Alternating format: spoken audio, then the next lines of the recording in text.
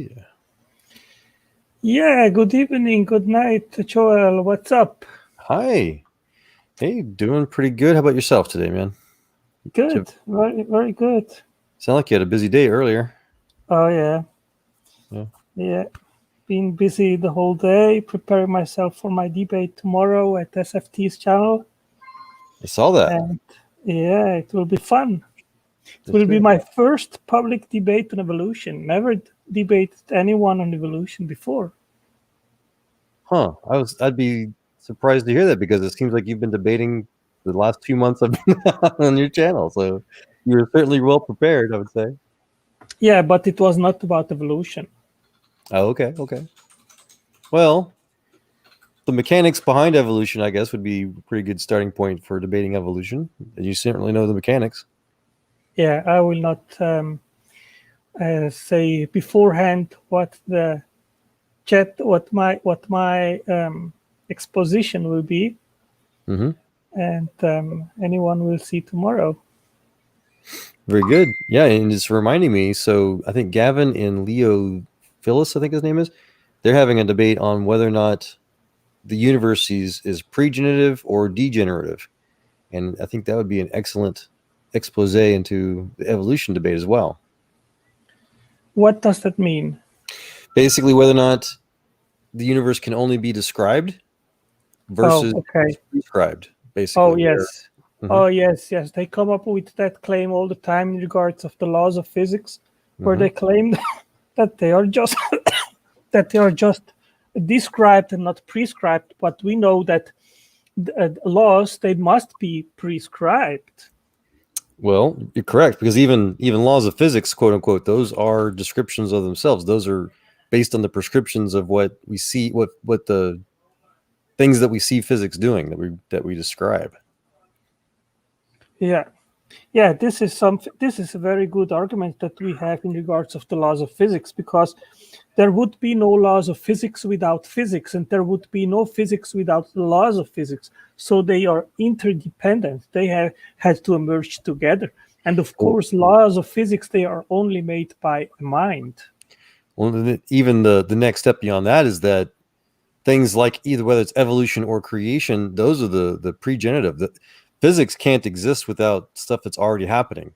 Physics doesn't do anything. It's just again, it's purely descriptive. So the things that are happening before physics are required for physics to exist. Yes. Yes. So I think Leo just lost his debate. I'm going to share this with Gavin. So Yeah. who is the next person that will debate? I think you said that Kevin will have a debate with someone. Was it with Leo or? I think it's Leo, correct. Okay, and has that been already set up? I believe so. We were talking some about it last night, and it's either being set up or yeah, I forget if they have an actual date. And it will be at whose channel? He mentioned it in Praise's channel, and I apologize. And it was very late at night, in the early in the morning actually, so I forget. So you said the entire night last night at I Praise's channel? I have spent the entire evening and morning, like the last 2 or 3 days, in their channel. It's been wonderful. Wow. Yeah. Wow. And you did well yesterday night when I said to you, well, I'll go sleep because I was tired. I Hmm. didn't want to open a stream because I was tired. Yeah. No, no, So I don't blame you. so you have had a lot of, how do they say? Let me think. Is it stima?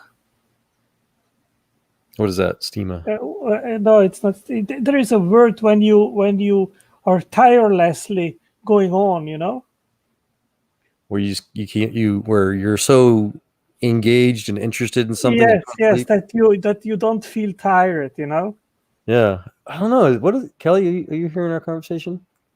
What is there a word for that? Where you're just so invigorated by Yeah, something? Jeremy saying stamina, Stamina. Okay.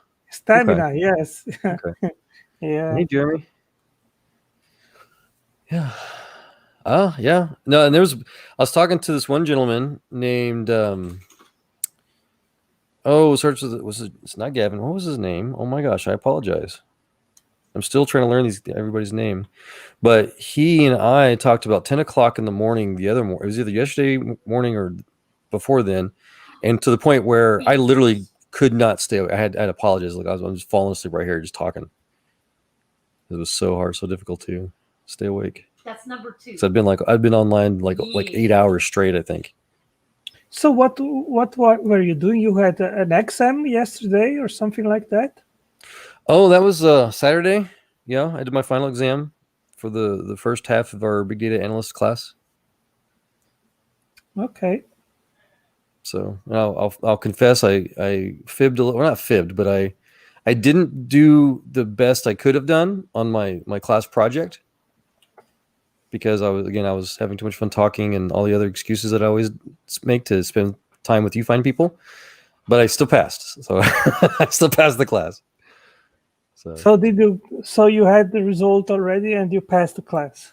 Yes, yeah, I got a lesser grade on my project, but I aced the rest of the class, including the final exam. That it's okay. Oh, you aced the final? Oh yeah. Good deal. How much did you get on the project? Like I said, I don't know, I'm not even talking about my project.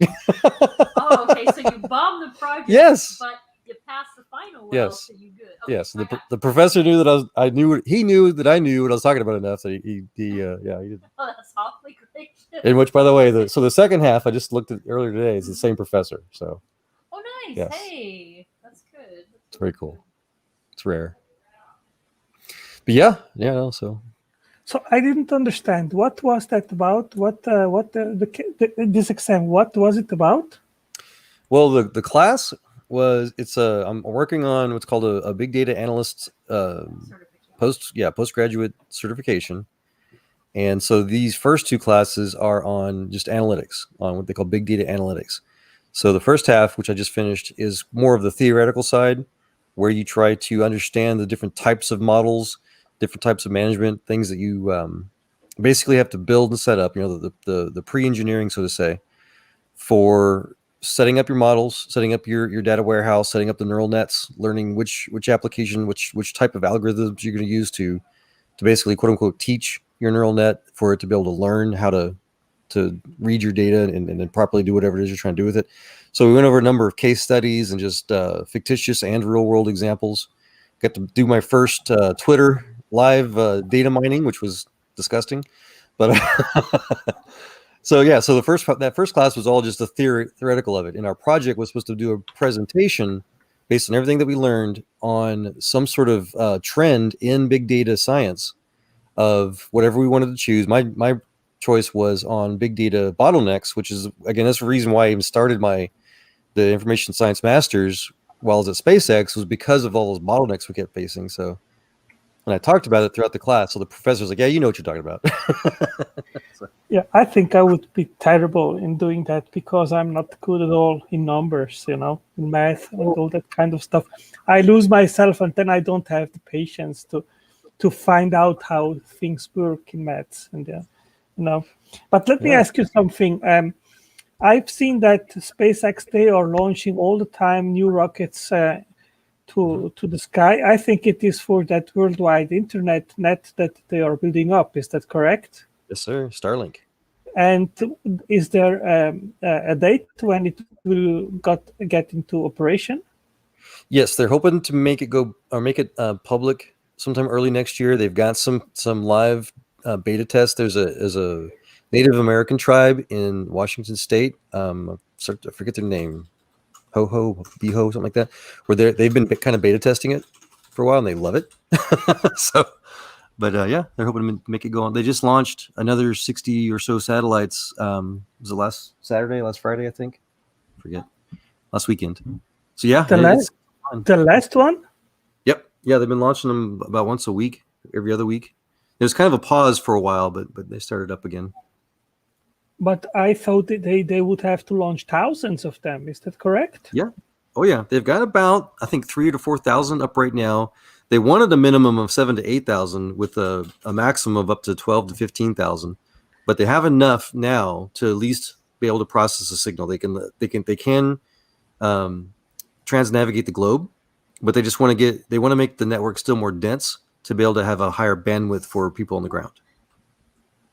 So they launched already thousands of. I've not seen that many launches. Oh, they've been doing it for, gosh, almost 2 years. Yeah. Wow. I mean, that will be amazing, and that will be a giant step.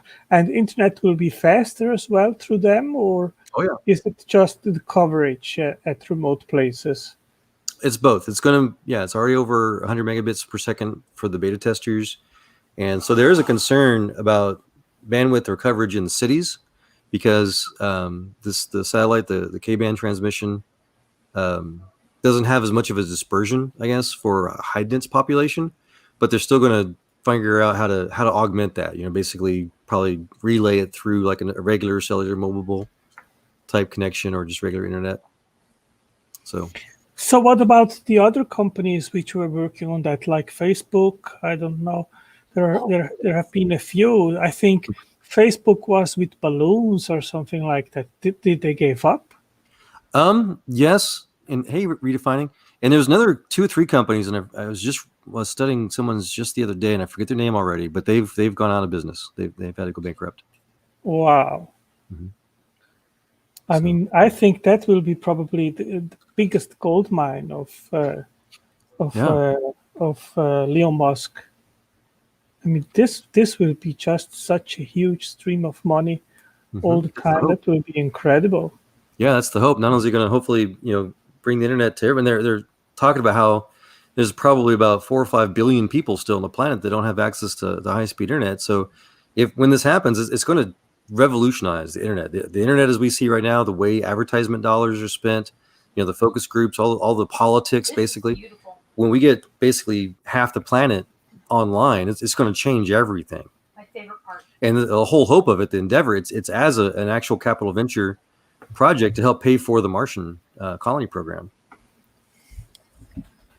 Well, I mean, for me, it will be fantastic because my dream is, as I told you previously, to buy a sailboat.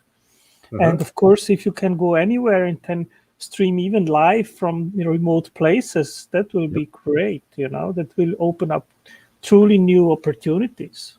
Yes, sir. That is its goal too, is to be able to broadcast anywhere and anytime. They're currently not focusing on the North and South poles, but that's okay.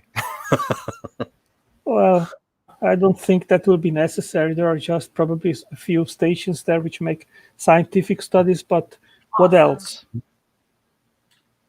Well, yeah, I mean, but still. Yeah, but I think if you are there.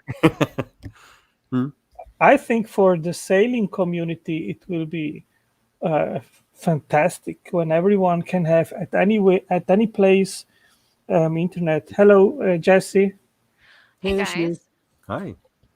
Sorry about that. I was eating and wanted to make sure I wasn't chewing in the microphone. Yeah. Well, you could have just brought some for us. I could throw it at my computer, see how well that works. Probably be messy, but yeah. It probably wouldn't. It might ruin my computer. Yeah. So we were just talking about SpaceX stuff for a little bit. Oh. You're going to have to explain it. Oh, no, it's fine. Yeah, I was just answering those questions. And so, yeah, that's another part of the goal. So for train rides and cruise ships and stuff, and you'd be even on an airplane. There's anywhere that you can go that has a receiver, transceiver, you'll have internet. Yeah, also airplanes, right? Yep, everything. Yeah, for people that like RV parks or, people doing a road trip, you don't have to worry about a weak signal anymore. So is it true that when you're on an airplane that you can't use your phone or the Wi-Fi, that it'll mess up? It is. Well, it can. So the concern is that a stray EMF signal might affect one of the instruments, one of the fly-by-wire instruments. It's very, very unlikely, but just the possibility, the risk of it happening, No, that actually makes a lot of sense. Yeah. An airline, whatever, the wing might start to bank to the right, because someone's playing something on their phone. So. Gotcha. Yeah, I kind of heard that as like, it's not true or whatever, but I could never really find anything on it. So I was like, well, okay. Yeah, it's a remote possibility, but so it likely won't ever happen, but it's one of those better safe than sorry kind of things. Oh, absolutely, because I'm terrified of planes. I don't like to fly. This is Joel, man. She's got her headphones on. Huh? What's up? We're talking about flying. How Jesse's terrified of flying. I was thinking about you, your first experiences. I don't know. She's very, very cute. I have like no shame. So when the plane takes off, it creates this insatiable urge to like scream woohoo, and I did just that. Oh, did you really? Yeah, people are laughing. I'm like, I can't help it. Too fun. He's like, wee. Exactly. Oh my word, I am so terrified. So when I was 17, we went on a youth group trip to go to a missionary from our church that was up in Alaska. Mm-hmm. And I flew on the second largest airliner at the time. So this is 1999. I don't really remember the size. Like I mean, that wasn't so bad, you know, but then when we got to Anchorage, we had to get on an 18-man plane. Oh my word, I was so scared. And then we had to get on a 4-man puddle jumper. Never again. It was horrifying. When he landed on the water, I literally I was like, just let this end. I don't even want to be here right now. I was terrified. The fun one that actually did kind of scare me a little bit was when we got on an old prop plane. Yeah. I'm like, oh, okay, little that's a blue little color. weird. Yeah. And I was too, especially when I was growing up. I had a huge fear of heights until my high school best friend's dad, who was a private, he had a private not commercial, flying license, and he'd go up in his little Cessna. And so they invited me one time, and I was terrified. Just I don't know how they got me in that plane, like you're talking about. But as soon as he let me take the control, it's like all that fear went away. I loved it since. Oh, that's kind of interesting. Yeah, because I mean, I've been on so many flights, especially with the military, like C-130s. I always tell people, I'm like, you have never been on a rough flight until you've been on a C-130 or a helicopter. Yes. Oh my goodness. Yeah, especially Chinook. Oh, I call those things they rattle your teeth out of your skull. But And every time they turn, it's like everything shifts, and I'm terrified. Like I had no shame whatsoever. I tried to sleep. I tried to do anything. I did not care. I was like, just put me in a vehicle. Just let me drive. I'll be good. I just don't want to fly. So you may be able to help clear something up for me. So you were in the military a little after me. So did I hear correctly that they've put actual cushioned seats in the C-130 now? Maybe recently, but they didn't. I had to sit on the cargo nettings. Yeah, that's all I had. My son used to get caught in the stupid cargo netting behind me, and I'd have to shake my head or whatever. But we'd be like literally crunched in there like sardines. So we'd be like knees in between our legs, like our knees would be in between our legs. Like one knee would be yours, the next knee would be the other person's, and we'd have our rifles down, and we just put our heads on our rifles because there's nothing we could do. We were packed in there like sardines and sitting on cargo netting, that netting strap or whatever. Yep. And that was the worst part was standing up because it felt like the cargo strap came with it on your butt. Yep. And also there's something weird with C-130s. Just the way that they landed, I literally felt like we were being like lifted up in there. Like it never really happened on a regular airplane, you know? Maybe we just didn't have a very good pilot or something. No, I think it's because they're what's called a short takeoff and landing, and plus, I don't know. You hopefully didn't have to use the little rocket assist boost. I don't know, because this was in my first tour and my second tour that we flew on C-130s. Yeah. After we hit KIA, Kuwaiti International Airport, we had to take a C-130 from Kuwait into Iraq, and so maybe they had to do short landings or something. I don't know. But I hated C-130s. They were terrible. C-130 rolling down the strip. The wheel fell off and the dang thing flipped. Yep. Lots of good songs about them. So Jesse, how much time did you serve in Iraq? So I did 3 tours actually, 2004, 2006, and then when I got out in 2006, they actually recalled me a little less than 2 years later. So I did my 3rd tour in 2009. So I did a total of 5 years in the Marine Corps. Wow. And Joel, you were in how long before me? Oh, I left 99. My EPS was September of 99. Okay, so I went in 3 years after you because I enlisted in 2002.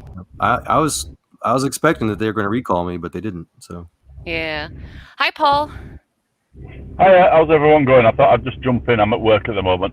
Can you all hear me okay? Yes, sir. Good seeing you again. All right. Yeah, Andrew. Yeah, I got my pilot's license a few years ago. I used to fly the Cessna 150s, 172, and the PA-28, and the Piper Cherokee. I used to fly one of them. And then prior to that, when he started talking about the Chinooks, I was in what they call Joint Helicopter Support Unit. I was with them for just over 2 years, and that was literally flying every day in the Chinooks. And yeah, what the young lady was saying about the C-130s, they're a horrible machine out there. They really are an horrible machine. They're not built for comfort at all. No, they're built for cargo. Yeah, that's literally all they're for in it. There's literally no comfort there whatsoever. And yeah, I joined the military. I joined up in 1986, and I left in 2001. That's when I left. So it sounds like we're not far off, a few years from each other, really. Yeah, very close there, actually. Yeah, because I had just graduated high school, so I was 18 when I joined, you know, fresh, Right, yeah. young, and never been to college or anything like that. It was about 6 months after I graduated is when I was finally able to get to boot camp. Dude, I did the same exact thing. I signed up right out of high school, but I had actually started a college degree. So I was on I was 6 months. I was on that delayed entry program, they call it. Yep. Oh, look, it's Paul. Hi, Paul. Hiya. Hello. How are you doing? Are you good? Doing well, thank you. How are you? I could be better. I'm at work at the moment, so I'm on nights. I don't like doing nights. I get sick of them. Oh, I don't blame you. Yeah, my son worked nights for years. Yeah, but you get to talk on while you're at work. It's awesome. Well, yeah, I don't know if you'll be able to see it. I showed you last time, didn't I, what it's like. I'm just sat in the farm at the moment, and basically I'm just following these guys down, and they've been cutting grass, and there's some trees to chop down, and I've got the chipper on the back, on the trailer. So when we get there, they've been cutting the trees down, we're going to do all the chipping. So is it reminding you of your military service? I don't know about British service, but in the American military, it's a lot of hurry up and wait. Yeah, that's what we used to say. That's exactly what we used to say. Yeah, we'd all have to, we'd be flying off somewhere tomorrow, and we'll have to arrive at camp at 4 o'clock. We probably won't fly till 9:30, 10 o'clock. You spend 2 or 3 hours just sat about doing absolutely nothing. Yep. And that's where you get these board games, and you get all these, memes about, soldiers or military members doing all this stuff, like throwing rocks at each other or something like that, because they'll make us get there at 3 a.m., form up, accountability, and then we don't do anything for 3 hours. What do they expect us to do? Dude, Exactly. I literally sat on a tarmac in some Air Force base for 16 hours straight. I believe it. It was terrible. Yeah. We had this one incident when I was in Iraq in 2004. It was such a terrible convoy. Like, at least a quarter of our trucks broke down. We had not enough tow bars. And our last truck to break down, we were actually 60 miles from the base. We had just got done resupplying. Or no, I'm sorry. We were heading there, so we had 60 miles to go. Or no, I'm sorry. We were actually leaving. We had only left by 60 miles, so we had 200 miles before we hit our home base. And the truck that broke down was a tandem tow. We didn't have lockout struts for the front power unit, so that way it didn't yaw or whatever, while we were pulling it. And we also had to have a separate tow bar for the second trailer. Our battalion argued with us because our lieutenant wanted to leave the truck at the base that we had just come from, round robin the trucks, get it back there, leave it there so we could get the entire convoy home. For 17 hours, we sat on the side of this road. It was ridiculous, and we got so bored. It was a ridiculous night. Like, security kind of became a joke after a while because no one was on this road. We were like way out west, like towards the Jordanian and Saudi Arabian border, like way west in that corner. There's nothing out there. Right. There's not even a town. I mean, we had like 4 cars pass us in 17 hours. You guys have enough food? Oh yeah, we had plenty of MREs. Okay. Oh, that's one thing we always make sure we've got plenty of, isn't it? When we're going anywhere, we always make sure we've got plenty of food with us. I don't think I ever went hungry. Yeah, oh no, we had plenty of MREs, and that stuff, I mean, it had, 5,000-6,000 calories per MRE or something like that, and one would do us just fine, but we'd get bored and eat the rest of them. Well, see, that was the kind of the catch waiting on the tarmac, was that we literally were carrying the food that we were going to be taking with us, so what we would eat there waiting to get on the plane was what we were going to have when we landed, so it was kind of a catch-22. Yeah, exactly. Yeah, I can't stand MREs now. I can't eat them. They make me sick. Yeah. They weren't so bad. I quite enjoyed them, to be fair. I thought they were quite good, what we used to get. I used to enjoy them. I think maybe it's because I ate them for 6 months, well, 6.5 months on my first tour. We had nothing else. We had the big rations, the A-Rats, which are the ones that they cook in those big green containers, but they're Right. just basically a giant MRE. So everything we ate was MREs. Well, actually, I think that tour was 7 months because I was main body and then I was rear party leaving. So I was there actually for quite a while, and that's all we had. We rarely had fresh food because it was 2004, so they didn't always get the supplies in. It was terrible. You're saying you don't like powdered eggs? You're saying?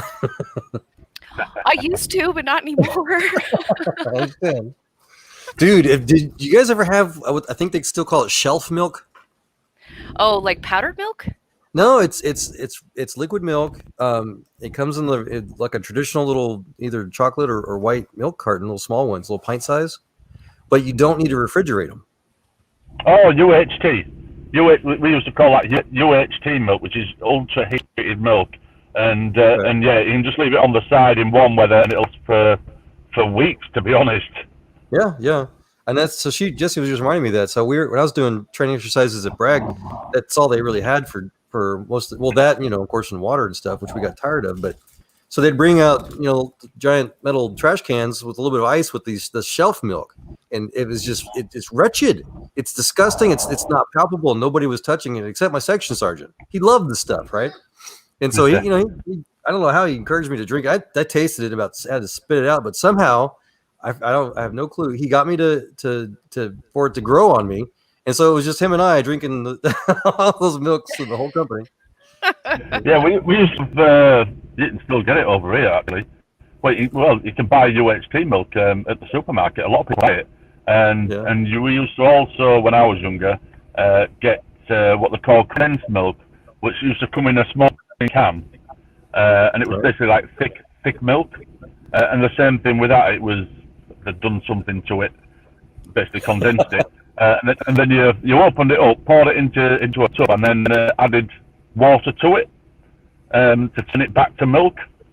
It sounds absolutely disgusting, and it is. But Make sure what you buy. Hey, Jungle. Hey, Jungle. Anyway, I'll jump out because, like I say, I'm at work. I thought I'd just jump in and say hello to everybody. So I'm going to jump out and I'll leave you to it, but I'll still carry on in the background. Awesome, cool. Good to see you, Paul. Be a blessing to see you. Yeah. See ya. Yep. Catch you later. Bye. Bye-bye. Yeah, we didn't have anything like close, like supermarkets or anything like that when I was growing up. So we had a lot more like homegrown food and like real cow's milk and goat's milk. Sounds like a good thing. I mean, it was. I mean, when we got out of that town, my mom was, she didn't like cooking anyways. And so we got out of there and there was like a McDonald's and all these fast food restaurants. That's all we did was go out to eat. Because we lived in such a small town and so high up in the mountains. There's actually only 2 ways into the town, and there are over 2 very dangerous mountain passes. And so we could only go shopping every like month to maybe every 2 months. And that depended on the snow if we were locked in the town. So that just reminded me. So my brother-in-law, he was an 88 Mike in the Army. So he did the China Express, hardball stuff for the Army side, right? Which sounds exactly what you're doing for the Marine side. And he said he wasn't joking that seems almost like a third of their entire convoy load was fast food stuff for all the FOBs. Exactly. It was some kind of MREs like A-Rats or something like that, and yeah. So he's talking Taco Bell stuff. Oh, well, that must be something newer because we didn't have anything like that. Okay. Yeah, 88 Mike is the equivalent of so my name 3531. The last part of it, that's actually my MLS number. So 3531 is the same thing as an 88 Mike. Yeah, I kept teasing them how spoiled they were. So when I went there in 2009, we had internet. We had, I remember I cried the night that I was able to talk to my mom on Skype on a laptop in my cam because I could never do that before. In 2004, our internet was absolutely terrible. The computers would be overworked and they would break. And they made a huge mistake in my battalion on my first tour that we only had 2 truck platoons for 7 forward operating bases, and 2 of which, one was 190 miles away, and one was the one I was telling you about with the convoy we broke down. It was 240 or 250 miles away, not including these other 5 that were a little bit closer. But we only had 2 platoons, so One would be on the road, one would load. We never had any opportunity to call. I mean, we had rollovers from sleepy drivers. Thankfully, we never lost anybody. But they learned their lesson. So I went back in 2006 with the same battalion. We actually had 4 truck platoons, and I was like, "You guys have it easy." Dude, that's breaking all kinds of DOT and probably I don't know if there's any UCMJ, but some sort of other rules for that stuff. It sounds like wow. Well, I mean, I don't think they intended that it would be so difficult because Right. the roads were really bad, so we couldn't go real fast. Yeah. You couldn't not go, right? Exactly. Well, and because there was 2 or 3 bases. The only way they even got water, food, anything, fuel, came Ammunition? from us. Ammunition, everything. Like we actually had one of our truck drivers. This was a fault of the battalion. They should have never done this, but they put an A driver with him that was not motor transport. She was actually a PX or a male Marine or something like that, but she couldn't switch with him when he got tired because she's not motor T. Mm-hmm. And he rolled the truck, and it was these Marines, these infantry Marines, is male, and it burned 70% of the mail because we've got 2 80-gallon fuel tanks on either side of the cab. They were lucky to live, but they didn't get their mail.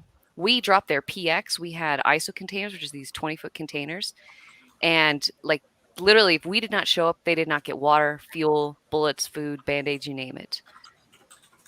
So I think they just greatly underestimated how much we would be driving and how much the loading would be and all that kind of stuff. Well, they learned their lesson, thank goodness. And the next tour, we were definitely better off in that sense. We actually had a lot more deaths on my second tour. But just to add the comments, some of you guys that haven't maybe seen that kind of stuff yet, mail is probably much more important than some could realize.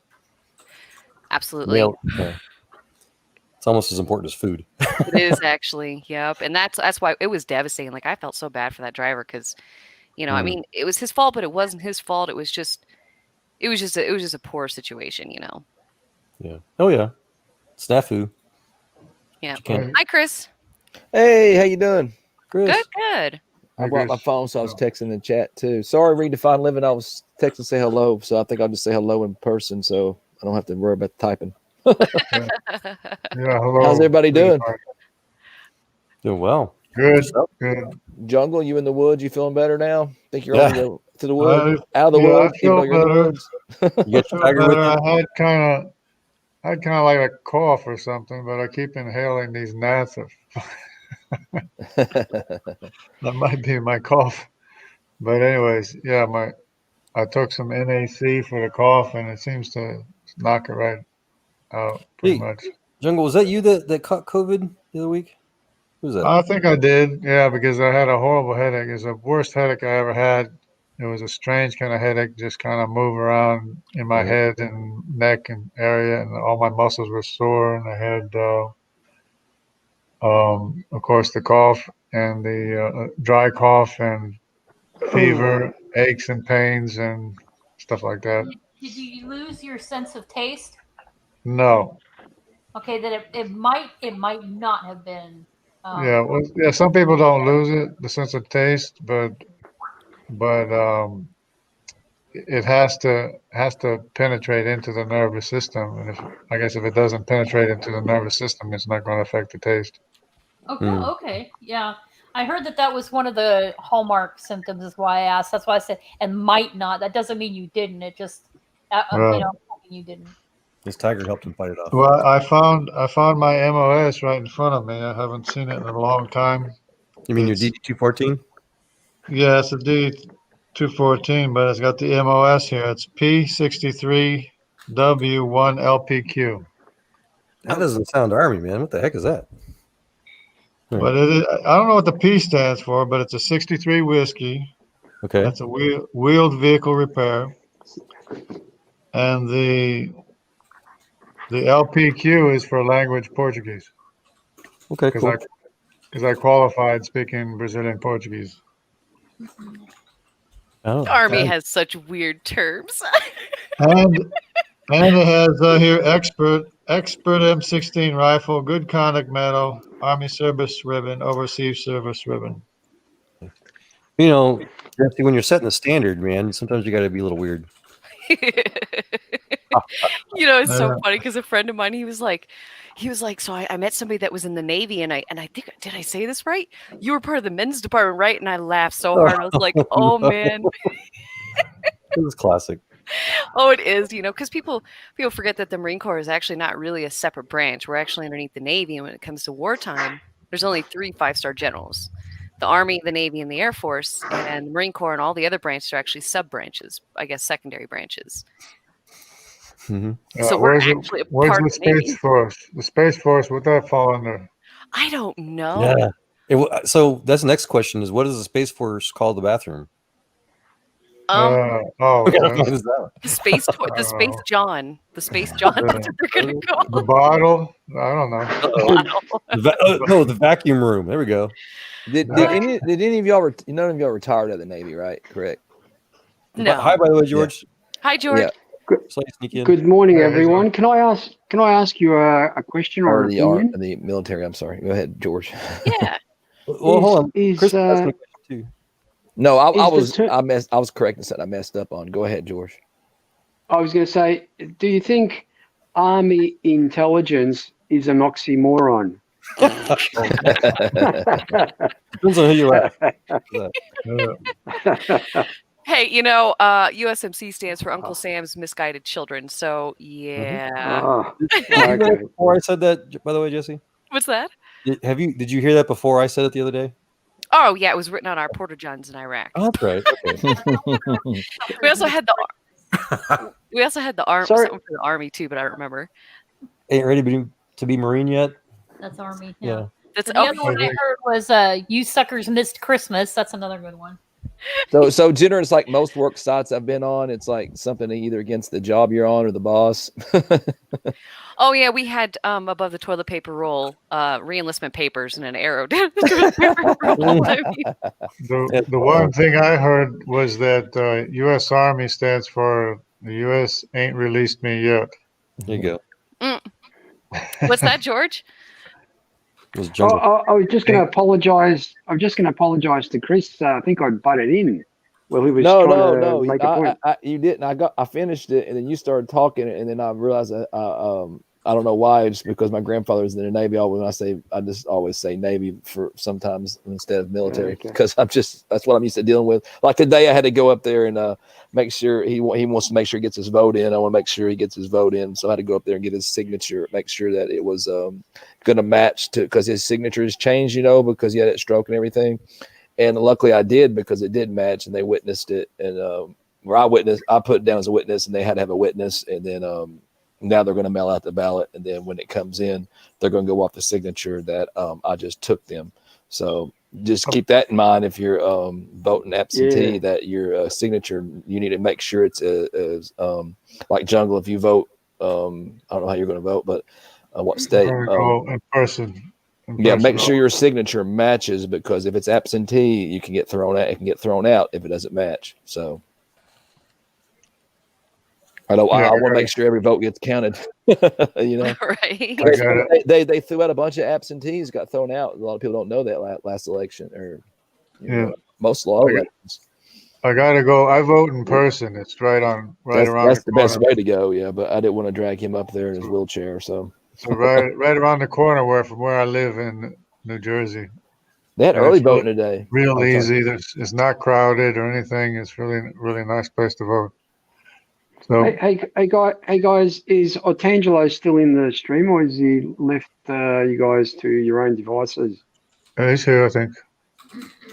Okay, I was reading an article this morning about virtual reality. Apparently, some biological firm or whatever teamed up with one of these programming firms that does a lot of virtual reality stuff. And they've actually now got a software program where you can literally walk in a cell and look at different parts of it through this virtual reality, the head monitor they give you. George, show us that. Give us a link if you have one. That's exactly the idea. Sounds cool. I will. I sent it to Neff this morning, And I was just wondering whether I should send it to you. I thought, Joel, you might have had it already, but no, I will. If Tangelo hasn't got it, I'll send him the link as well. That's epic. Well, that would be a fantastic tool to prepare something for intelligent design for people who wants to study it. So you could enter into a cell and you see there an organelle like a mitochondria, and then you could give the description of its complexity and ATP synthase, how it works and everything, and then make a case for intelligent design. That would be great. Do you think that they should do something like VR though? Like, have you guys ever done VR? Mhm. The like video games, or whatever, you know? Yeah, I've done it. So if Early they on, had when like it was oh, sorry. early on when it was an early technology thing, but it wasn't very good. I haven't really seen it now. Like, I'm sure the technology has improved immensely. It has. It's actually really cool. It kind of makes me sick to my stomach, but I think it'd be so cool if you could like sit there and like kind of like Tony Stark in the movies, you know, where he's like grabbing stuff, you know, in his little digital thing and, you know, throwing things together. It'd be cool if you could do that with a cell where you could like pull things apart, look at it, you know, I don't know. And then you could see the design, like what Tangelo was saying, like that would just be kind of cool, be kind of fun. It'd be like playing with Lego blocks, you know, playing with like little parts.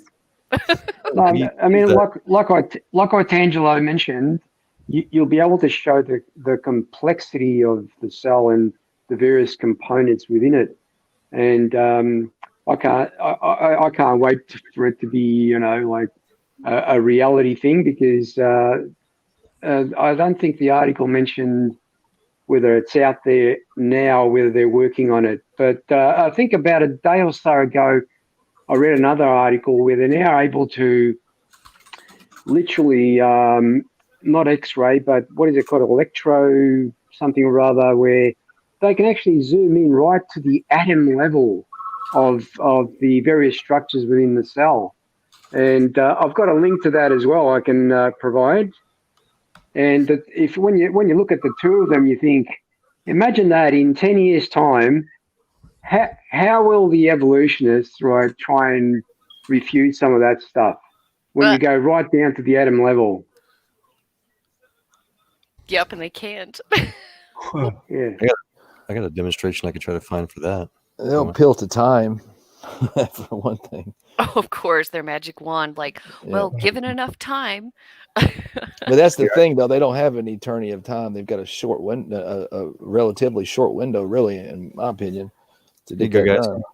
And the dilation of time and distance is gravity. So maybe if you could change the dilation of time and distance, you can overcome gravity. You can let me share my screen, Don Tangelo. This is IBM's, what you're talking about, George. They did that with, I forget which type of atom. They did it years ago with the uranium atom, but this might be a different one. This is a couple different atoms. Uh-oh, Dan Tangelo. Take a vacation. He might be catching a bite to eat or something. Yeah. Tangelo, I posted in the private chat, because I'm not a mod, you may have to copy it and show it to the others. I don't know how that works. I think I'm a mod. Is it something that you download? You download it? It's a Science Daily article, but it's based on a paper by Nature. Does that work? Yes, I saw it. I tried to post it too, but I don't know if mine posted. So what I want to find out is if it's truly interactive. You know, if it's just static models where you just kind of click on things, they're just kind of floating, and might be a little bit of animation, versus is it dynamic? Is it real time? Is it doing the actual atomic, you know, movements and structures? Mm-hmm. That's what I want to do. That would be awesome. The forces. I'm sure they'll get to that. Yeah. Ooh, it sounds like it might be, though, because it says software allows for multiple data sets and millions of data points to be loaded in. So they're going to have a lot of information in there. I need to see if they're. Yeah. Kind of reminds me of this program that I heard from Dr. Lyle. He was on another channel. So in order to find him, to find any of his stuff, like you have to filter most recent uploads. And I found some kind of obscure creation channels, and I found him on one where he actually showcased this program called Celestia. And it's a program, it's a 3-dimensional program where you can go in and you can view the universe. You can type in like Jupiter, and you can literally circle around Jupiter. You can see all the orbits and the moons, and it's got recent pictures, 3-dimensional pictures, all loaded up. And if it's not recent, you can actually add files to it to make it more recent. Like if they've sent another spacecraft or whatever to take more detailed pictures of the surface, you can actually update it. It's pretty cool. And it's a totally free program too. Yeah, you can actually download that on Steam today. Excuse me, Jess, Joel and Jess, excuse me. I might crash out because I'm going to search for that other article. But if I crash out, I'll rejoin at a later time. Hopefully I won't, because I'm on my mobile and I'm not sure what it's like with multitasking stuff. You might want to look around. Sometimes on Tangelo will, or you might want to come in and just leave yourself a spot, because sometimes on Tangelo might cut out and leave it open, and then you're kind of stuck. That's okay. If I can't get in, I'll put it on the chat. Anyway, cool. If I do crash out, hopefully I can get back. Awesome. Well, thanks for joining, George. Yeah, thanks, George. I'll be back. We know you're a busy man. Take care. Go walk them doggies or dog. No. I'm still here. Hold on a second. Okay, we're pushing you out. I'm searching through it on my Gmail, because I sent. Let's see. No, that's not the one. No, you guys keep talking. I'll search for it. Okay.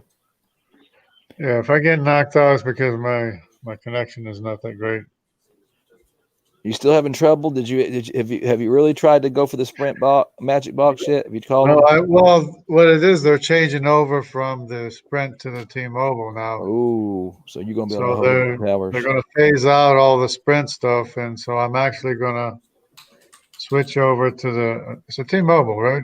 T-Mobile. Well, you need to investigate which wherever you live at, like wherever I live at, on the particular mountain I live at, it's Verizon towers is what you want to go with. So you just need to find out where there's most towers or the best. Yeah, towers. I'm going to try this. They do have a box where it has like 10 computer connections you can have, or 10 different things connected to it, and it's a lot more stable than a cell phone, and probably better reception or something. But I have to switch over to the T-Mobile platform thing or whatever. Yeah, well, that Sprint Magic Box, I mean, like I said, it boosts the signal. Like, you don't lose nothing. Everything's fast. But the only thing is like you can't beat having where you can connect right into your PC, the modem. You know what I mean? Your internet's gonna be way faster that way. You're not gonna lose as much connections and get dropped either. Yeah, the hard line. But I was sick. Sorry, Chris. Sorry, Jungle. I'm still here. I just posted that link to that article in the private chat, so someone can actually copy and paste it in the main chat.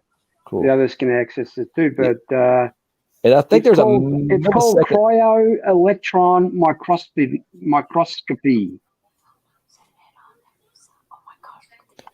Yeah, it's in there. Yeah, we see it. Somebody will but Joel or Shadow can post it. I was going to say there was like a millisecond, I think, delay. So if you just go ahead and talk, George, and you come in, because that might be part of the problem too. So if you come in, just talk.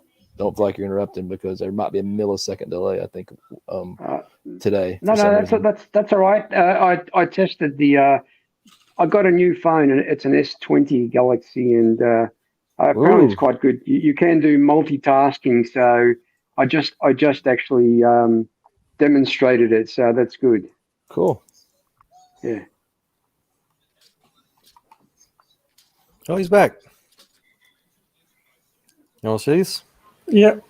World's smallest movie. I saw this. Something like it anyway.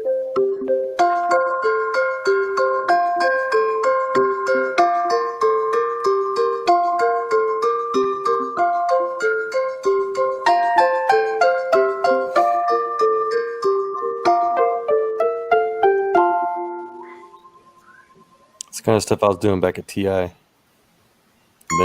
really cool. I actually don't remember to have seen an atom.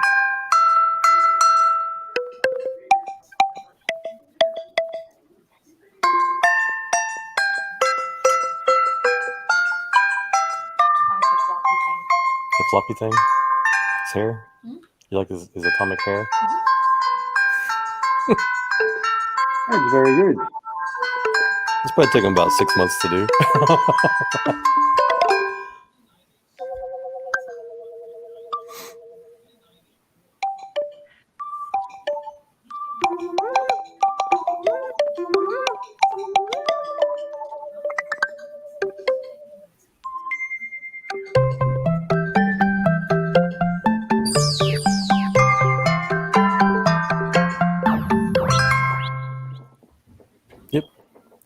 And that movie, that's the Guinness Book of World Record for the smallest movie ever. That was published, I think, 2013. And again, we've been doing stuff like that a little before that. So the idea that we can see and manipulate atoms to the atomic level is kind of old tech now.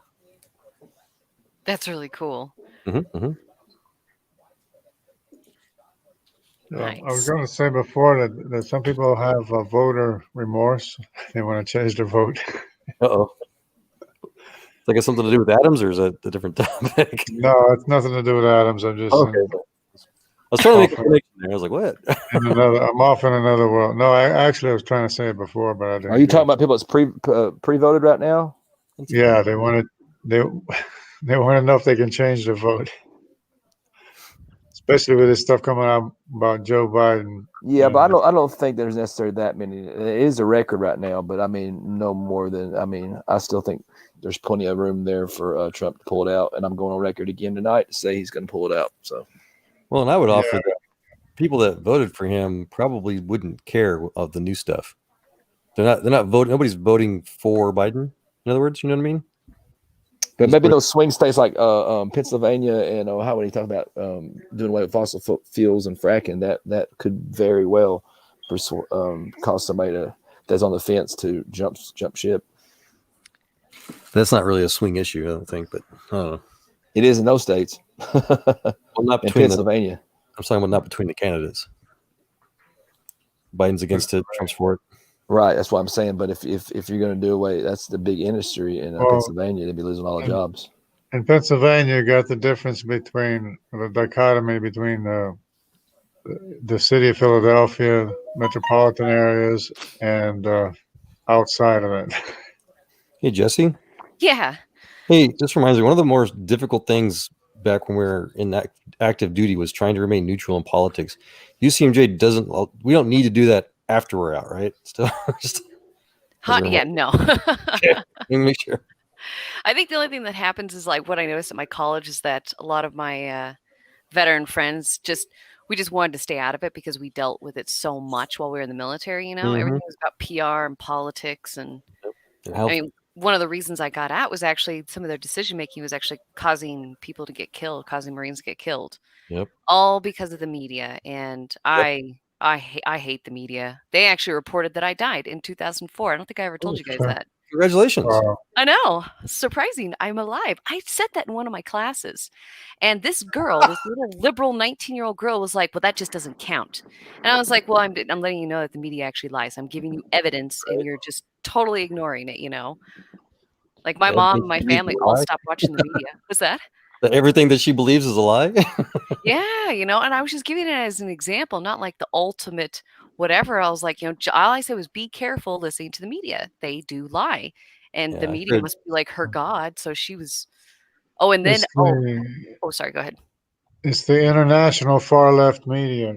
Well, that's all I'm about. It's domestic too. I shared a similar story recently in one of these chat channels, Jesse, about how even in the late 90s, you know, CNN was was even more popular than they supposedly try to be now. But we were literally doing something, I forget where. I think it was in Bosnia or Kosovo somewhere. And we're literally standing there watching this TV news report, whatever, that was exactly the opposite of what was really going on. Where were we at?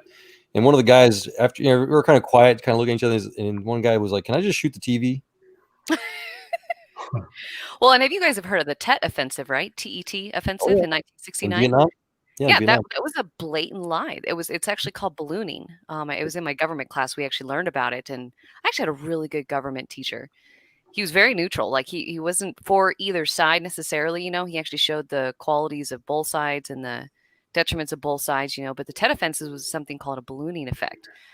They lied about the offensive, about who actually won, and about the casualties and all that kind of stuff because they wanted to check the social response Barometer.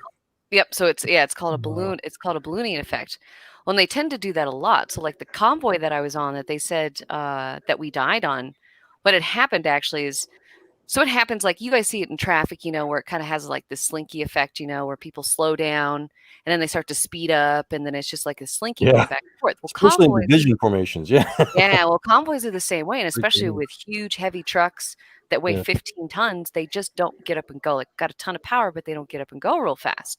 Some are heavier than others, depending on the load, regardless. Anyways, sometimes we do get these big gaps because someone will have to stop to fix their straps. Well, we had the worst equipment. We only had 2 radios on our entire 30 truck convoy. And we got split up by some 9 miles, and a bridge blew up in between. Well, I think the Iraqis are trying to time it to blow us up. Well, they missed by several miles. And so when we got there, we had no contact with the front of the convoy. And then we got small arms fire. A bunch of stuff happened. Well, the media reported that our entire back half of the convoy had died.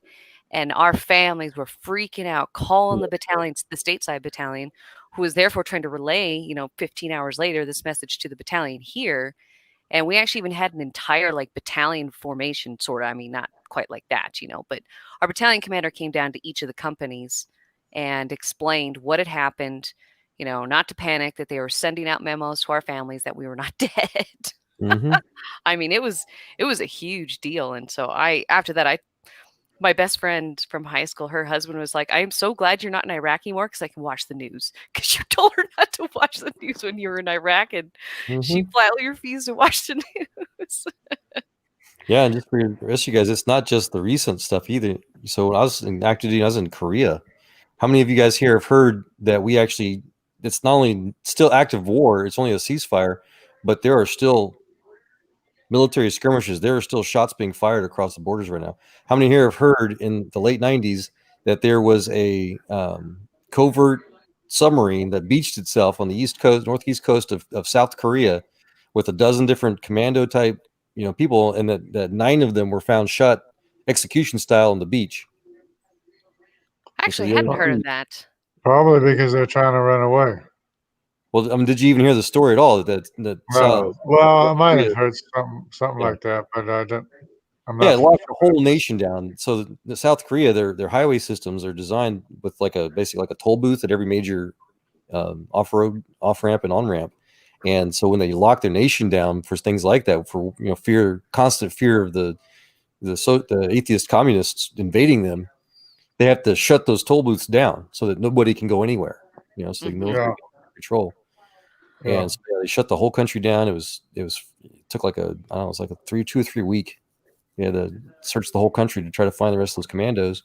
And it was you're in constant alert. It's like, okay, that's what they do. The prelude to actual war is send in the covert operations first and set up the footholds and stuff, do the scouting stuff. Yeah, but a lot of people don't know, I was in Korea in 2003 for a training exercise, and we had a very controversial training exercise. It wasn't my battalion, but I was part of something called Full Eagle.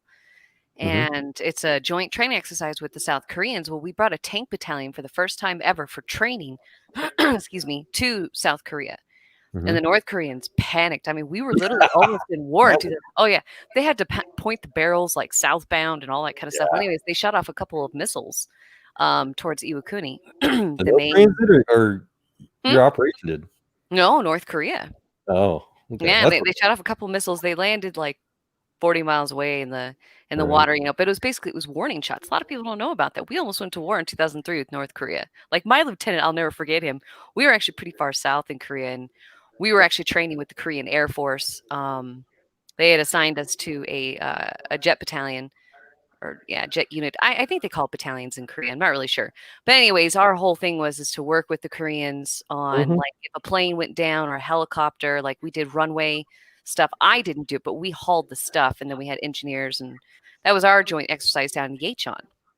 And our lieutenant at night was drawing up maps telling us how we were going to get to the DMZ stuff really went downhill because it was starting to brew and starting to boil like pretty bad, especially after they shot those missiles off towards our base.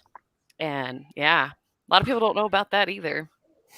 So you're basically playing around on the speed bump, we call it, right? Mm-hmm. Yeah. At an NCO, he actually almost got in severe trouble. He was a 13 Mike. He was a mortarman in an infantry battalion with a second ID before he got into my MOS. And they had a general just kind of walk the lines, and he was just kind of checking on everybody, asking how you doing, And so he gets to my sergeant. He's like, "Well, what did you think about our defense position here, soldier?" And he's like, "Well, sir, I think we're just nothing but a speed bump." And so all the other NCOs started going crazy. They pulled him out real fast. Their general didn't seem like he was mad. He said, but anyway, so he wasn't 11 Mike anymore, and or 13 Mike. I'm sorry, and no, it was 11 Mike. Anyway, so yeah, he became. So they let him re-enlist as my MOS, and so I got to meet him. But yeah, no, we had all kinds of operations where our Apaches, they'd go on little training live fire training exercises. They'd tell us they'd come back with bullet holes. Mm-hmm. Yeah, I never had that, because I went to Iraq shortly after my first duty station in Japan. Mm-hmm. I literally hit my motor pool. 2 weeks later, they asked for volunteers for OIF, and I volunteered. So 2 weeks later, I was in Iraq. Nice. Yeah. Volunteer. I volunteered because I tried to volunteer in Japan, and my best friend got sent. And it's kind of funny. She actually followed me to Colorado. She's such a dork. Yeah. But we met in 2003. But anyways, because I couldn't go with her, I was kind of jaded a little bit. I was like, man, I really want to go. I joined to serve my country, and so I volunteered the moment they asked for drivers. I was like, my hand shot up, and I was actually the only Marine from 29 Palms sent, because our unit was a big hodgepodge unit. We had people from Camp Pendleton. We had reservists from Boston. We had. I can't remember if we had people from Okinawa or not. I don't really remember, but I was the only Marine from 29 Palms because I was the only one that volunteered. But we also had a really small platoon. There was only about 20 drivers. So obviously you can't send the whole unit, but yeah, volunteered for that because I wanted to go, and I tried not to go on my second tour. I really did not want to go. Yeah. Well, it's fascinating because I had a similar experience. And so again, this is kind of another debut into how much our media lies. Where again, it was in the late 90s, like 97, and that was the year that Kim Jong-il, I think, was the guy before Un. Yeah. He was all on the international news saying how they're going to wait 3 years of a mourning period after the death of his dad before they were going to liberate the South, quote unquote, as he put it. And so that was that year that he had promised he was going to attack. And so we were always on high alert. It was real annoying. But I only, again, I joined the military just as a way to get electronics trade, quote unquote, as I put it, just to get a backup kind of job skill set. And my enlistment was coming up too. But the thing that I think a lot of people today, with the politics, today, is that Iraq was a huge issue back then in the late 90s. Early 90s, actually. Early 90s with Well, yeah, it's been a nonstop war since 1991. It has never stopped. All the Operation North and South Shields and stuff like that. So there in the beginning of 97, into 98 is when there's that escalation was going on again. I think it was UNSCOM was the UN version of the inspectors again. We're getting harassed and kicked out and threatened. And so Congress was constantly, and other international agents were all talking about having to go and remove Saddam Hussein back then, 97, 98, over the weapons of mass destruction issue. And so it was a huge thing. It's one of the biggest things we talked about. And just like you just said, when my enlistment was coming up, and they were trying to talk me into re-enlisting, before all this, I didn't really want to. I just wanted to get my career going, whatever. And then it started brewing, and I was like, okay, yeah. So there's this stuff going on in Iraq, and then finally get to do something, that all of us really wanted to do to help really kind of defend the planet, not just America. Mm-hmm. And so they basically sweetened the pot for me. They said, yeah, you finished a year-long hardship tour. You can go anywhere you want on the planet if you do re-enlist. I was like, okay, how do I go to Iraq? And so we hadn't fully deployed there yet. But so they said, we'll go to Germany, because Germany's where all the what do you call it? The line units and the front line would be deploying from. So I was all right, let's go to Germany, which I loved anyways. Can I crash in on your reminiscing by introducing politics into the subject. If you don't mind, I'll finish that real quick. So we spent about 3 Oh, months. no worries. Sorry. No, it's okay. It's probably boring. The point was just that the media lies. And so when everybody says Bush lied to go to Iraq, I say, wait a minute. You mean Clinton lied? But go ahead. So, yeah. What's that, George? Yeah, sorry, man. Go ahead. I was just going to ask you about how you're voting in America. I mean, in Australia, everyone of voting age, that's 18 plus, has to vote, and if you don't vote, you get fined. But the only time mail-in ballots are allowed is if you're traveling overseas. Like we actually voted via mail back in 2013 when we traveled to Europe. Oh. And you have to get in touch with the electoral office, tell them why, and you have to prove that you're not going to be in the country. Then they'll send you something in the mail. You can vote and then post it off.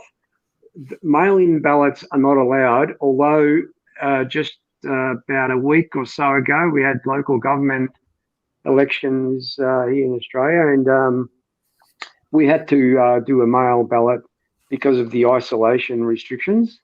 But everyone in Australia has to vote, and you must vote within your own electoral boundary.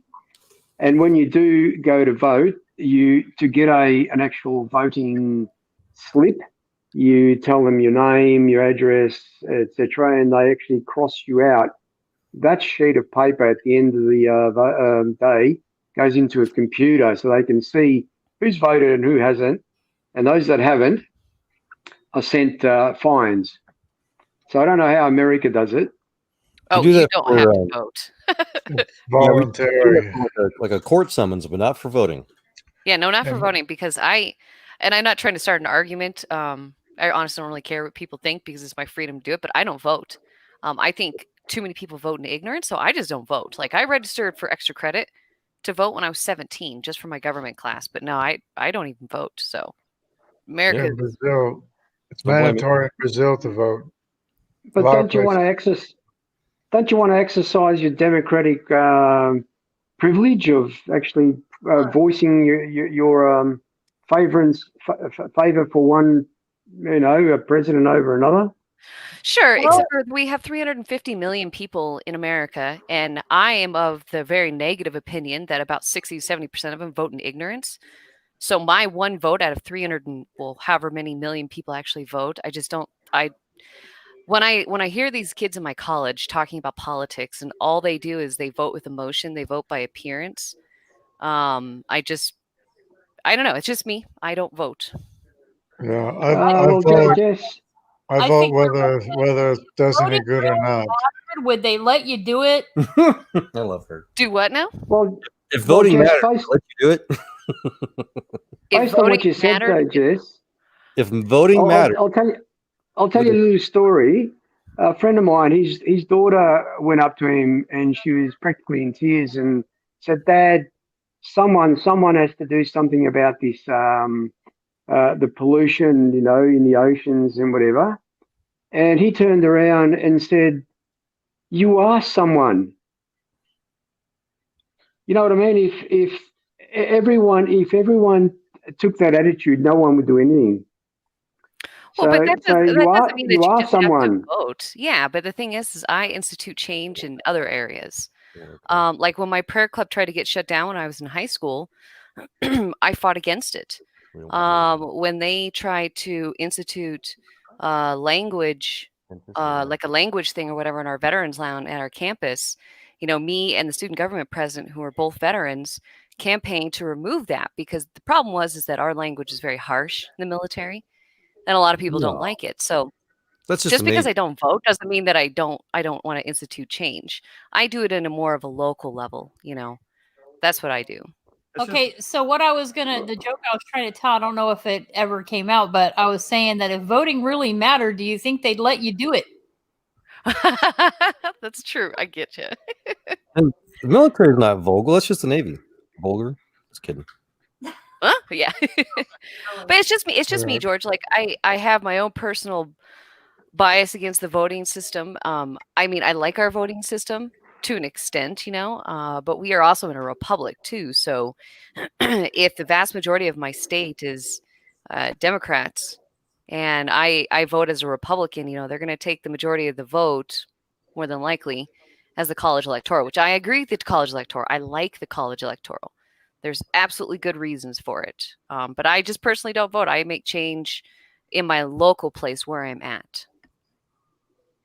Yeah, I've been living in New Jersey for a while. I just give my token vote, whether it does any good or not, just for the sake of voting. But it's at federal level that all the main policies occur. I find that strange, to be honest. I thought you'd want to exercise your right to choose, even though you might think we've got no chance of winning. I would still vote to register my vote because. But I am exercising my freedom to not vote. Like I said, I work on more local stuff because it's kind of like I got pulled out of the motor pool when I was in Iraq in 2006 because I was, a sergeant and I was an expert in my field of motor T. They pulled me up there because this is the battalion level, not a platoon level, right? For a direct source of information, and they didn't even take my advice. Well, so when these people get into these offices, they are just voter insert bad name. They will do anything to get your vote, and then they're just going to go their own way. So I do things on a local level. I'll go to town meetings, those kind of things, but on the federal level, I think we've been screwed for a very long time. It's just been going downhill, downhill, downhill. Well, Jesse, if you could get the far left media to stop brainwashing people, that would be a good step. Well, that's what I was going to try to touch on, Jungle, with George. Because the problem, George, is it's worse than what you're describing. So especially those of us that have served in kind of like the higher theater level type stuff, we see what's really going on around the world, and we see a lot of the issues, firsthand. And then to see not just the media lying about it, Jungle, but to see most people. I mean, the extreme, like 90+% of those that pretend to talk about this, literally just being fooled, however inadvertently, by the false narratives out there. It disheartens us. Our votes do not matter, no matter how much we wish. We'd have to create we'd have to do some really stupid things to be able to. I disagree. Your vote totally matters. No, it doesn't. Every vote totally matters. If everyone took your stance, though, Joel, there's no point in having a republic or a democracy. You might as well say, government, do whatever you like. Right. We don't have one. America hasn't been a replica. Yeah, it hasn't really been a true democracy republic since at least the 60s. But so let's test that theory. But whose fault is that? Issue I brought up earlier, Except for since Trump, we've had our first president ever. George W. Bush lied about weapons of mass destruction. Is there anybody that doesn't believe that? Well, he either was misinformed or he lied about it. Yeah. See, that's the false narrative. So why vote? So like Trump, for example, the reason why I didn't want to vote for him, otherwise I would have, is because he agrees with the false narrative that our volunteer service in Iraq was a quote unquote mistake. So I can't vote for that. I don't have anybody else to vote for. I tried to vote. You don't vote on one policy. Mistake. You don't vote on one policy. Usually, an incumbent government will have a number of policies that you vote on, not just the one. That's fine. I mean, everything else is largely irrelevant to me. To me, Trump has been our first president that we ever had. Okay, so it's like this. If somebody chooses not to vote, that is voting. Mm-hmm. To not make a choice is to make a choice. Yep. Interpretably.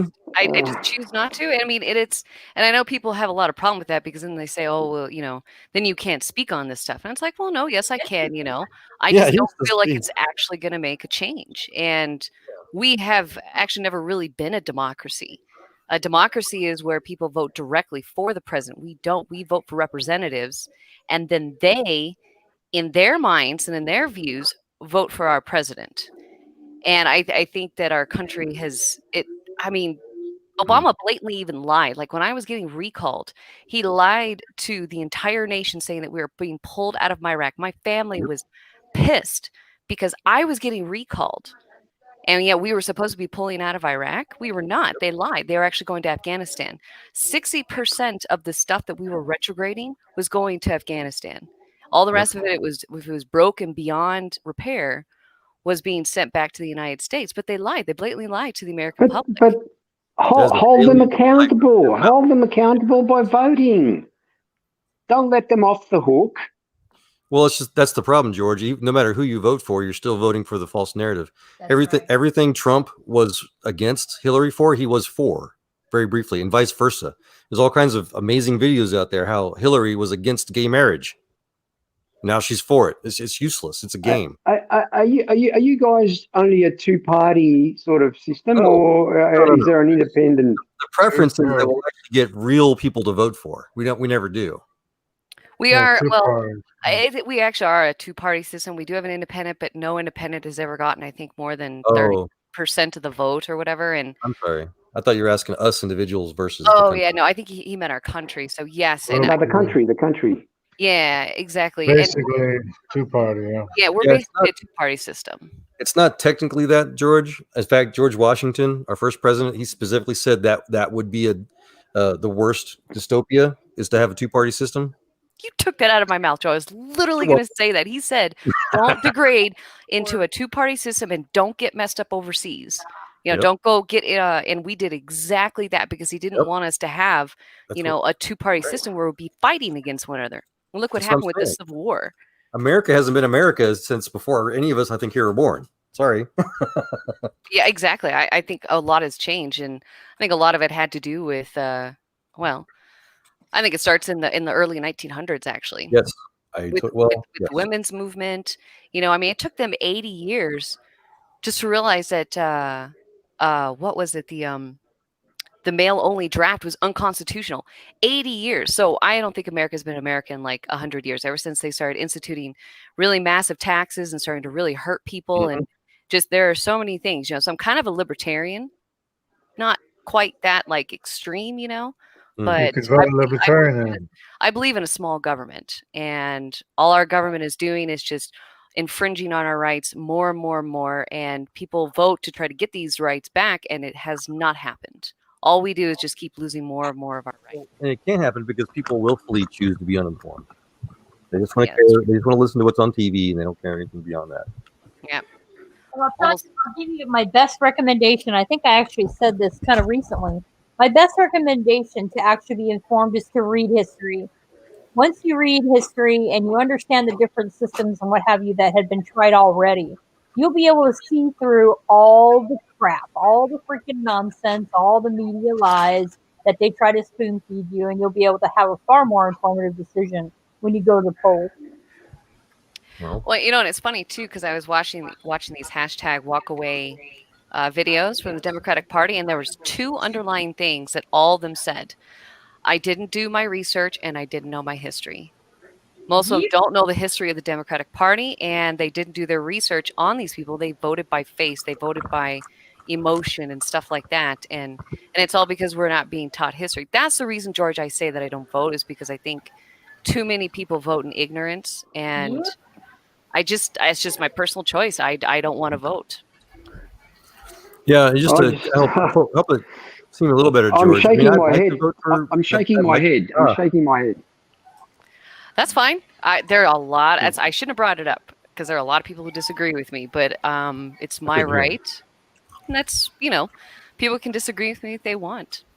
Hey guys, is my mic quiet or something? Just sorry for saying this, but then you have no right to object to anything a government does. Yes, she does. She fought in the United States military above anybody else, any friggin' private flipping citizen. She has the right to speak. Don't get too upset now. I hate that. I hate that though. Ooh. Well, and George, can I say this? Freedom is not one-sided. You're not forced into a one-sided coin where, I'm born in this country, so therefore I have to vote. No, we were born free to basically do whatever we want for the pursuit of happiness and what's the other one? Can't think of it off my head. It's the pursuit of happiness. So voting, politics, I stay away from that stuff. I don't like to Well, get this- involved in it, except I'd for like on a to- local. This is how Australian politics works, right? You have your two major parties, but you've also got smaller independent parties. And when it gets to the point where it's a 50-50 vote, these smaller parties have a control, and they can actually then instigate some of their policies into the equation. Otherwise, the parties don't get in. So that's So why that's what I I wanted find to it address. amazing that you haven't got more independent parties where they can actually influence what a particular government that would get in Right. in doing. You know, do you get what I'm So- saying? Because I Well, understand, yeah, I what understand, hey, George. come on, guys. I've been Sorry. pumping at the bit here. That's exactly what I wanted to address as well, George, and that's why I appreciate people like Jesse. What you're describing, and what in America we call that federalism versus anti-federalism. So the original American ideal was anti-federalism, where government starts at the grassroots level, as they call it today, your local area, your state government. Then you look at a federal government, but it's been flipped. The Federalists here won, and that's what you're describing. So, ideally, in an ideal world, we don't give a rat's ass what happens up in Washington. They can go suck a freaking dead, dried, rotten pickle. How's that? Sorry. See, I gotta rely on her sometimes. Anyways, so Jessie, she's the true American. She's the real voter. She's working on at the local level. She's the one actually affecting things. Our only concern and duty, as far as what happens on the federal level, since that's being manipulated and controlled by all the lying fascists out there that make people pretend it's only pretend what you're voting against. It's all a manipulation. It's a game. The only thing that we care about that is if they try to institute too many federal laws that try to do things like start taking away our right to our own firearms, our freedom of speech, those kind of things. That's where you'll see the anti-federalists rise up and fix things again. And then I would go out and protest with everybody. But I will have to say this, George, and I'm not trying to put down your country, but compare America to Australia. All right. And we have a freedom to vote or not vote. And we are totally justified in that freedom. And it has taken a very long time for our country to even get to the point that we're at. And we've had this freedom to vote or to not vote. You know, but like Joel said, the moment that they because as of right now, my freedoms are not being stepped on directly. But when they are, I will rally with the rest of, my friends, and we will go and, make change. I'll apply to Washington. And but as of right now, I'm more concerned about the local areas because each of our states are autonomous. It's almost inevitable that it's going to swing the other way, the pendulum. Well, that's why Jefferson said that he thought that the Tree of Liberty would need to be watered every 20 years. It's been a kind of a miracle. It's been 200 plus. Blood of patriots and tyrants. Mm-hmm. Yeah, and we're very lucky to have lasted this long without it becoming a totalitarian, a monarchy. We are on our way. We definitely are. Like it's getting there, and and we're very lucky. I feel blessed. As soon as the media starts convincing the people with their far left ideas, and then it'll swing the other way for a while. It's always been until they mess up again really bad, like they did in the previous administration. Do you want an outsider's perception of what's going on in America? Sure. I'm an outsider. I see America degrading. It's almost at the point of falling over. Like you look at this, the main civilizations throughout history, and America's following those paths: the Roman Empire, the Ottoman Empire, the Mongols, etc. It's from my point of view, from what I'm looking at, and I don't watch that CNN, MSNBC bullshit. I watch the Fox, the Rebel News, the independent media, and I just see the American society crumbling. Yeah, we see it too. At least I see it anyway. I do. I agree with you, George, because and I don't think we're necessarily going the way of like the Roman Empire or the Ottoman Empire, except for specific things like maybe the grain law, the Gracchi brothers instituted in 191 BC. And it was a welfare program. It was a social program. That actually broke Rome. But they invaded and conquered, got a little bit more wealth, then couldn't sustain it. And then Diocletian came along. They split it up into dioceses. Almost every empire has done something like that. And I think the reason why we've lasted, the Roman Empire lasted quite a while, but is we haven't tried to expand at least too much. We have stayed within our borders, but Georgia is going downhill fast because we've got social programs that are destroying our government, bleeding stuff. We're spinning ourselves into oblivion, and we're divided too. When you divide a country, that's how it'll be conquered. Oh, yeah. And the leftist media and the education system that's controlled by the left is the main reason for that division. Yes. Yeah. Absolutely. And I apologize. I missed some discussion. I was gone. I just can't got back. But definitely, man, George, the Australians usually I've met, talk to, keep up with the American politics pretty good. I was going to observe that Australia doesn't seem to be much better. No offense. I agree with you, John. And I've often said, if America sneezes, Australia catches a cold. We are so interrelated in terms of our economics and society that whatever happens to America will ultimately occur here as well. And it's actually occurring here in Australia also. They say that about California. What happens in California happens to the rest of the United States. So California is pretty darn freaking dire straits. That's a cesspool of, I won't mention it. I think they just need to go to succeed for the nation and be their own little country. They're already bankrupt. They're better off for everybody for them to just separate and go out into the ocean somewhere. There are official. Not that far, but yeah, pretty bad. Official, we call those things, Kelly, were they propositions for that, Chris? There's 25 different substates now that they've decided to make California into. Really? Yeah, there's a bunch of stuff out there on it. So that is a legitimate conversation. Can we get Tangelo? Can we get a political view in terms of what's going on in Brazil? Oh, in Brazil it's terrible, and I feel better when I don't even think about. Oh Lord! We're looking for a positive answer here. I don't know a worse president than the one that we have right now. Since I am here in Brazil, this is the worst president. Terrible. He's not a communist president like they used to have. What's your voting process like? Excuse me? What's your voting process like? Is it similar to America or Australia? Mandatory. It's mandatory. Everybody votes, right? Yeah, it is mandatory. Everyone has the obligation to go and vote.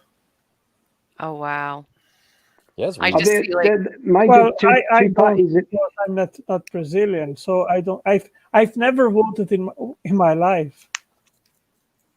Is it a two-party system or multiple parties? Multiple party system. Yeah, they have multiple parties. So it's similar to Australia.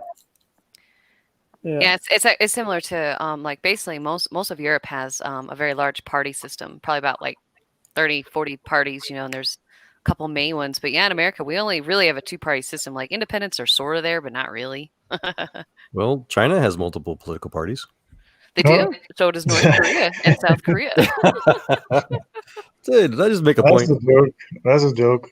Yes. But guys, just wondering, what do you think who will win this election, Trump or Biden? Trump. I'm on record as Trump right now. I think it'll be Trump. I hope it's Trump. I mean, with that scandal, with that laptop that they did find from Biden's son, and I think everyone knows what's been there. Yeah, I don't think this was something planted purposefully to. Yeah. But have you guys heard of what the Ukrainian court did before all that? Ukrainian. See, that's what's so frustrating. There's so much international news out there that just goes unheard because it's not on the mainstream. Yeah, so there was a Ukrainian federal court judge who created a list of suspected criminals in the Shokin case about who nefariously and illegally got him fired. Vice President Biden is on that list of possible criminal suspects in a Ukrainian federal court today. Yeah. Who knows about it? Well, I know a little bit about it, but not like. When I read about it, I tried to joke with my friends, maybe Vice President Biden, maybe he'll give his election conciliatory call to Trump while he's in prison in the Ukraine. Be kind of cool. Well, Joel, last night I was listening to I think it was Mark Dice. He was talking about how Facebook, YouTube, Twitter, all those leftist social media things, how they censor any of this negative stuff that appears on the Biden family.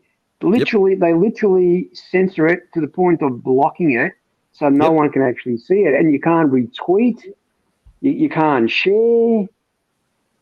George, I watched a video about a guy who he was anonymous, so someone else spoke for him, but he actually talked about the algorithms that they made, and these algorithms are purposefully built around always feeding you leftist, liberal stuff, you know. And then if they violate something that's kind of obscure a little bit, you know, like I showed you that girl Sydney Watson, and she was talking about PayPal, and it said that if you promote white supremacy or white something, they will ban your account. Well, that leaves it very open. Like, what do they mean by white? I forget the exact word, you know. And so they've done this like subtly with, you know, supremacy. Well, no, I don't remember if it was. I don't remember the word that she used. But it was on the PayPal thing. Like you can promote anything else, but anything to do with whites. If you promote anything with whites, they'll ban your account. And I could speak on that topic too. Yeah, like Prager University has been petitioning Facebook, YouTube to stop removing their videos and deleting their videos and all that kind of stuff. And it's decidedly against anything that's Christian and right wing. Yeah, we talk about last night. I was what was it? I was looking at a video about the new High Court judge. What's her name? Barry Comey or Comey or whatever her name. Amy Comey. They accused her of being a white supremacist, and then they showed a photo and they said, why would a white supremacist adopt two black children?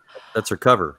Oh yeah, I think I saw that on Sydney's channel. Actually, she went over that, or somebody's channel. I can't remember which channel I watched it on, but I thought to myself, well, how silly that they throw these arguments that you're a racist, you're a white supremacist, so easily without people fact checking for themselves. Unless independent media actually do it, they just accept it.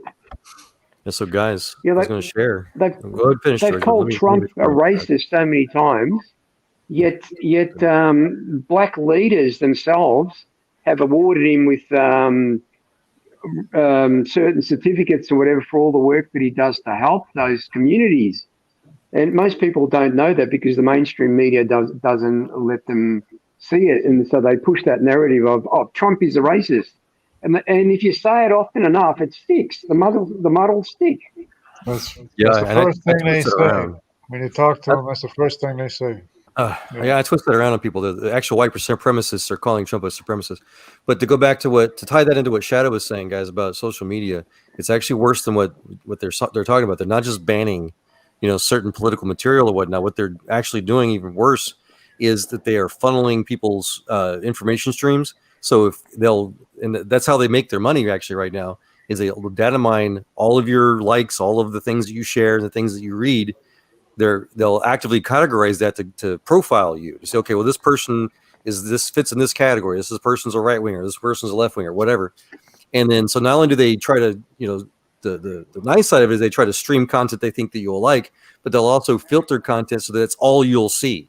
You'll only see the things that you want to see, so that you won't see anything else. So the people on the left don't ever see anything ever that's going to be contrary to their whatever, and vice versa. So you think you're getting your message out there, you think you're talking to people, you think you're trying to help solve these problems, but you're not. You're in a self-enclosed echo chamber.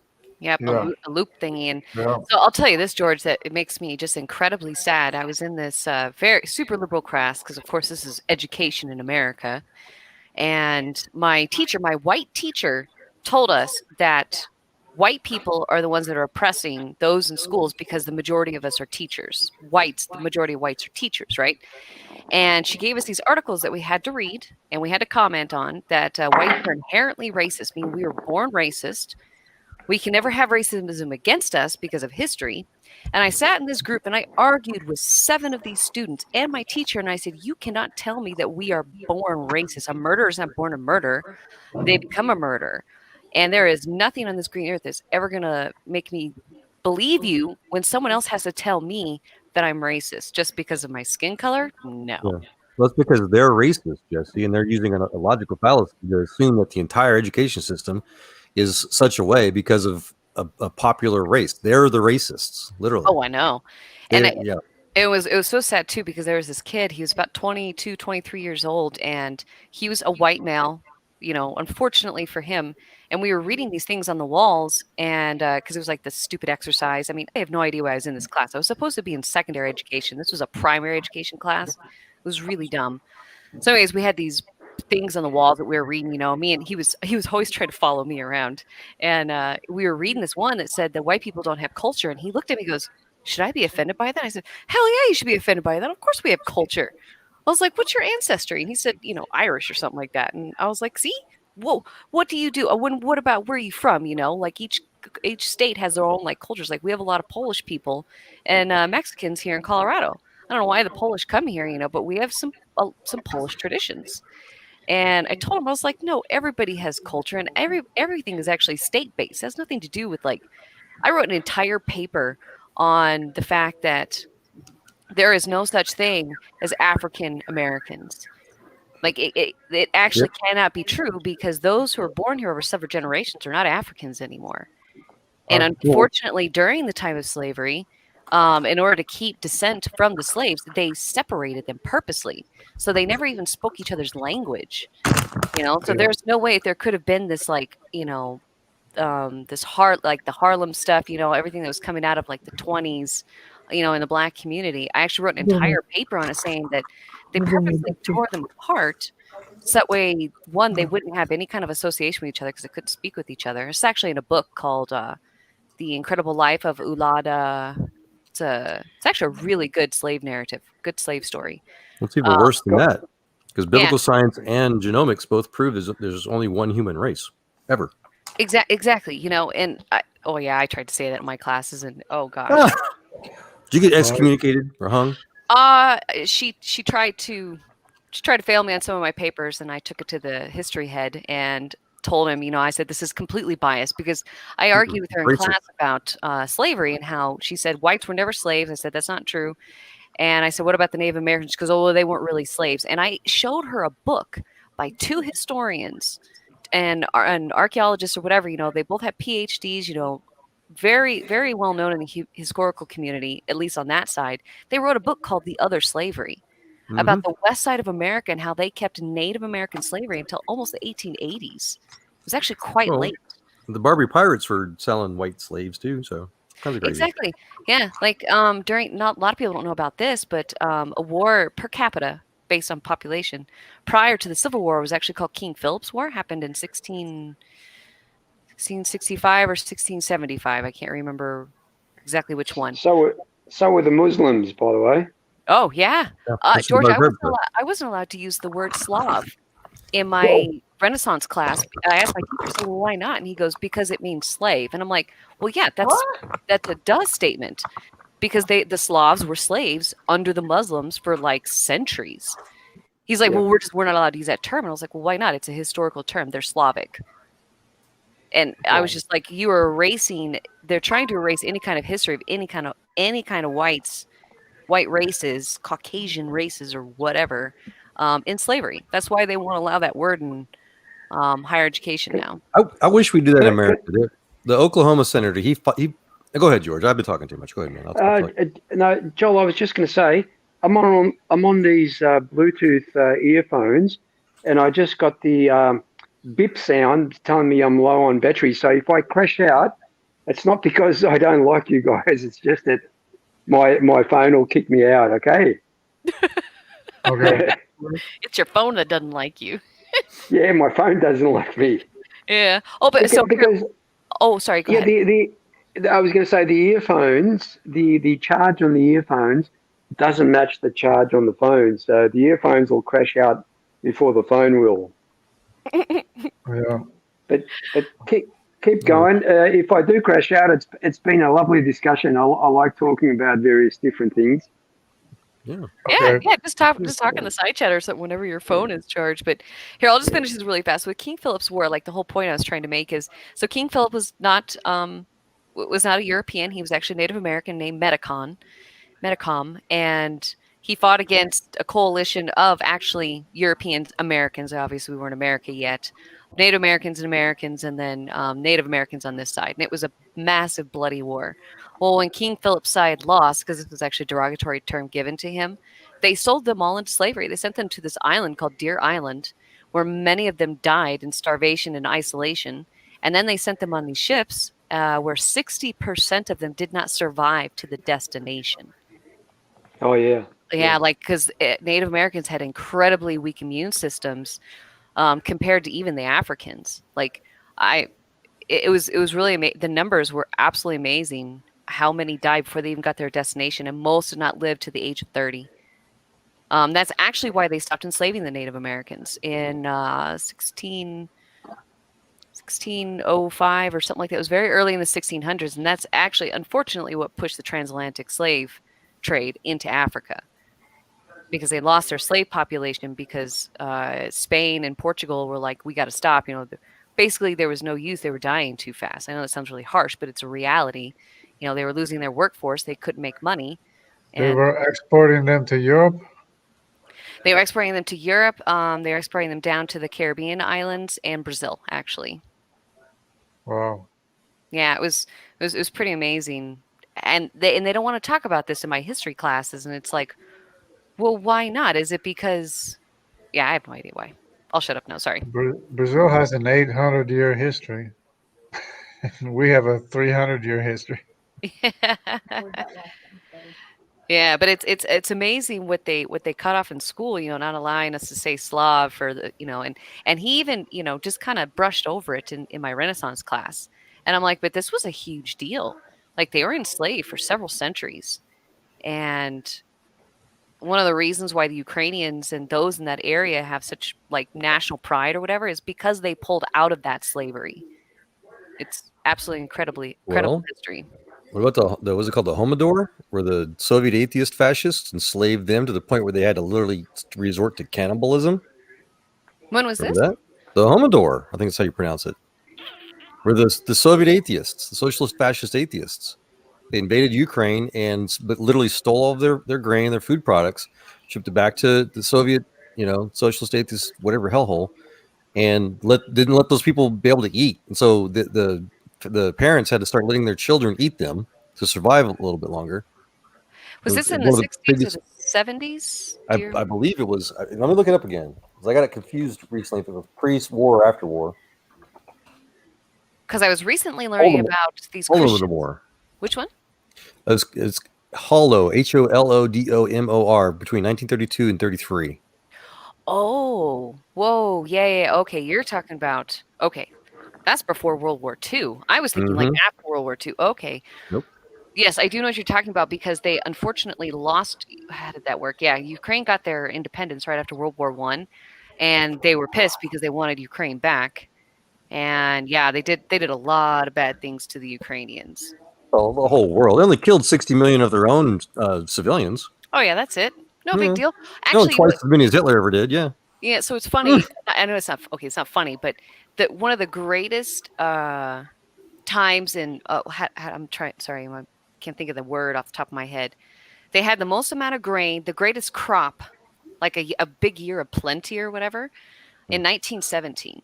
But because Russia spent its money only on infrastructure to get their army to the west side, of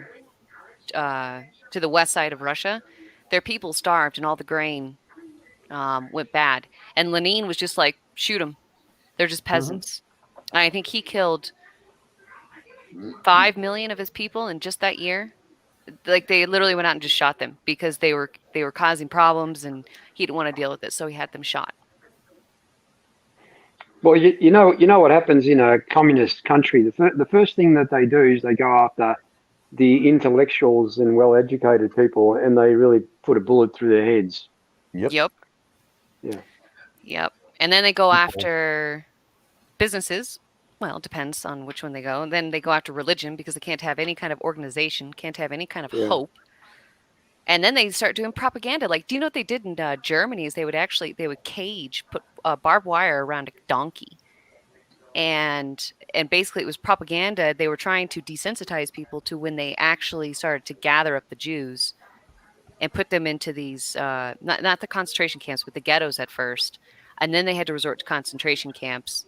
And they were supposed to put them past these mountains, but they never had the logistical capacity to do it. That's actually why they started to kill the Jews. The bankers. The bankers, yes, they go after the bankers, and they go after the free market. They have to control everything, and then lastly, they go after the education. Yep, Occupy Wall Street. Oops. Yep, and that's what I see in my college is, how long they have been just destroying our education system. Oh, it's horrible. They've destroyed our voting system, George. They've destroyed it. You know what I find ironic though? These leftist professors that are pushing the socialist ideals, if it ever happens, they are going to be the first ones to get the bullet through the head. It's funny. There's a famous. I call him famous. There's an ex-Soviet KGB officer who defected to Canada, who then moved to America, and he said the exact thing, George. He said, I've seen that interview, Joel. I've seen it. Okay, Yuri Bezmenov. Okay, good. Wow. And and that's so true, because that's what happened. There were a lot of politicians that had to leave some of these countries, like Russia and Germany and and stuff like that. And oh man, it's exactly what happened in Cambodia as well. Mm-hmm. Yeah, they knocked off all the teachers, the professors, the lawyers. They're the first ones they put a bullet through their head. And then once they ran out of bullets, they used canes over the top of their head. You're talking about the Khmer Rouge? Yeah, they crushed their skulls, and that was it. So they just got rid of all the educated people and left all the uneducated peasants to deal with. Yeah, even they're worse, easier to control. What was that called when they literally forced like 3 million civilians out of the city? What was that called? There was something called. I can't remember, but I think there's graveyards in Cambodia where they've got skull on top of a skull to show just what the Khmer Rouge actually did. Yeah, Pol Pot wanted to, and please correct me if I mistake on any of this, because I'm not the history major, Jesse, hint, hint, that he wanted to prove Marx's theory that human beings could be controlled and molded into beasts, beasts of burden. And he wanted just to force people into the farming industry. So they literally just randomly rounded up more than half the city. I forget which city it was, like 3 million some souls. I mean, there are people that were literally on the operating table in a hospital, with their body cut open. These soldiers would go in there and they would just literally force them off the table, throw in a wheelchair and say, here, wheel this guy out to this field. And so like over 1 million people died like that first week. Yep. And so they did the city because, like you said, that's where the intellectuals and the engineers and the scientists, the people that try to congregate, in a civilized society, that's where they were. So they wanted to destroy the whole structure. Yep, they have to, because one of the things that happened with like Hitler and his cabinet was they started to remove anybody who would demean their science, because they were trying to gather away in data, which was unscientific data, actually, to try to, it was very anti-science. It would try to reproduce the Reich, try to reproduce what they thought was the Aryan race, which they were absolutely mistaken on. They gathered twins together, albinos. A lot of people don't know this, but they gathered albinos because they thought albinos were very close to this Aryan thing, that they mixed something or whatever, and they kept these people in these concentration places, and and they did absolutely horrible things to them. They would take star athletes, like Olympic athletes. Many Olympic athletes actually fled Germany. But the ones who were like a little bit lower down on the Olympics, or like just getting maybe on like the step before getting into the Olympics, were taken and housed at these hospitals where they were put through some intense regimes to try to figure out how to make them stronger, like super soldiers or something like that, and they were all completely unscientifically based. some of the worst sciences to ever came out of Yep. Germany during that time. Yeah, absolutely. Yeah, it's even worse than that. I mean, they were literally experimenting on people's brains live. Yep. Because they believe the atheist religion that our thoughts are just mechanical, biological brain signals, and that's it. Yeah, well, and that's how they did their Hitler Youth too. They trained them to be like brainwashed soldiers, like in a literal sense. Like I was reading this book about this lady, and she was a teacher out in the where Poland is, and she actually had to grab her book, whatever her indoctrination book was. It was not the one that Hitler wrote. It was another one, and had to read it again just to reconvince herself that she was doing the right thing. Because it was horrible. Because what they did is they were taking farmers, these poor farmers from Germany, and going displacing them and putting them out in Poland after they pushed a Polish family out. And she said she had this family of 7, and there was no furniture because the ones that they were evicting were supposed to leave all their furniture. Well, they didn't. They either burned it or something, And she went against her orders, took a horse cart to another town, went and got the family stuff because she felt so terrible because it was a family of 7, 5 kids and 2 adults. And she said she struggled. She was like, I literally almost just completely defected and left, but she again was still struggling with that indoctrination. Yep. And religion. Didn't know how to get past it. And it was a very fascinating read to hear people's perspectives of how they dealt with the indoctrination. Atheist religion, I call it. Yeah. And then they got out of it, and then they saw it, and, they're able to, in retrospect, Well, that reminds me. So after the end of the war, American soldiers and British soldiers, they found all those concentration camps. The German locals were just denied it. Oh, you're just lying to us. So they literally forced marched them to these ovens, and made them clean up the place. And you could see, there's videos out there where you see them, they're all laughing and mocking, and they got smiles on their face walking to the place. And then when they're walking out, they're not smiling anymore. Yep. Well, and they were so desperate to keep their control. They had a couple battalions, I think maybe 2 battalions or something like that. In 1945, it took American and other Allied troops 6 months to get them because they just kept marching these one group of Jews around. They were so determined to keep their control over the Jews, and many of them died from the enforced march. And it's incredible, like that kind of indoctrination and brainwashing, and I see it at my college, and it's actually really scary. Yeah. Well, they actually believe this stuff, like it's real. Like yeah, they wanted brainwashing is really severe. The brainwashing is so severe that there's this North Korean defector that's been free for like, I don't know, a couple decades or more, and she still refers to Kim Jong-il or Kim Jong-un as the dear leader. To this day, right. She calls him the dear leader. Yeah, So and I was going to say, so for a lot of those people, it's not so much just a matter of brainwashing. It's that they literally want this stuff. Once you begin to believe things that you're just an animal and that you can, there's a human right, the evolution, like Darwin said, that evolution has a purpose. It's designed to promote the preferred and civilized Caucasian race. It's going to exterminate and replace throughout the world, quote unquote, the savage races. When you believe this stuff, it's not just brainwashing. They like it. They think that it's good. Yeah, and I got invited to a channel to go and defend my faith, and I noticed that there was a black guy on there, and I just wanted to, I was thinking I can't go on this channel. I'm going to be way too blunt because I'm going to be like, how can you believe in evolution? It's incredibly racist. Yes. They think that you are the lowest level, you're subhuman, and that you're closest to apes because you look like an ape. And that's literally what it is. And they don't want to see it in the class. They just blow it over like, oh, well, it's not that bad. Like, do you guys know what they call why they don't actually talk about finding, not hominid fossils, but hunter and gather, like evidence in the South Hemisphere, is because there's still tribes that live like hunter and gatherers. Mm-hmm. And you know what they say? They say that they haven't evolved, that they're still subhuman, basically implying that they're still subhuman.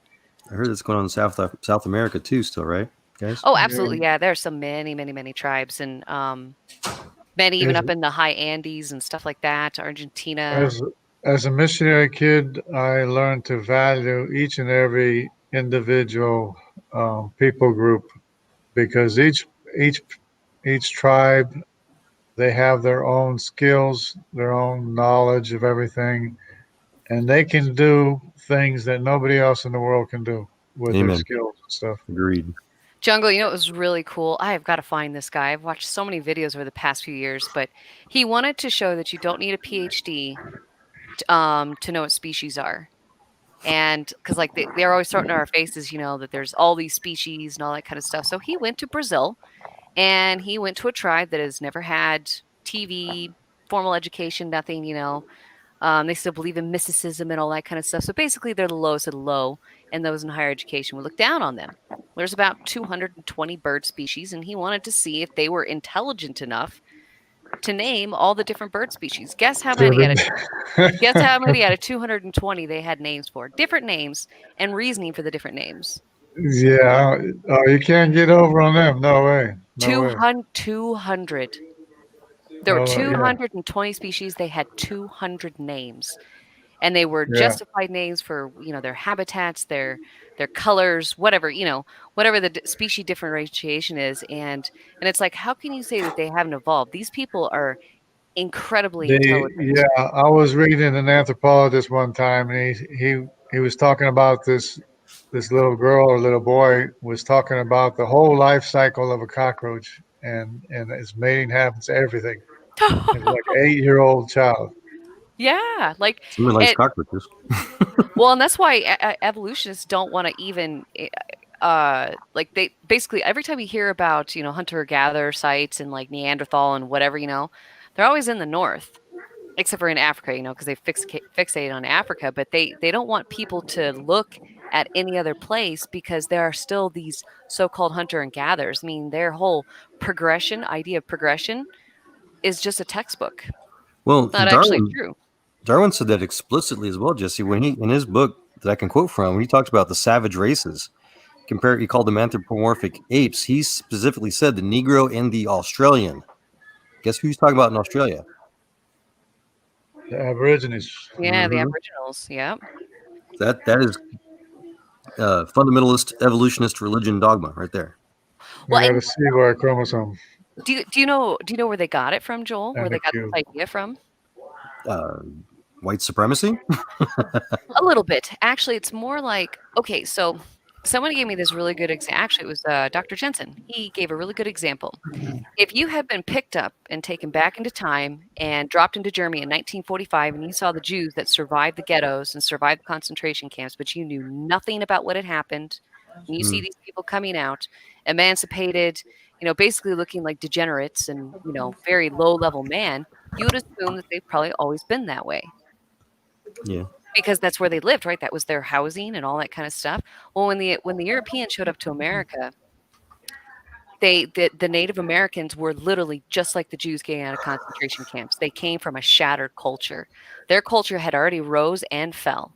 Right. When they came to Peru, you know, they'll say that it was European superiority and firepower and whatever. Absolutely not. That is not the reason why they beat the Inca. The reason why they beat the Inca is because they were already in civil war and on a massive scale of collapse. Right. And that's the reason. And so that's the reason why they think that they are less, because when they showed up, they were like little kids, naked. There was a lot of weird ritualism and, you know, some cannibalism, you know, blood sacrifices and all that kind of stuff. They had literally degenerated into, you know, totalitarian, very barbaric, because they were losing control. People were starving. You know, the entire thing was collapsing. Right. And that's actually where they got it from. That's why they thought that the whites were more supreme. I was going to ask if you guys are familiar with a missionary named Bruchko. Bruce Olson. Hudson Taylor. No. Not you, Jungle? Yeah, he was more in Colombia than Brazil, but just curious. Yeah. He was, I forget where he's from. It's like Virginia or something like that, but he was a 17-year-old kid, mostly Irish and Swedish, blonde hair, you know, white as a ghost.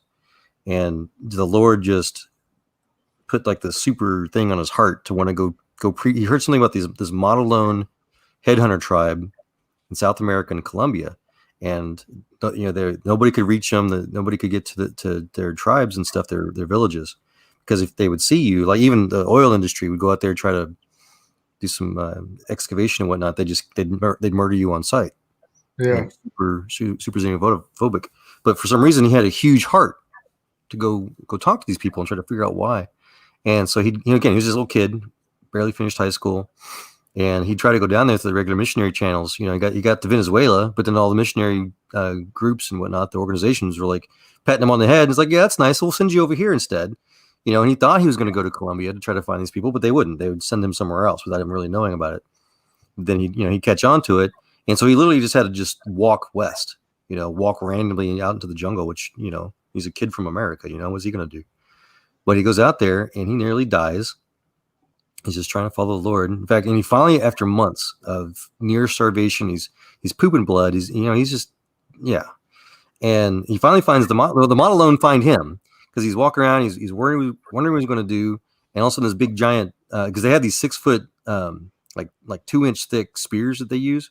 And it just right to his thigh while he's sitting against this tree, And long story short, it's an excellent book. It's a book called Bruchko. It's super awesome, of course.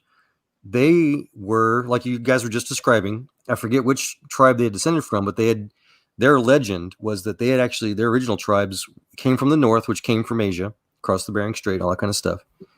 And they did something, and they weren't sure what it was because that part of legend had been lost. They did something to disobey God while they were in the North American plains, and they were banished. They were forced to basically somehow go south. And so that's where how they landed in South America. And they were just that's why they were so xenophobic and they were so kind of just evil, because they were kind of raised in that culture of disobeying God and ashamed of themselves. And, but they had this prophecy. They had this really weird part of their legend that God would send a person, a white person, which they didn't know what white people were back then, because they're South America in ancient times, but somebody that was like light with light hair, with like a sun hair, and he would bring God to them through banana leaves. Was their legend? I'm not kidding. And nice. So Bruce, he finds all this out because he's barely surviving with these torturous, murderous, Native South Americans, and he befriends one of the other kids, and that's how he stays alive the most, because he befriends this Michael, I think his name, or something. So start with the B. It's been a while since I read it, but he helps kind of hide him, and because a lot of the other tribe leaders, they wanted to kill him. That's what they do. And they kept moving him around from communal to communal, trying to help kind of keep him alive and whatnot. But anyway, so he's out getting ready to do their little rituals that him and his friend were going to do together, to do their little manhood ritual thing. And they had 2 other hunters with them, and one of the spears they were doing, they went astray and hit a banana bundle hanging up, and it fell to the ground. And when it did, it was a young banana tree bundle. And so when the base of the bananas that weren't ripe yet, it hit the ground where the seeds are, and it split open. And it looked, and when Bruce saw that, or Bruchko, when he saw that, he immediately thought of like a book, like it was flapping in the wind. It was pages in a book, and it just clicked right then in his head. That looks like the Bible. He had his Bible on him in his backpack, and he brings it out to his friends. Like, look, no, this is what your legend means. That you're going to find God, and here's His word. This is God's word. And his friend, he was real frustrated because he kept, he had to learn the language. He was a linguist. He was, he had all these skills, but his friend didn't seem to care. It was like the one person in the entire thing, all this adventure, this mess, that it seemed like God was not with, God. He was not doing what God was asking him to do, because he's going through this tremendous hardship. He's fighting disease, fighting death.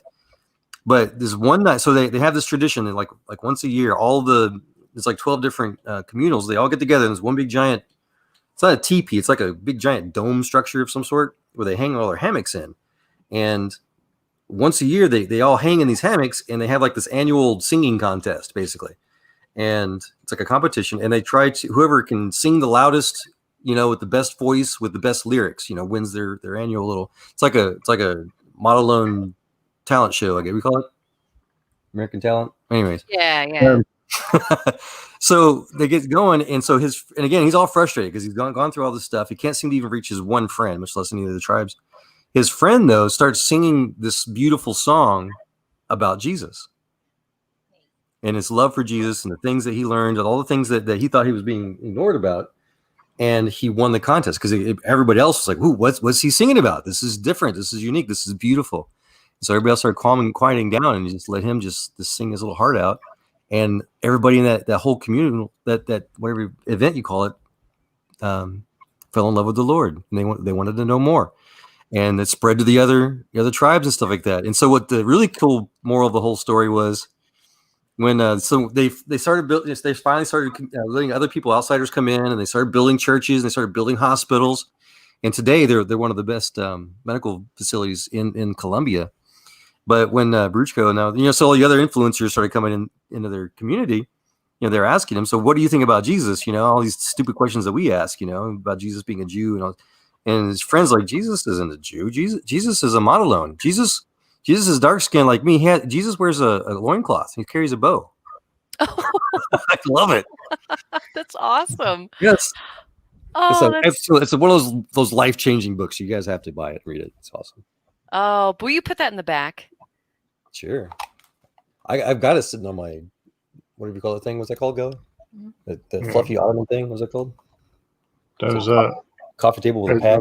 There's another story like that. It's very, very similar. It's 5 missionaries that wanted to reach a Auca tribe that was the most savage tribe in the area.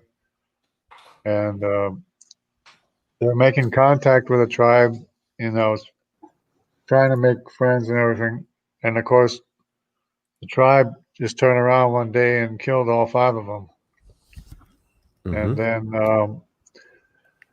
long story short, the wives of the missionaries that were killed ended up going into that tribe and teaching them and everything.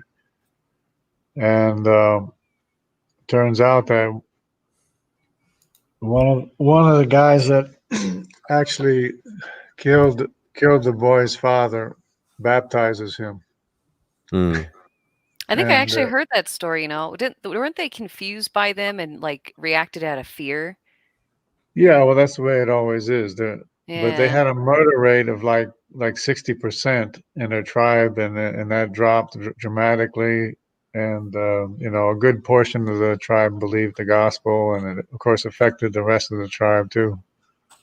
Yeah, that's incredible. They were the most savage tribe, in the whole area, South America. I think I've actually heard that story before. I can't remember where I heard it. Yeah, you can actually see all the YouTube videos. They got YouTube videos about it. Well, I thought it was interesting. I should have followed up with it, and I wish I had. But when I went to Alaska for that missionary trip when I was 17, the Athabascan Indians have a very, very bizarre religion. I can't remember the exact name of it, but they believe a raven created the world. Well, actually, not created the world, but created humans. They have a flood myth that this raven built a boat, put all the animals on there. Then the world was flooded. And then when he took the animals off the boat, he created man. He tried to marry one of the women, and the humans were appalled by it, but they still hold him in reverence for creating them. But you're not allowed to talk about, or you can talk about a raven, but you can't touch their feathers, like if a feather's ever on the ground, because it's sacred. They give the raven that much or whatever. Yeah. And I guess it was really pretty bad 10 years before we showed up. This missionary had been there for 10 years. They wouldn't even talk to him. They'd turn their backs on him and all that kind of stuff. And he just slowly kind of chipped away at them and, had a church built, would bring in supplies with his plane. And because he was the one that had that 4-man puddle jumper, Joel, that I had to be on. Mm-hmm. But it was really cool. I mean, they still weren't fully converted because, they lived in a really small town. Tradition is life. You don't go away from the tradition of your ancestors, especially in Native American societies. And so some were wanting to change. Some just joined because, to make it look good, but they hadn't actually totally converted. I think probably some had, but they hadn't really told anybody because they're completely isolated up there. There are no roads. The only way they get food is either by plane or by the barge. And so you can't leave the town. There was only 5 vehicles in the entire time. All the rest of them had dogs, sleds, ATVs, and snow. Well, they called them snow-goes. What is it? Snowmobiles. And that was just to get around the town and go hunt and whatever. Yeah. It's amazing. The study of people is amazing, really. I find it very fascinating. Anthropology. Well, I like the legends, like what Joel was talking about, because like the Native Americans in Bolivia have a really interesting legend about a staff god. And what's fascinating is that this staff god has a staff, and I can't remember if it's a staff in both hands or just one, but he came out of Lake Titicaca and he was white. He was Caucasian. That sounds wrong. It does. What? I don't think I can repeat that. I'm not mature enough to handle a word like that. Did you hear Mrs. Joel? The lake. I think we're talking about the lake. Repeating that word. Huh? They're talking about the lake, the name of the lake. Oh, I know. I said that to my mom, and she goes, "I don't like that name." And I was like, "I know. I don't think about it before I say it." Okay, I'll just say the lake is the highest lake in the entire world. I hope it's not spelled as it sounds. Yeah, Wait. Let me spell it. So we don't even think about it when we say it. Like, that's how it's spelled. Maybe when I was a kid, I used to think about it, but not. Oh man, I don't even think about that. Yeah, Kelly. That's how you pronounce Matt pronounces it that way, so I'm getting it from him. Anyway, so this is the highest lake in the world, and they think that this staff god came out of this lake, and he is the creator of all. But what's interesting is that he's white. How they portray him is with very light skin, very pale skin. I'm still not mature enough to handle that name. I love her. Oh, my mom is so funny. She was like, "Yeah, I don't like it." She gets so bored when I talk history with her. She just kind of goes, "Uh-huh." And then when I said that name, she goes, "What did you say?" And I was like, "You said it again." That woke her up. She was like, "I don't really like that name." And I didn't even think about it. It didn't even dawn on me until my mom pointed it out. And I was like, I said it out loud, and I was like, "Okay, yeah, that does sound kind of bad." But what am I supposed to say? That's the name of the lake. And I've seen it on other channels too. That's actually the name of it. Oh, okay. So I'm just going to call it the lake. So George sent me a really cool email about this lake. Now, like I said, this lake is at a little over 11,000 feet, 12,000 feet or something like that. It is literally the highest navigable lake in the world. And guess what? There are seahorses living in it. Nice. Seahorse, that's awesome. Yep. And there's still salt content in it, and there's salt flats like not far away. And there are a few other ocean style creatures or whatever. I think there's only like 3. Yeah. But that literally shows that Lake Titicaca used to be a part. Well, the ocean water was in. Like I just said it out loud again, didn't I? Well, that just confirms to me how the mountains were pushed up. Oh yes. I apologize. Yes, that the global flood is real, and that the mountains were pushed up and it trapped. Because this lake is huge. I mean, it's partway in Bolivia and mostly in Peru. It's a massive lake, very, very, very big. There's one of those lakes. I don't think it was that lake, but there was one of those lakes up there. Just all of a sudden, just drained out. It just drained dry. It was a big lake. It just drained out. Yeah, have you guys heard about the shark teeth found in Kansas? Yes. Yeah, sounds the same exact thing. Yeah. How does an ancient saltwater shark from 300 million years ago? Well, the thing about the seahorses up in the lake in the mountains is that obviously it was, at sea level at the time that it was pushed up, and that was basically probably when South America and Africa split apart or broke apart, and the pressure from the tectonic activity between the Pacific Ocean and the Atlantic Ocean just pushed up the mountains and pushed up the lake. What if it was just a lake left over from the flood when that mountain was underwater? That's what he means. That's what he's talking about. Well, it could be that too, yeah, I guess. Oh, I thought that's what you meant. But yeah, no, that's what the article George was detailing said, that there's no way. And also there's actually an underwater temple up there too. And there's they're having a hard time getting scuba divers into it because of the height, the elevation. There's something about the pressure at that elevation, and also the water is incredibly cold. Like water at over I don't know, 2,000 or 3,000 feet. I just know at 5,000 feet you don't want to jump into the rivers. That's stupid. They're cold. And when you hit 8,000 feet, it doesn't matter what day of the summer. If it's the hottest day, that water is still going to be incredibly cold. Of course. Yeah. and for for sea creatures to be up there. And like I think that's probably the only potential that I really can think of that might be antediluvian or pre-flood would be that structure in that lake. I need to look it up on the map exactly where it's at, but it would be hard for enough water to go in there. Like, so after the floodwaters receded and Noah and his family got off the ark, a little bit later, is when the ice age happened. Well, that caused a lot of the water to freeze up, and then as the freezing has been melting after the ice age, we've got a lot of underwater cities all over the world, but they're not antediluvian. They can't be. They're far too intact for them to be antediluvian, and most of them are just right off the coast. Yeah, the ones in the Mediterranean, they got a lot of in the Mediterranean Sea. They got underwater towns. Yeah, and like west of Spain too, at the Azore Islands, they've got like some temples and stuff like that. They're under the water, but they're right next to where land used to be. And if you look on NASA's site, you can actually take the time backwards, several thousand years or whatever, and you can see that. Well, that's pretty deep though. The Azores is pretty deep though. That's deep water. It's in the middle of the Atlantic Ocean. I know. That's why I'm not so sure about the Azores. I was just throwing that out there. But anyways, the water is, if George is still in chat, I think is 100 and some odd meters. I don't remember. About 150 feet deeper now than it was back several thousand years ago. So it makes sense over that time, however long it took, that when they built these cities on the coast, that they eventually be covered in water. But that cannot be true with the lake in Bolivia. It's way too high, and it's way too far from the coast too. It's interesting. It's over 200 kilometers from the coast. Like there's no way. It's impossible for the water from the coast to have anything to do with the 12,000 foot elevation temple in the water. Yeah, it's interesting because in the Azores they have one island that's called Pico. Pico means point or tip, and it goes up like 10,000 feet.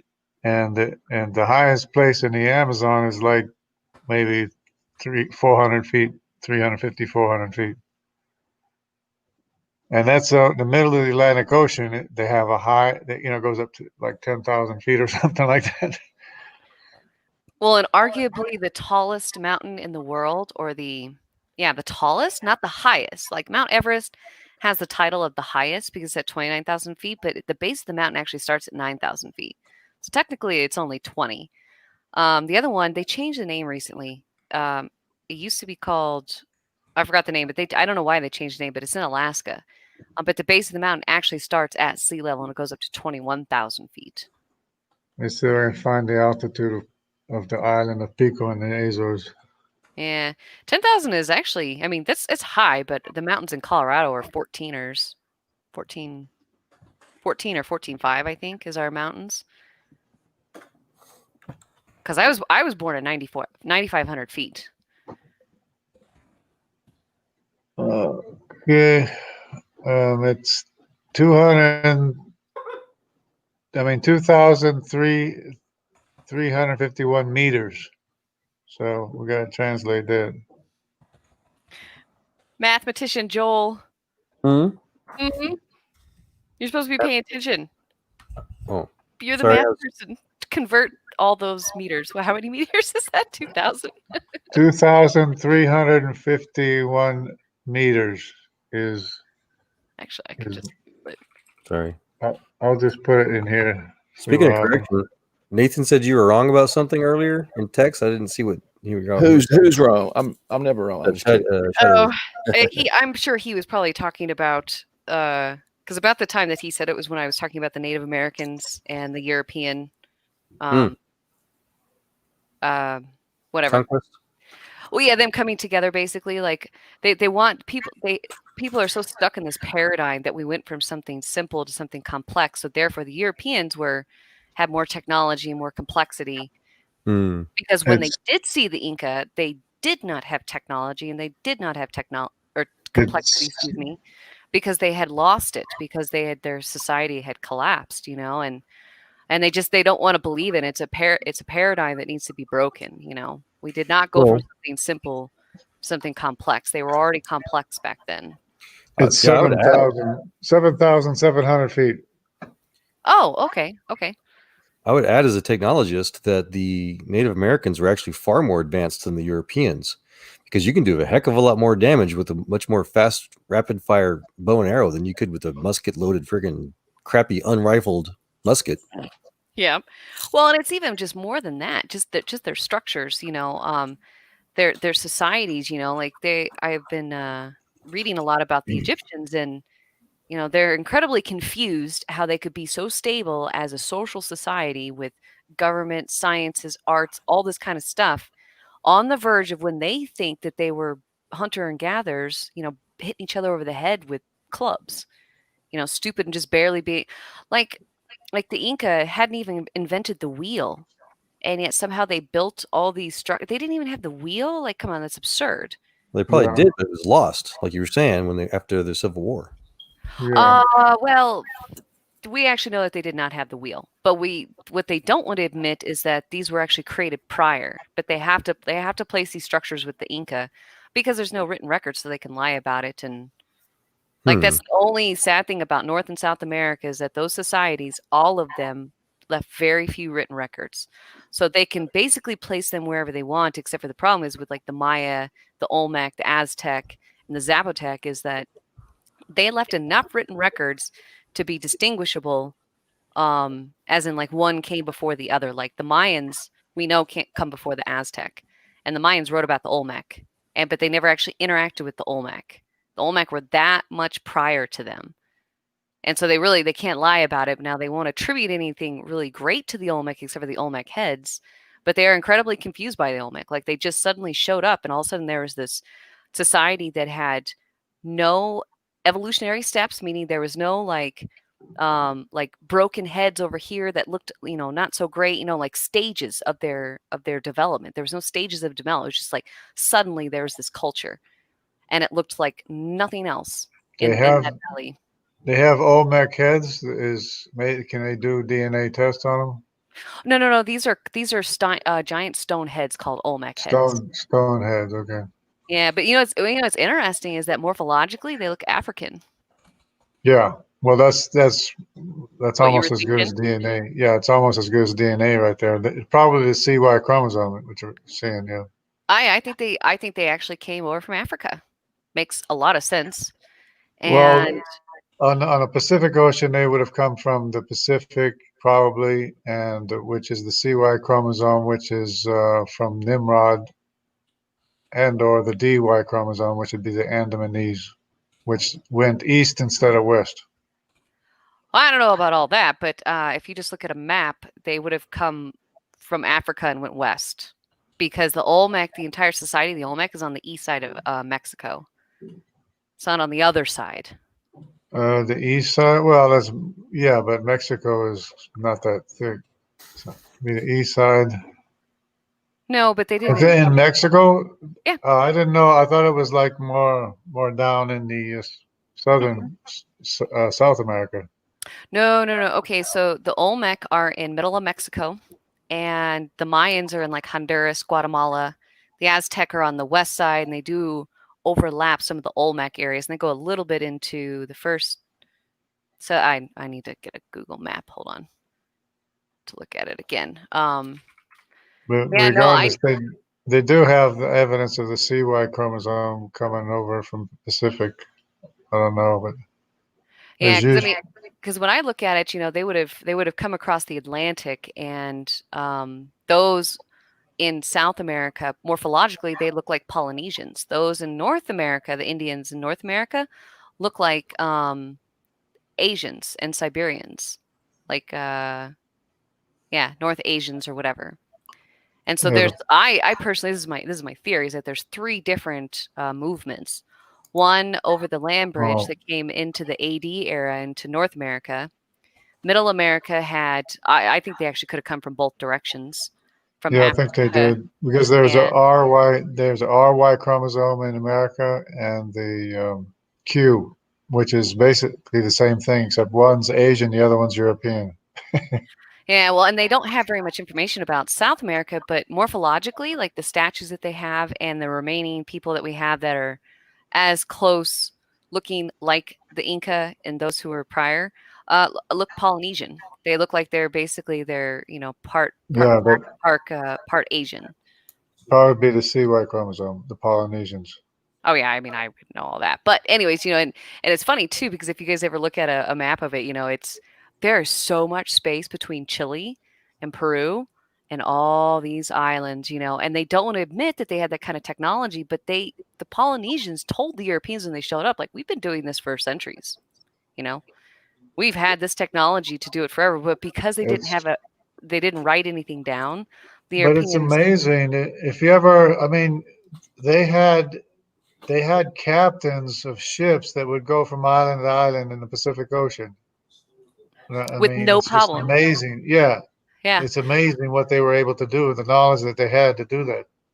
So there was a captain in the 1600s that was talking about his Polynesian guide, took him to like one of the northernmost Polynesian islands, all the way out to Rapa Nui, Easter Island, back to New Zealand. And he said there was not an instant where he was ever lost. They knew exactly where to go. They knew when the weather was going to change. They knew where the currents were. He said it was the easiest trip. And he said he was surprised because he thought they were savages. That's amazing to me, yeah. Yeah. Because to me, I would be lost out there. I would just be going with the current. Whatever the current took me, that's where I would go in the wind. Yeah, but they lived on the water because their islands were fairly small, but the water was their life. So they knew everything. They knew about the different currents, about how they would change. They had to know. They had to know all that. But they don't want to admit it. So this guy in the 1600s, he wrote in his book, he actually argued, he's like, I don't think they're that stupid. Like, I think they're actually more intelligent than we're giving them credit for. They just look barbaric because they, or whatever, it was appearances. They were judging them on the appearances, but they were incredibly smart and they had their own little technologies based on the limited resources of their islands. But I'm wondering how are they navigating between these islands all the time? It's like they did it on a regular basis. Yeah, with no problems. All the little tiny islands too. They knew where they all were. And if you know how far Easter Island is, I mean, that's far from New Zealand. Yeah. And he said that it was a trip, like he said it was just the easiest trip. Like they just made it there. He said like when he was on other ships with other Europeans, they would get lost, they would get stuck in storms, there'd be all kinds of problems. Yeah. Crazy. So that answers my question right there. Because to me, they look so far away. All the islands look so far away. It's like, how could they even hit this pinpoint right here in the middle of the Pacific Ocean? Right. It didn't even seem possible. It's like maybe it was a mistake or something, or by accident. But no, I guess they were familiar with it, everything. They absolutely, that's what their legend says. And when I was watching Dr. Jensen's 29-part series, I just thought it was so cool. He mentioned something that I was already kind of doing, but I like the emphasis that he put on it, was that we really need to start looking at these people's legends. Like with Joel's story, with that missionary, their legends, there is a kernel of truth to it. Now we do have to sift through, basically we have to look for similarities and stuff, to an extent. It's kind of hard when it comes to legends, we have to look at it. But I always just tell people, like, an example is, if we did not have God's inspired word, the flood would look like the Epic of Gilgamesh. That's what it would have happened if God hadn't given us his word. Because we in our fallible state would have gotten it wrong. We would have embellished it. We would have changed things. Because the Epic of Gilgamesh is talking about the flood. Yeah. That's what you mean. So then I need to think of a better way of describing it, but when I look at the Epic of Gilgamesh, there's a kernel of truth to it. Absolutely. There's a boat, there's a man, there's animals. Right. They all have a way to manipulate my wife. A lot of the same details they all have, like even sometimes 8 people, a boat, animals, bad people before the time of the flood, judgment. They have all those details in there. Yep, absolutely. Like, I think it's I forget who it is in North America, but they have 5 worlds that they came through. This is their creation myth. And the last world was a flooded world. And out of that world came the animals that we see today, and the spirit animals that died in the prior worlds, and the first living mankind. Hey, and it was really interesting. Am I recalling correctly? Because I could be completely wrong. The Gilgamesh epic is that Gilgamesh caused the flood? Oh, I know he had to fight with Enkidu. or he fought with Enkidu and then became friends with Enkidu. I don't remember the entire Epic of Gilgamesh. I listened to it one night on my tablet, Same. but It was an old debate. You know, the dummies trying to say that it proves that the Bible's fake, and I sort of studied it, and it's like, well, this has nothing to do with Genesis, Right. other than as a flood. exactly. And also, if you look at the dimensions of the ship that Gilgamesh is supposedly in, it's a square. Like it's a perfect square. Like what would it do? Tumble? Like and yeah, exactly. Like literally, like they showed like a simulation of a big cube, out in the ocean. It's like this is, if we're to look at this logically, like which one is actually true, we can take the dimensions of the ark and they've rebuilt the ark. Not just on Arkansas, but they've done like little models. And they've put it in water simulators where they had that thingy that pushes the water that makes waves and whatever, Perfect and so dimensions. Exactly, it's perfect dimensions. In fact, our barges are made after it. Yeah. But Joel, I'm not sure. I'll have to look that up again. I don't remember. But so there was one atheist in my first debate that I did with somebody, which was John. This guy named RJ Downward. He claims he's a history major, but I don't think he knows very much about history. He told me that there was. This was his justification. There's no flood myth in Egypt, so therefore the Bible is not true, and all these other flood myths are unconnected. Yeah, they make stuff up. They just make up stuff. Yeah, I found it though, Jungle. I found a flood myth. Yeah, it's actually this god who got really angry and like fought a bunch of people and bled and then cried, and they actually had to get him drunk in order to get her to stop or something like that, because she flooded half the world with her tears and her blood. It killed like half the world. Yeah. I thought that was really funny. I was like, that would be a flood myth. Because not all the flood myths are the same. Like the one with the with that one North American tribe that talks about the different worlds that they came through. But there's still a world that was flooded. Do you know about the Chinese flood myth? Yeah. Something about a dam broke or something and flooded 10 kingdoms or some silliness. Mm-hmm. And did you know that their word for boat, a big boat, is actually, it's got the symbol of 8 people and boat. Yeah. 8 people. Yeah. I thought that was kind of cool. Ooh, what is that noise? They like to talk about the epic of, they like to talk about the Epic of Gilgamesh being what the Bible was copied from, supposedly, or whatever. But they seem to forget sometimes that Abraham was a Sumerian. Well, and they also forget that the Chinese language is almost as old as the Sumerian legend, and they forget that they have the same thing. Like their word for like sin, I think, or something like that, actually has 2 trees in it. You draw 2 trees, and then you put the symbol for sin, which is the 2 trees in the garden. Yeah. Nice. Yeah, and their language is Chinese language is one of the original languages, along with cuneiform Egyptian. Well, they say Sumerian, but it's actually Hebrew. And they all go back to the same time. All their calendars only go back 5,000 years. Yeah, which is even more interesting. Yeah. Mayan calendar, Hindu calendar, Egyptian calendar, all of them, they all go back in a Chinese calendar 5,000 years. I apologize, guys. I wanted to ask Nathan real quick what Shadow Dancer lost. He says you lost. Oh, he's just being a troll, I think. Oh, I don't see an actual conversation going on. No, because he said I was wrong about something earlier with no evidence as to what he was talking about, and that's fine, whatever. So is he like a chat bot, just randomly saying? Did we lose Jesse? Maybe we lost Jesse. I don't know. No, he said I lost against. He said I lost against RJ. Oh, lost against RJ. Okay. RJ. So RJ is one of the atheists, a part of the team Dodgeball or whatever. Well, I think he does study a lot of genetics, but he claimed that he had got a bachelor's a long time ago in history. And he actually told me that there were no step pyramids in Egypt, and I literally Googled it and found the Pyramid of Djoser. The first one was step pyramid. Yeah, the first pyramid ever built in Egypt. I knew that. I know that. What's wrong with him? Yeah, I knew that, and I'm just a rocket scientist. Yeah. I know that. I'm from the Amazon. Can I get I don't want to change topic for a minute. Can I get y'all's opinion on something? Sure. What's your all's opinion on hell? Do you think it's an eternal torture pit, or do you think it's annihilation? conditionalism, whichever we want to go with. No comments. Because I'm watching doctors. praises about something going on, but I've been watching Rethinking Hell. If you've ever been his channel, it's a great channel.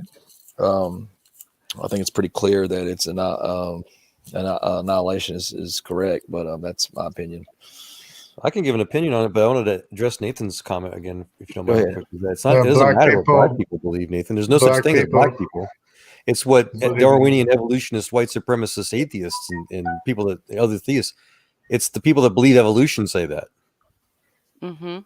And they try to classify people differently by. He's just a misinformed atheist. That's all he is. Yeah, that is part of the Darwinian evolution Bible. Oh yeah, Nathan's probably just trolling if that's what's going on. He's a very, very misinformed person. Well, you know it's funny too, because I always like to throw theories out there, and I was in a color theory class, and and people will say, you're white and you're black or whatever, and I'd be like, no, I'm not, and they'll look at me and be like, listen, you're not black either, because black is actually the absence of color, meaning it reflects no color, it actually absorbs all of it. That's impossible in our human skin. Our skin has melanin, it has color, it has something to reflect. And I am not. Sorry, I'm trying not to interrupt. I've got Darwin's quote I wanted to read to Nathan, but I don't want to interrupt. But I like the history of the Kushites being black people. It's very important. Go ahead, Nick, Joel. All right, yeah, this is part of Darwin's Bible on the Affinities of Genealogy of Man, 1871, page 200. He says, but all these breaks depend merely on the number of related forms which have become extinct. At some future period, not very distinct as measured by centuries, the civilized races of man will almost certainly exterminate and replace throughout the world the savage races. At the same time, the anthropomorphous apes, as Professor Schaffenhausen has remarked, will no doubt be exterminated. The break will then be rendered wider, for it will intervene between man and a more civilized state, as we may hope, than the Caucasian, and some ape as low as a baboon, instead of at present between the Negro or Australian and in the gorilla. And then he reinforces this white supremacy dogma from Huxley's atheist white supremacy to his letter to a guy named William Graham on July 3rd, 1881. He says, lastly, I could show fight on natural selection having done and doing more for the progress of civilization than you seem inclined to admit. Remember what risk the nations of Europe ran not so many centuries ago of being overwhelmed by the Turks, and how ridiculous such an idea now is. The more civilized, so-called Caucasian races have beaten the Turkish hollow in the struggle for existence. Looking to the world at no very distant date, what an endless number of the lower races will have been eliminated by the higher civilized races throughout the world. Charles Darwin. And he's not even the more caustic one. I got a better one than that. If I can find it quickly. I don't know. Hold on. Here we go.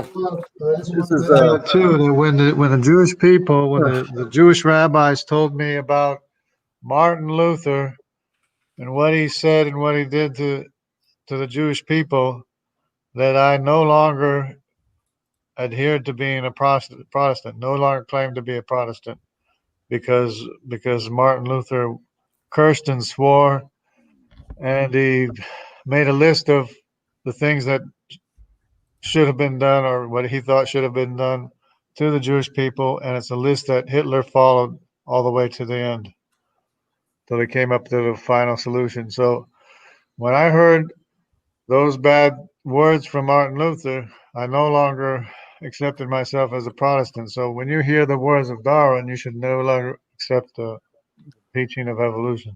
Well, it gets worse. So this is April 8th, 1923, New York Times, article titled Apostle of Birth Control Sees Cause Gaining Here. Quote, birth control is not contraception indiscriminately and thoughtlessly practiced.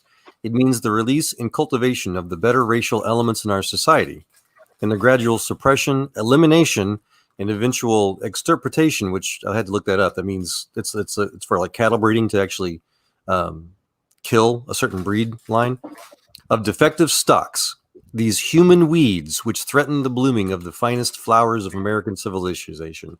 It's from Margaret Sanger, the founder of Planned Parenthood. So that is the purpose. That's the doctrine, the dogma of Darwinian evolution, white supremacy, is to try to exterminate these human weeds that are not racially fit enough for evolution. Quote, end quote. So yeah, so if we practiced, civil rights laws to, kind of ban that kind of speech in the public sphere, evolution would be banned. It violates civil rights laws. Mm-hmm. But because there were actually others before Darwin who talked about how we needed to get away from the teachings of Moses, basically. So there was a groundwork being laid before Darwin even came about. It was just shallow, and they didn't have a lot of push on it. There was a guy who was in the 1770s, something like that. I forget his name. I'll have to look. Answers in Genesis has his name. But he quotes that they needed to find a way to get away from the teachings of Moses. So they'll do anything to get away from the teaching of the Bible.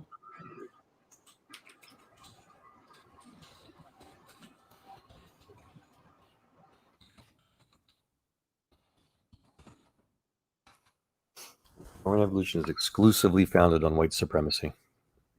Oh yeah, no, absolutely. I've seen the. And right, and that's why I'm trying to figure out what Nathan is trying to talk about, because my claim is that when I got invited to that channel, that it's got a black guy as a moderator. What I don't understand is how black people can believe in evolution. Not that black people do. I didn't say that. I think he might have misunderstood me, but right. I just don't understand how they can, because they literally show morphological pictures that are similar to Africans. There's an answer for that too, though.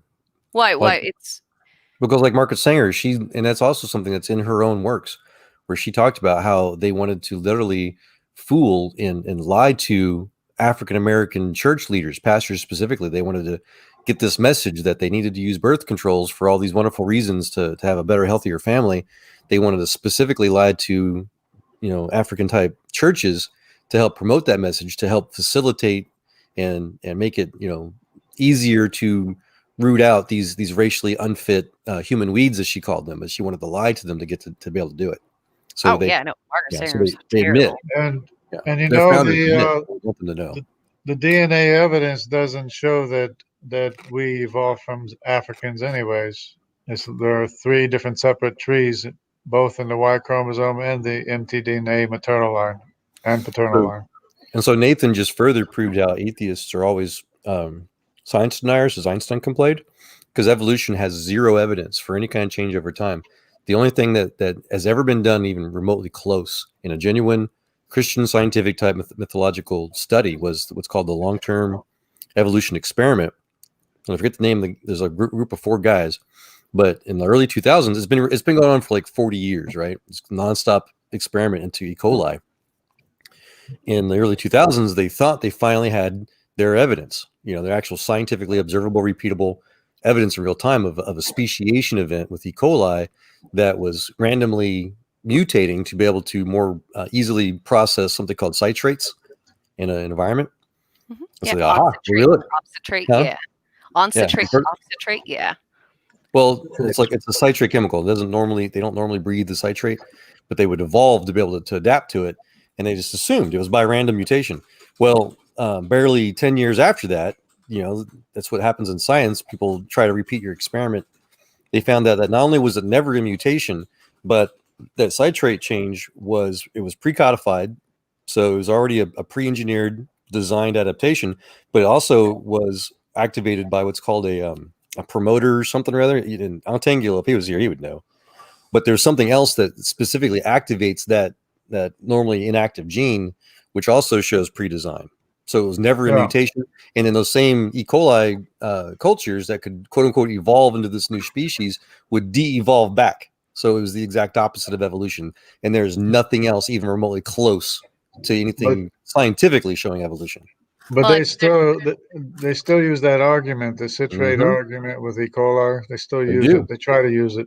And I always try to ask him, but it's still E. coli. It actually hasn't changed. All it is, there's a guy from Answers in Genesis named Andrew Fabic, and he said that he's actually a microbiologist, and he worked in this study in the latter part of it. And he said that there's nothing different. It's still E. coli. It's like a switch that just got turned on and off. Yep, that's exactly it. So that article I just posted was always there.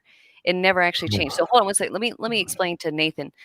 Okay, so evolution is just speculation on how things change after time. Okay, dark. Hold on, Jungle. So dark skin, middle brown skin, and light skin have nothing to do with evolution. All right. Right. People in Africa did not evolve brown skin.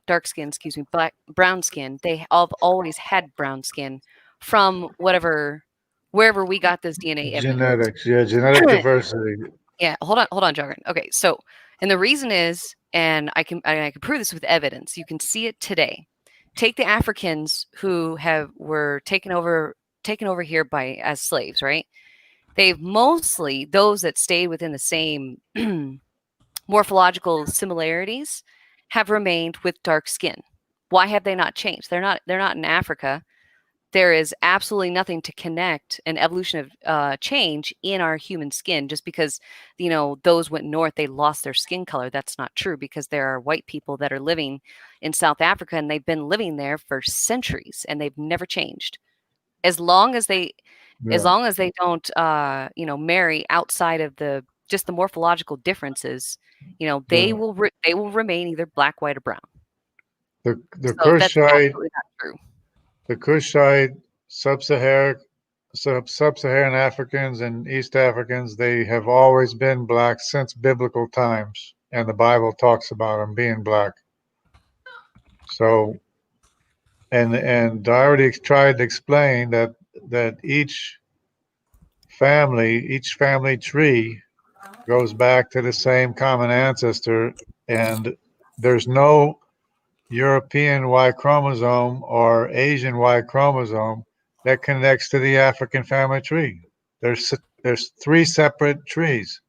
Mm-hmm. There's the Japhethite tree, the Shemite tree, and the African tree, which is the E Y chromosome, the A, B, and the C and the D Y chromosome.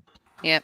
Well, and Nathan, the thing is that they don't actually have repeated evidence. That's probably one of the biggest problems. So what I love is how evolution is literally one of the most ignorant subjects ever.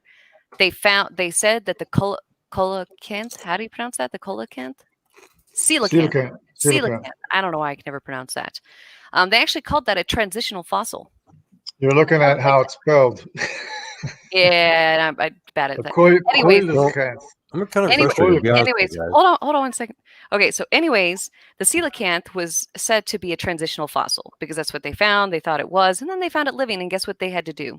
Couldn't change their narrative. Now it's called a living fossil. That's an oxymoron. Like, that's a ridiculous contradicting term. So no, their predictions have never come true, and there is no repeated evidence. Every time they think they find a transitional fossil, they find something prior to it that's actually what should have been the result of it. Like, they find birds before dinosaurs, and you can't have birds before dinosaurs if dinosaurs evolved into birds. It just doesn't work that way. Right. Especially when it had fully formed birds at the time of the dinosaurs. Oh. And no offense, guys, but this is what frustrates those of us actually in science. You guys are, no, I'm not attacking you guys at all, but you guys are attacking the atheological myths. You're attacking their arguments, their science fiction. So, which is fine. You can prove that atheists, prove Einstein was correct. Atheists are science deniers by showing how ridiculous their mythology is. But there's that versus talking about what actual science there's, what actual experiments there are, what actual, real-time things that we do have to talk about as well. Those are the things that are, more important to those of us actually in these fields. The DNA evidence is the most important thing. DNA, right? The processes, the genomics. Yeah, the actual observations, quote unquote. So there's that versus just talking about the non-observable atheist mythologies. Well, and it's not even just non-observable, they found that coelacanth, and so they can no longer classify it. I mean, this is science, they've shown footprints with, dinosaur footprints.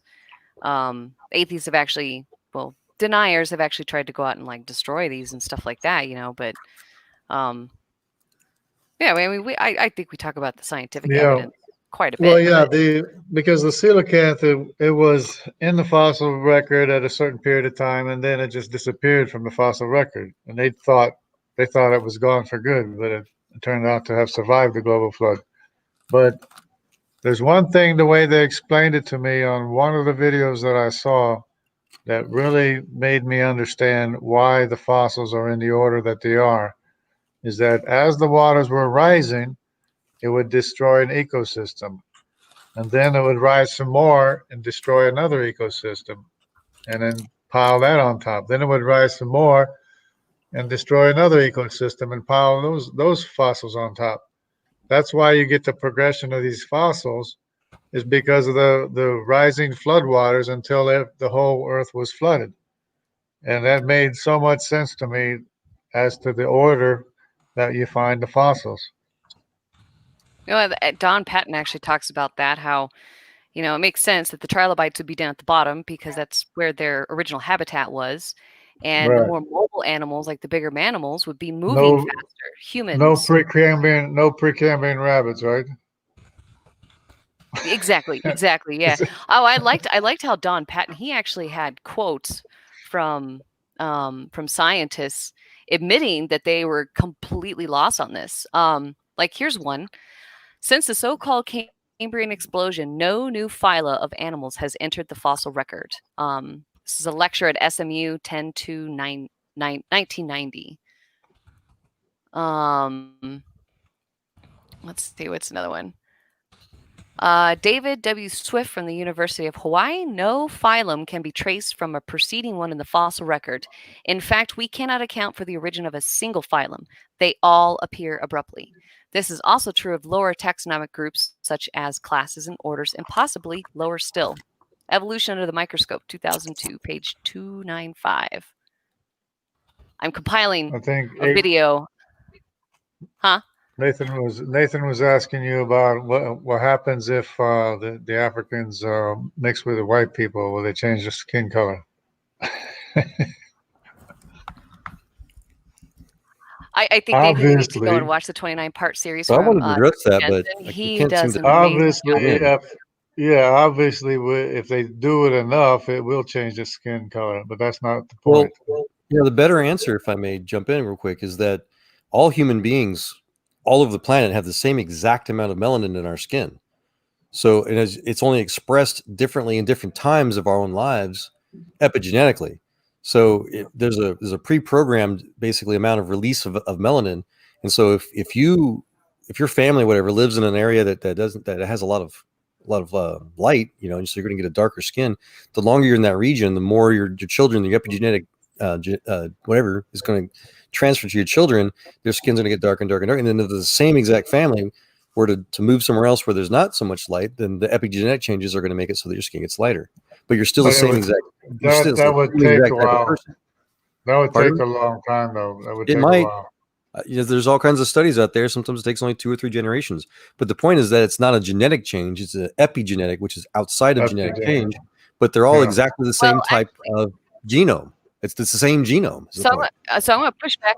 Yeah, I'm going to push back on you a little bit because that's not what Dr. Jensen doesn't agree with that. When they did their genetic studies, they found out that only about 2% of the DNA is, you know, our physical features, meaning, you know, most of us might have, like, say, a lot of African descent or something like that, you know, like a lot of our DNA, but the surface features are can be wiped out in 2 generations, actually.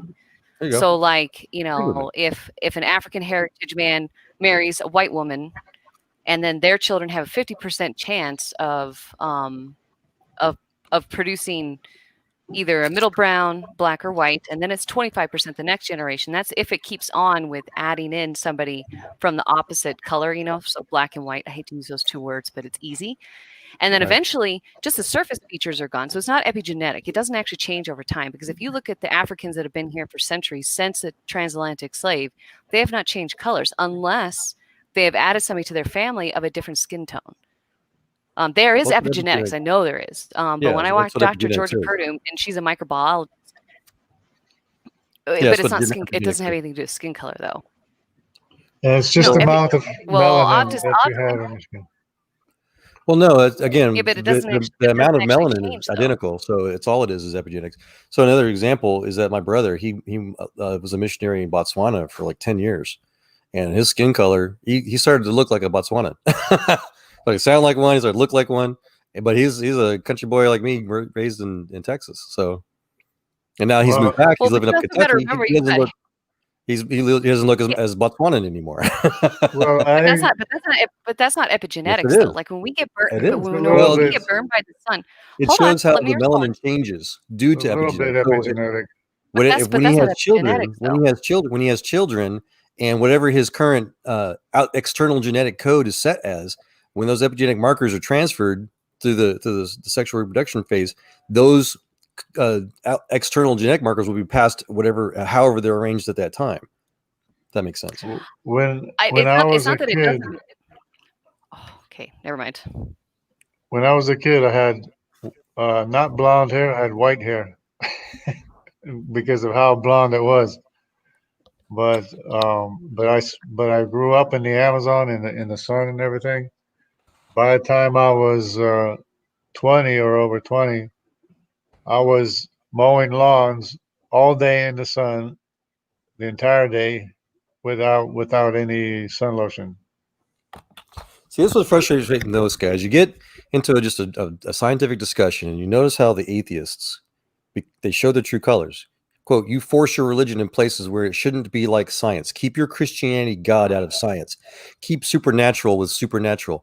This is the fact. Let me just quote real quick. I don't think he's understanding very much of what's going on. Well, no, he's right. That this confirms empirically when Einstein said that atheists cannot be scientists. He said it's absurd when scientists claim there's no God.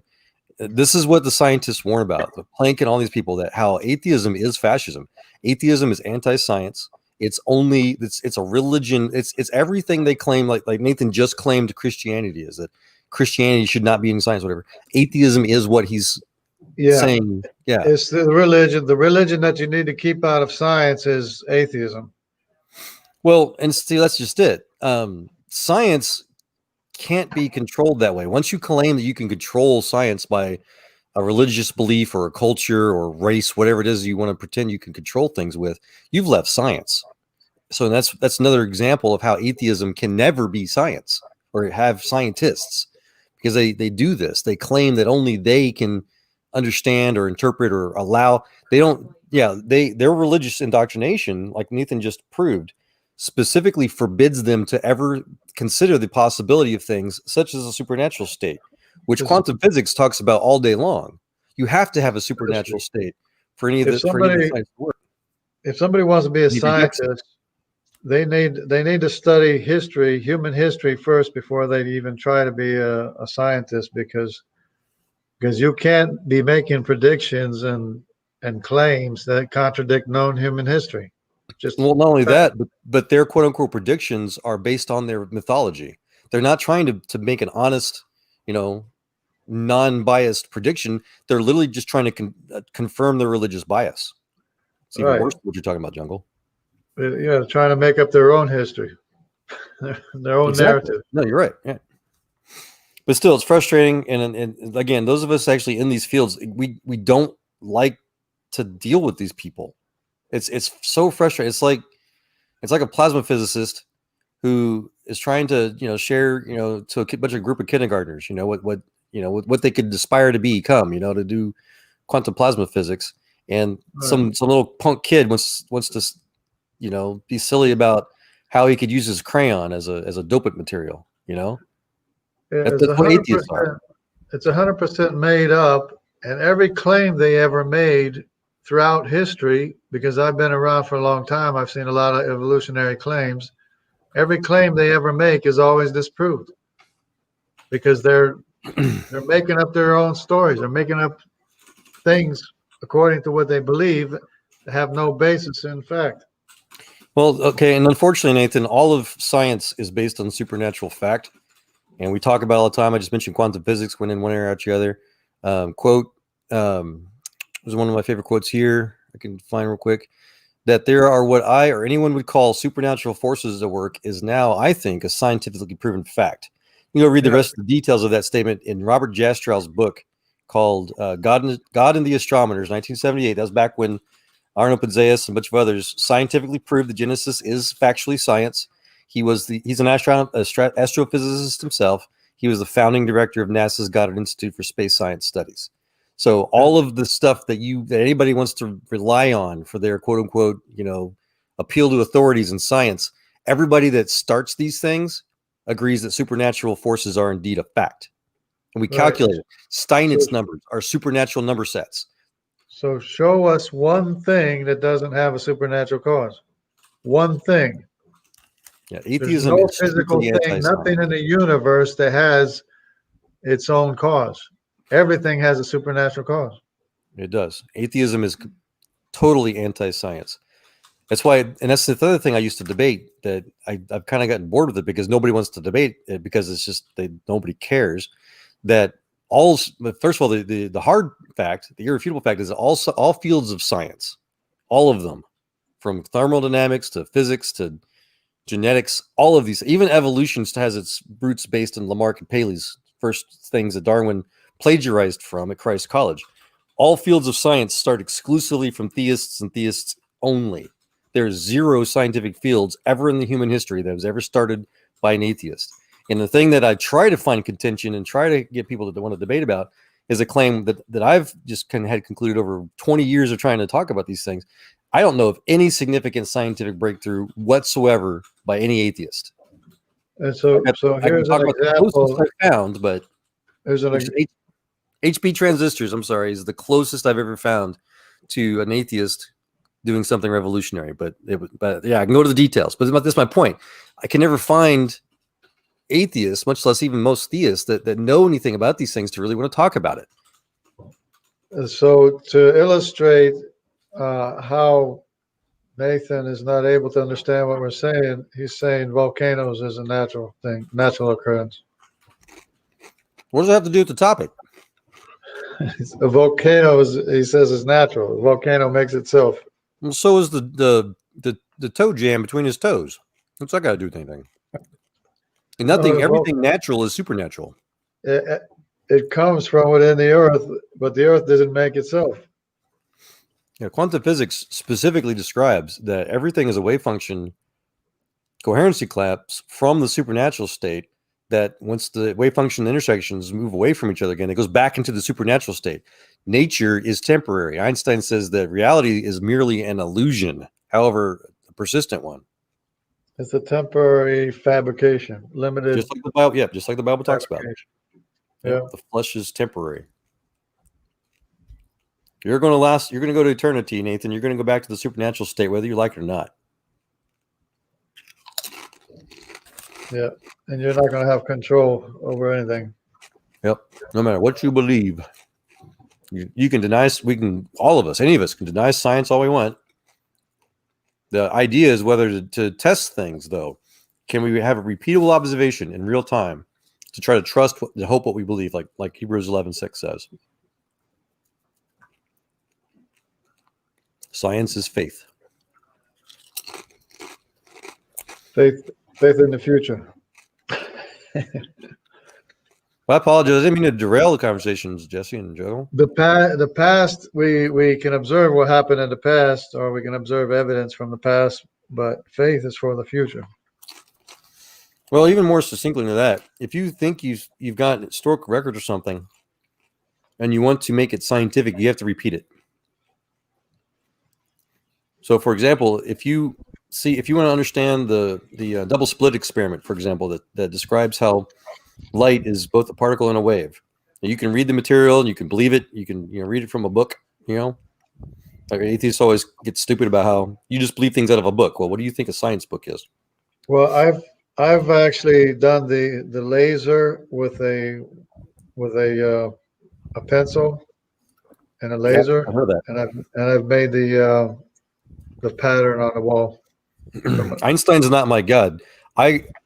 Jesus is Einstein and Spinoza and my God. So you need to get that right, Nathan. Please stop telling people what they think. I know you're an atheist and you need to force your religion and your opinions on everybody as you keep doing in text, but you're wrong. I don't care about what your fascist opinion is of me or others, okay? Or Nicholas. You don't get to dictate to me what I believe. You can listen to what I say. You can listen to what Einstein says. You can study these things for yourself. But to lie about people continues to prove atheists are always science deniers. no matter how much you want to gaslight us to force us to believe your religion. And science is what you can verify. Evolution is not verified. Exactly. A natural cause for natural things is not verified. It's a It's never baseless been belief. repeatable. Yeah. Well, I like God how created- Answers in Genesis put it is, science is observable, in the now, what we can observe now. But when you try to go back with history, you can't use science to do it because that is not observable. We were not there. You have to assume rates and conditions. You either have to assume uniformitarianism or catastrophism. It's either going to be one of the two or something in the middle. And you have to make assumptions about rates and conditions. There's nothing else you can do because we weren't there. We did not have. That's what I was trying to. Pardon. Yeah. Sorry. That's what I was trying to relay. Was that if you see something that's been historically archived, like you just talked about, you can assume it, but to make it become scientific, you have to create this experiment. You basically take the past experience or knowledge and use it to create your hypothesis.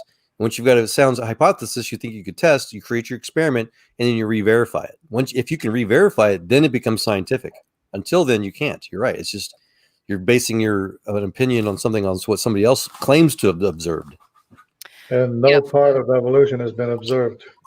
Right. Well, and did you guys watch the interview with Dr. Sarfati? Yeah, that was awesome. Yeah, well, he gave a great example that Dr. Jason Lisle gives as well. He gives an example of a candle. You've got a candle that's 6 inches tall, and it's at this certain point where it's burned down, and you assume that it was about 5 inches tall because that's how big candles are typically, right? Well, but you don't actually know how big the candle was because if you come in at some certain point, you don't know if it was burning fast or whatever. Well, Dr. Sarfati gives it about a bathtub. Filling with water. You don't know if someone changed the flow of the water, if there's more water in it, less water, so you can't make assumptions about how quickly the water is draining or whatever, because someone could have added water and you don't know it. Like it was pretty cool. And it was the same thing that Dr. Lisle said about a candle. It's funny, Jesse. That's one of the primary interview questions at SpaceX. Oh, did you mute yourself? I don't think so. Test. Hello? No, you're good. I can hear it. At what? So that's one of the primary interview questions at SpaceX. What you just talked about, the buoyancy test? Buoyancy? Oh, okay. Yeah, I walked away. I had to go get some water. My throat is really dry. It's an interview question to test your ability to think. Is it? Mm-hmm. I think it's cutting out on us. Or is it my internet? La la la la. 1, 2, 3, I can 4, hear 5. I can hear him okay. And my connection is bad. Uh-oh. I just Okay. did a 5x5 check, Jesse. Did you hear me? 1, 2, 3, 4, 5. I only heard like half of it. Right. Now I can hear it. Okay. 1, 2, 3, 4, 5. Cool. Do you All right. get a full 5? I got 1, 2, 3, 4, 5. Very good. Well, I'm Yeah, on no, Wi-Fi, so my internet gets a lag. That's one of the newbie interview questions at SpaceX is the buoyancy test, what you just described. It's just a test to see if you can Like what think. Dr. Sarfati said? Mm-hmm, mm-hmm. Oh, yeah. And I like that because, they try to assume these rates and conditions in the past. And then when they try to test it in the now, they come up with all these dates that are like, I love giving this example. So I was in an anthropology class in 2011, and they found these footprints of an upright human. So you got to remember, this is an anthropology class, totally based on evolution. And when they dated it, and I don't remember which dating method that they used, it dated between 200,000 years ago to 800,000 years ago. And they arbitrarily chose where they wanted to put this date. Right. Mm-hmm, mm-hmm. Right. That's how it's done. Fit their Exactly. dogma. Exactly. And I couldn't believe, I was sitting there in that class, and at that time I didn't know about, I was still not entirely sure about, I hadn't had all my puzzle pieces with, creation and evolution, all that kind of stuff. But when I was listening to that, I was like, there is nothing logical about that. Like, you guys literally just chose a place in history, an arbitrary place. I mean, that is hundreds of thousands of years that you could be off. And they're just like, oh, that's no big deal. But then they complain Right. at us when we have, like a skipped generation in the Bible, like, this guy's actually like grandson or something like that. And I'm like, okay, you're talking about like 40 years here, maybe. And you're talking Right. about something that's 400,000 years, and you don't know where it is, and you just arbitrarily chose a place because That's right. humans were not walking upright at this point, so it can't be there. But how do you know this? Oh, it's based on your presuppositions. Because the evidence for the mythological fantasies don't really matter, Jesse. It's just the fact that the mythological fantasy has to be true. You gotta watch this guy named Bodhi Hodge. He does this really great one on dinosaurs, and in the beginning of it, he gave the story about this guy that had something called a calf puller. I don't know if you know what a calf puller is. Yeah. Nathan just asked you to explain how something that can't be proven works. It's cute. I think that Bodhi Hodge talking about. I think Kent Hovind uses the calf puller thing too. Yeah, so a calf puller is basically, it's got like this this U-shaped not a hook, but it's U-shaped, and then it's got a wire hook to it. And basically, what happens is when the calf is breech in the mama cow, what they do is they actually they put it around the cow's like hips or whatever, and then they latch onto the baby's foot, and then they literally have to crank the baby out. And this farmer's on the side of the road, and mama cow is having problems with the birth, and so he's got this calf puller, and he's basically wrenching this cow out, this baby calf, and the city guy pulls over and is just looking like shocked, and the farmer goes, "But you never seen anything like this before?" And the guy goes, "Nope." And he goes, and the farmer goes, "Well, you got any questions?" "Yep, just one." He goes, "Well, okay, shoot." And he said, "How fast was that calf going when it hit that cow?" Wrong assumptions leads to wrong conclusions. What is it? What are the old saying about assuming? Oh, Assuming it makes an ASS out of you and me. Mm-hmm.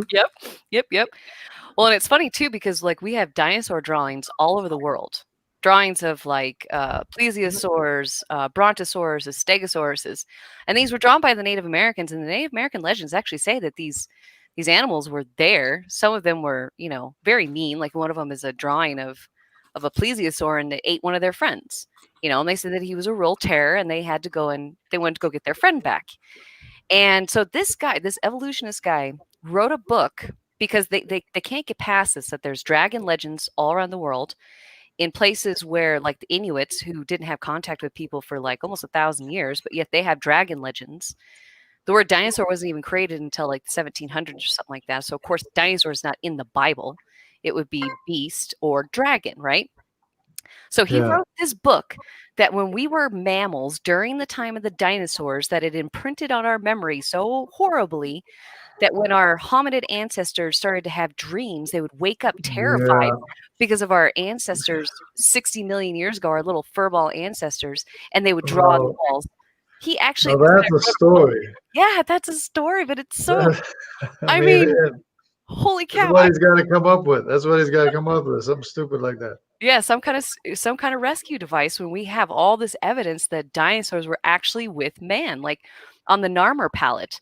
This is actually really cool. You guys have probably seen a picture of it. It actually looks like two long-necked dinosaurs are twisting heads. And the Narmer palette is dated to 3200 BC. Narmer is, depending on who puts him where, he's either pre-dynastic or in the first dynasty of Egypt. Yeah, that's back when there was a sauropod in the Jordan River. Yeah, exactly. Yeah, and these look like sauropod, dinosaurs. There's one about some king in the 1600s that killed a beast, a dragon, and the way that they describe it describes, I can't actually remember what dinosaur it is, but but no, they have to come up with some kind of fantasy rescue device. That it was our furball ancestors that had these nightmares because they were so terrified of the dinosaurs. Yeah, it was an epigenetic nightmare. That's actually kind of funny, Jungle. It's an epigenetic nightmare. Oh my goodness, yeah. But yeah, and that is always their rescue device. Something. Hey guys, I'm gonna bounce for a minute. I'm gonna bounce over to Praise's channel. I'm may go to my phone so I can leave a spot over here. I don't know if it'll hold me if it don't bounce me off. Okay. He's Knox over there. He was doing a stream. I'm in a little chat conversation about that's what I was asking y'all about. He's got a stream going on Hale. So good talking to y'all. I didn't want to leave without saying bye. Okay. And sorry I was working too during all this. I was finishing up with my grandfather was up late. Home health came today, so it was God, they're killing me, man. I haven't had them here for like the last 4 years ever, and they're just intruding like crazy. They call and they just want to come out like 30 minutes later, like different times of the day. It's ridiculous. It's a money racket, man. They're doing therapy and stuff, and they're not even really doing anything when they come out. It's a joke. Anyway, but yeah, good talking to y'all. And I'm gonna try to save my spot here. If I can go on my phone and join this other one, if it don't kick me off, hopefully it don't. Yeah. I just didn't want you to if somebody would say something or mention me in chat and then I don't answer. That's why. Okay. All right. No worries. All right. Good talking to you. And then, of course, you're always welcome to come over and praise this channel if you don't want to. All right. All right. Okay. Bye, Chris. Yeah. So they have this like epigenetic nightmares, but that has to go back way beyond the apes, because the apes didn't even exist with dinosaurs. So how does that work? I know, right? Yeah, none of it actually doesn't even make sense. Yeah. And the fact that they have found, animals that we see today with the dinosaurs, and it's like, this isn't working out so well for you guys. Yeah. Yeah, it really cracks me up, their rescue device. I was trying to think of another one off the top of my head that was pretty funny. But that one was hilarious. When Buddy Hodge showed that book, I was like, they actually wrote a book about nightmares of our furball ancestors. Like, That is pretty extreme. Yeah. That's yeah, pretty it bad. literally sounds like a fantasy story to me. No, that would be completely wiped out of the memory, by the time that would ever happen. I mean, well, don't you think it's kind of funny how selective they are about what survived this so-called meteor that happened 65, 95 million years ago? It's funny what survived. It's what we see today, but when we don't see dinosaurs, so therefore they had to die. They have to die 90 million years ago or whatever. I find that really interesting that they're very selective on what lived and what died. Yeah, they don't seem to understand that it was different stages of the flood that wiped out different ecosystems. And as the higher and the higher the water, tsunamis got, Let's see. Here's something they never talk about. They still find chariot parts from the Red Sea dated at that time. Yeah, you know what? There's something else interesting. So the Bible actually mentions that they used iron weapons during the time of Joshua, I think. And according to the evolutionary model of the 3H system of man, they couldn't have had iron. Right. That's what they say. Huh? What about Noah? Oh, they don't. Well, they don't believe in Noah. Well, I'm just saying. Oh, So yeah. Well, there was iron. metallurgy before the flood and shortly after the flood. Okay. Yeah, but they don't want to believe it because they have to have this 3H system of them going from something simple to something complex. Right. So they have to go from stone tools to, it's really interesting, Joel. I was actually looking up copper and bronze. Do you know what the alloy is for bronze? It's tin and something, isn't it? Tin and copper. Yeah. Do you know how rare tin is? Yes. How did they find it then? You got very lucky. Did you know Joseph of Arimathea was a tin trader? Joseph of Arimathea, the rich man that gave his tomb for Jesus to be buried in, he was a tin trader. Yep. Did you know that they found a pure oh, I forget what the metal is. It's a completely pure alloy, and they found it dated to the Roman era, like 300 AD. And man, I can't think of the name of it. It's from North America. No, there was a copper mine in North America someplace where they found it showing up in strange places. Well, my caramel M&Ms. Well, and the other thing is that we're digging through their trash. Like, if you're out working on a work site, you are not going to leave your tools there, and especially all the way up until the 1900s, people passed on broken chairs. Like if it had a leg broken, they literally passed it on their will because people were not as much of a disposable society back then. So they would pass everything on. So, people always ask, well, where are these tools? Like if they had advanced tools or whatever, where are they? And I'm like, well, they passed them on, or they got repurposed, or the people who took them over used them again. I just got a notice here. Says Amy Coney Barrett is officially a Supreme Court justice. Yeah, I saw that. I don't know. Is she the one that there's all this controversy about? Yeah, no, she's really. a Catholic or something. No, the cabinet. like they're trying to keep. My mom was trying to tell me. I don't watch the news, so I learned from my mom. But she said there's like something they're trying to do because like Nancy Pelosi is trying to remove Trump based on his competency. Like he's not competent to be president because of the coronavirus, and it has some connection with the new Supreme Court justice.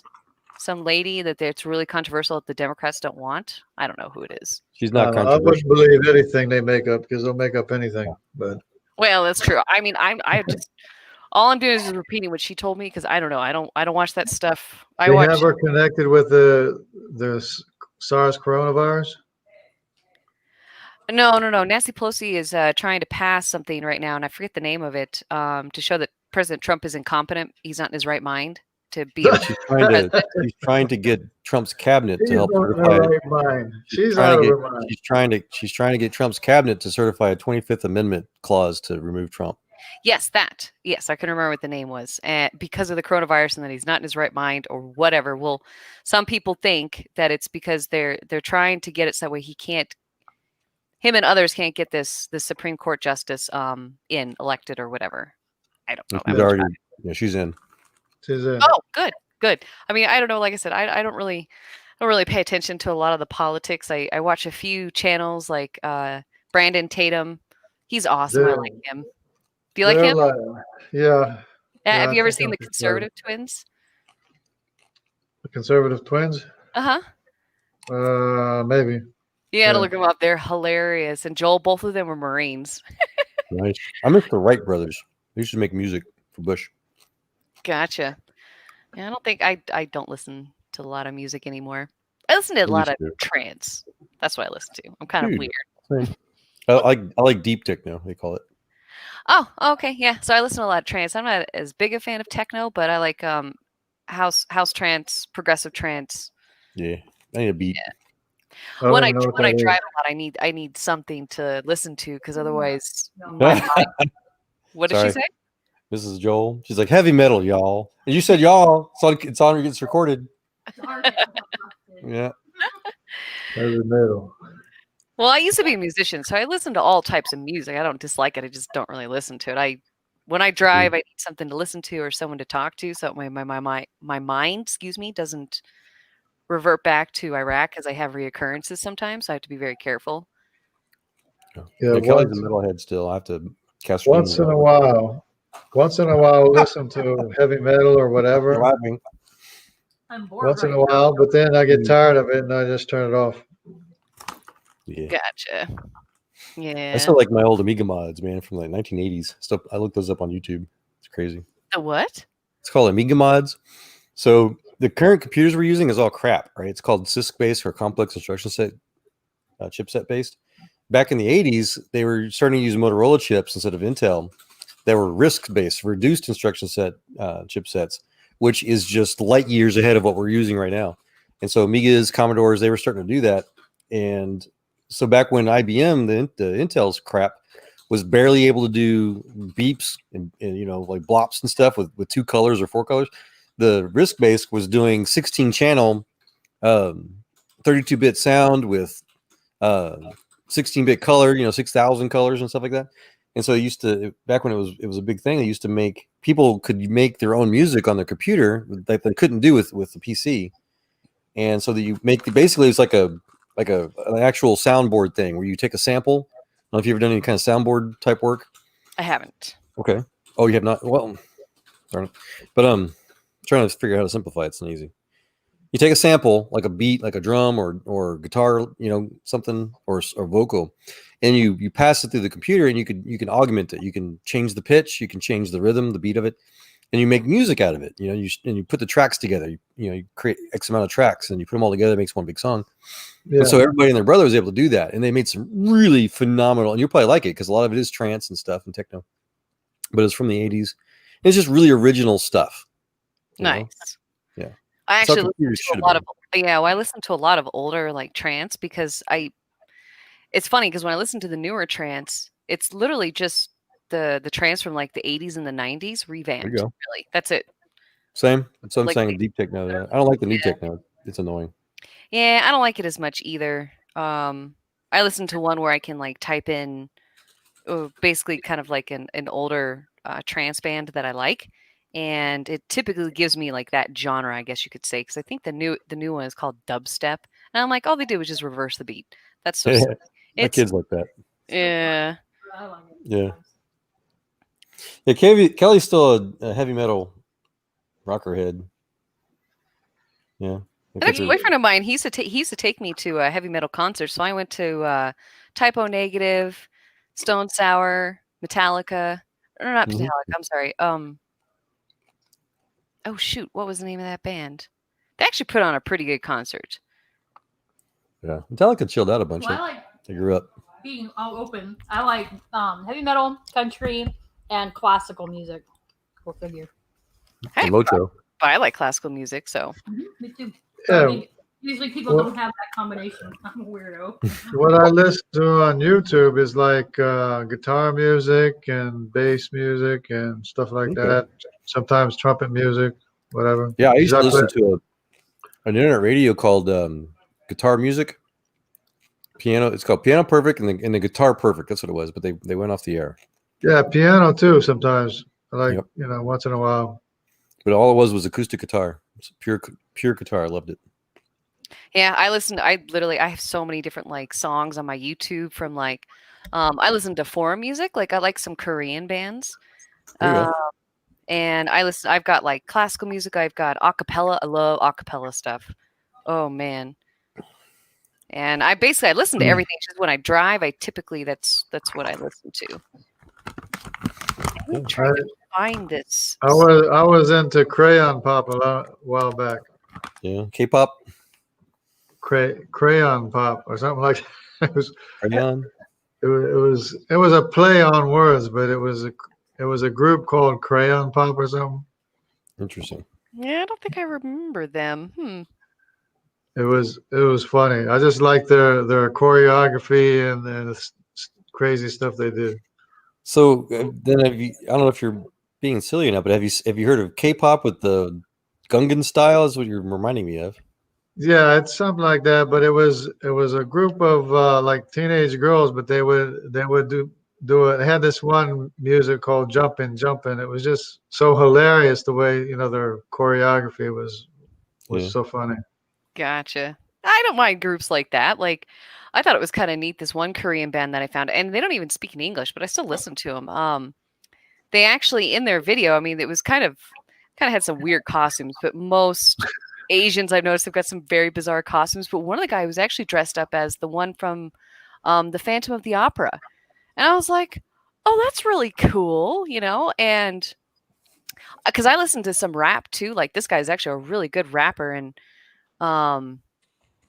yeah, I mean, and I have not a clue what they're saying, but I still like it. Yeah, it was funny because I would play it at work and people would look at me like I'm crazy and tell me I'm crazy and everything. Yeah, and I'm like, nope, I listen to, I've got some, Irish music, Celtic music. I've got, heavy metal stuff. Like, what's that band that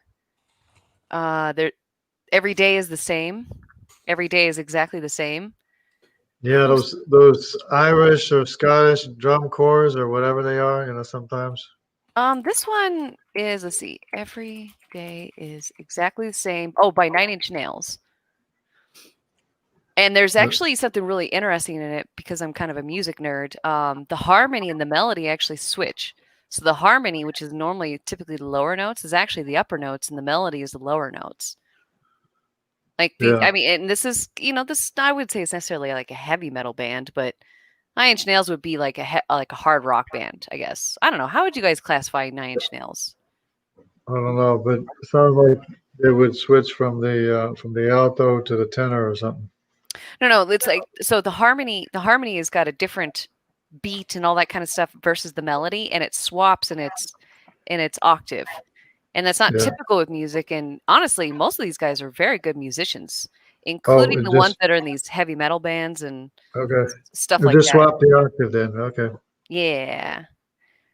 And that's what I look for. I look for stuff that's musically sound, I guess. I don't even know how to explain it. Just stuff that's got, where the music sounds good. Like there's good harmonies and melodies and all that kind of stuff. And music that has a bridge. Mm-hmm. Yep. Man, I'm still trying to find this. There's one song I keep trying to find. It's a rock song from way back in the days. He's saying, "Can somebody help me find the bridge?" It was funny. Oh man, I'm trying to think of this. I want to find that metal, that pure metal that they found in the Roman era, but I can't think of the name of that alloy or whatever it's called. I'm so not organized with my screenshots. It's somewhere around here. But it's almost impossible for them to have made this metal. That's why I'm trying to find it. Oh. And I can't understand how they had it. Let's see. It's like Nysium or something like that, or Nisium, or. Well, I was in Germany when they had the Monsters of Rock in like '82 and '84, and my roommate had this huge stereo. Remember back in the day, you would get the amplifier, you would get the tuner, and you get everything separate. You know, the turntable, and then you put it all together, and speakers and everything. He had a whole setup of that kind of stereo, and they would just turn it up real loud, and they would play this stuff all the time. You know, Frank Zappa, and all this different music, and you know, from that era. Dude, I did something similar, Jungle, when I was in Germany too. There's a little, there's just a volunteer little group of guys. They were working through one of the what do you call it, little community center things, and they were getting requests all over the country because they had little, like you were talking about, kind of a little van setup of loudspeakers, and they had the speaker wire and the mix boxes and stuff. And so they for concerts and just, you know, all kinds of things. And I'd volunteered with them as well. I was the cable guy, so I get to learn all the backstage stuff and hooked up the cables and you had to coil them up just right so you don't run the risk of damaging, because they were super expensive. Yeah. Just to get to go around and visit all these people was fun. And you need those cables. Yeah.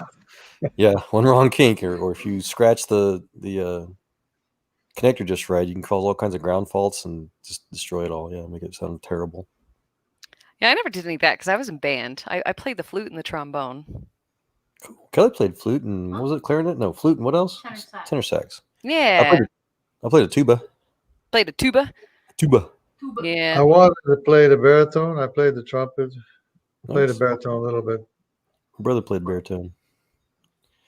You know, it's actually kind of funny too, is I will ask atheists this, and they don't like this question. They always tell me, well, Answers in Genesis, CMI, and whatever, ICR, you know, they don't endorse this question. And I'm like, I had my band teacher ask me this question a long time ago.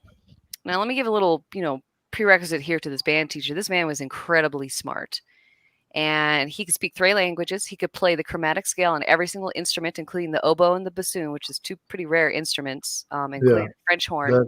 Yeah, some of them are pretty awesome. The band instructors. I had a really good one too. Yeah, so he could speak 3 languages, play the chromatic scale on all the instruments. He could do calculus in his head faster than someone on a calculator. And he had a degree in something else, and he was also an ordained preacher. And this is the time when, you know, because in church, you know, we never talked about evolution. We never talked about, you know, the molecules to man or any of that kind of stuff. And he asked me one day, he goes, Jesse, he goes, if we really did come from monkeys, why are there still monkeys? And I've asked that. Huh? I played you that Steve Harvey clip. Yeah. Well, and I always want to ask him, like, okay, well, you say that we came from this eukaryote, but it's not left. We don't actually have this simple cell anymore. So therefore we came from it, right? We don't have dinosaurs anymore, but you say that these dinosaurs, the birds that we have today, came from the dinosaurs. We no longer have dinosaurs. So how is my argument not valid? Like there shouldn't be, you know. And he asked me that a long time ago, 20 years ago, actually. I think I was about 16, and I didn't take his question too seriously because at the time I was just like, well, I don't know. They don't really talk to us about this in school, and they certainly weren't talking to us about it in the church. And I ended up picking up a book called Dinosaurs in the Bible by ICR about 6 years ago, and it was like literally my last puzzle piece to kind of figure out that these crazy creationists that thought the world was only about 6,000 years old were actually right. Yeah, because that's all the history there is, the human history, doesn't go back any farther. Yeah. Well, I used to age the Earth not based on the billions of years that they would tell me, but based on the movements of the Native Americans, because they were my favorite population group to study, the ancient Native Americans. Well, I was told in school that it took them 200,000 years to migrate and, whatever. And I thought that was right. So I thought the world was only 200,000 years old. And then I slowly reduced it as they started to reduce the amount of time that the Native Americans took to get over here. Now it's only like 18,000 years or something like that. And then I found that book and it halved what I thought the world was. So you said the Olmec were on the eastern side of Mexico? Mm-hmm. Yeah, I'll have to check that, man. Yeah, let me It would be good if we could get DNA evidence from all these people. Oh man, Dr. Jensen was talking about that. He's like, they didn't actually do enough for like the Olmec, the Inca. I can't remember who they is prior to the Inca. 7 billion people in the world, and half are men. Yeah. And they only did that 1,000 genome project and whatever, So it's just a very tiny sampling. Yeah, that 1,000 genome project really bothers me because when they went to do the African population, there's 3 major populations in Africa. It's the Phoenicians or Berbers, and the Egyptians or Mitzrayim, and the Cushites or the Ethiopians, the sub-Saharan dark Africans. So those 3 major populations are all E3. And out of the 1,000 genome project, there is no E3 in the tree. It's not even there in a tree.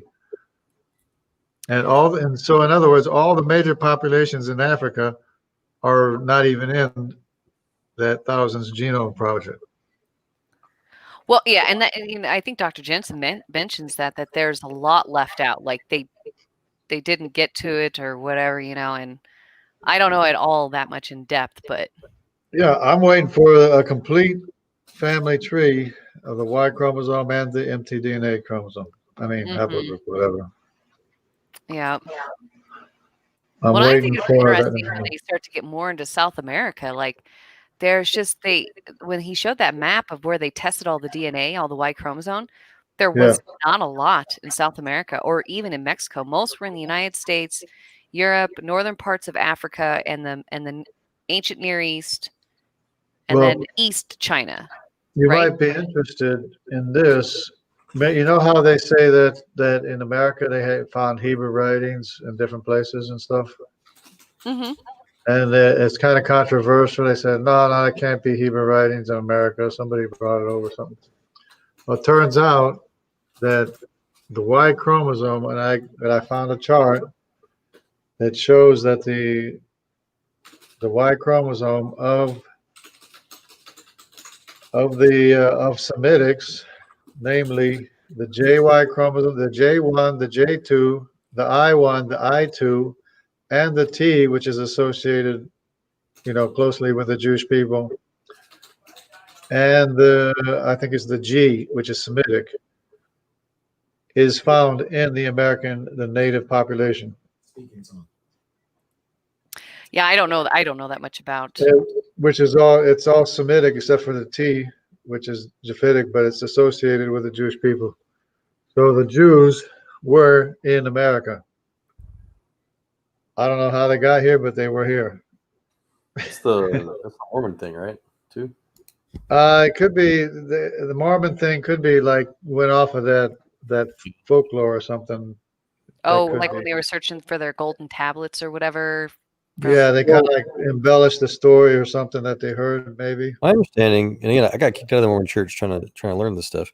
Was that not that I was trying to be a Mormon. I was invited. As long story short, I got invited when I was in Germany to a Mormon church, and not to offend my friend, I went. But they had this epic library. They had all these really old, like 200 years, 100 plus year old books, whatever. Some of them like the original, like Brigham Young books. So I was just reading through those, trying to confirm some of the old Chick Tract stuff I'd heard, right? Because Chick Tract, is get you in trouble. But so they have references. I'd look up the references from their actual books, and I like, did you know about this? Did you know about the pedophilia stuff? Did you know about this Kolob stuff? You know about, and eventually they told me that I guess I wasn't being serious, so they asked me to leave. But you were being serious, but they didn't want you to be serious. Well, I was serious. I was like, did you know about this? What's this mean? And they couldn't tell me. Yeah. They tried to tell me some. At first, they were trying to tell me, but then I'd ask more questions. And then, anyways, I was a young punk. My understanding was that they found. So the gold tablets were written by the prophets that were buried. The prophets were, I forget if they were magically or just sailed somehow to America, and they were basically giving the gospel of Jesus Christ to the Native Americans. So was that the Jewish people? Yes. They were giving the gospel to the Native Americans. Okay. Yes. Well, the DNA is here anyway. Mm-hmm. Well, I mean, I don't believe the Mormons things for 1 second, but I mean, just trying. Right, but they might have heard some stories, Native American stories, and then twisted it. Yeah.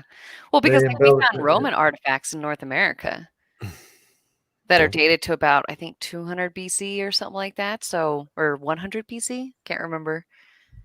So it's not. Yeah. Oh, sorry. Well, that's a significant amount of DNA. I mean, significant traces of the J1, J2, the I1, I2, the T, and the G, I think.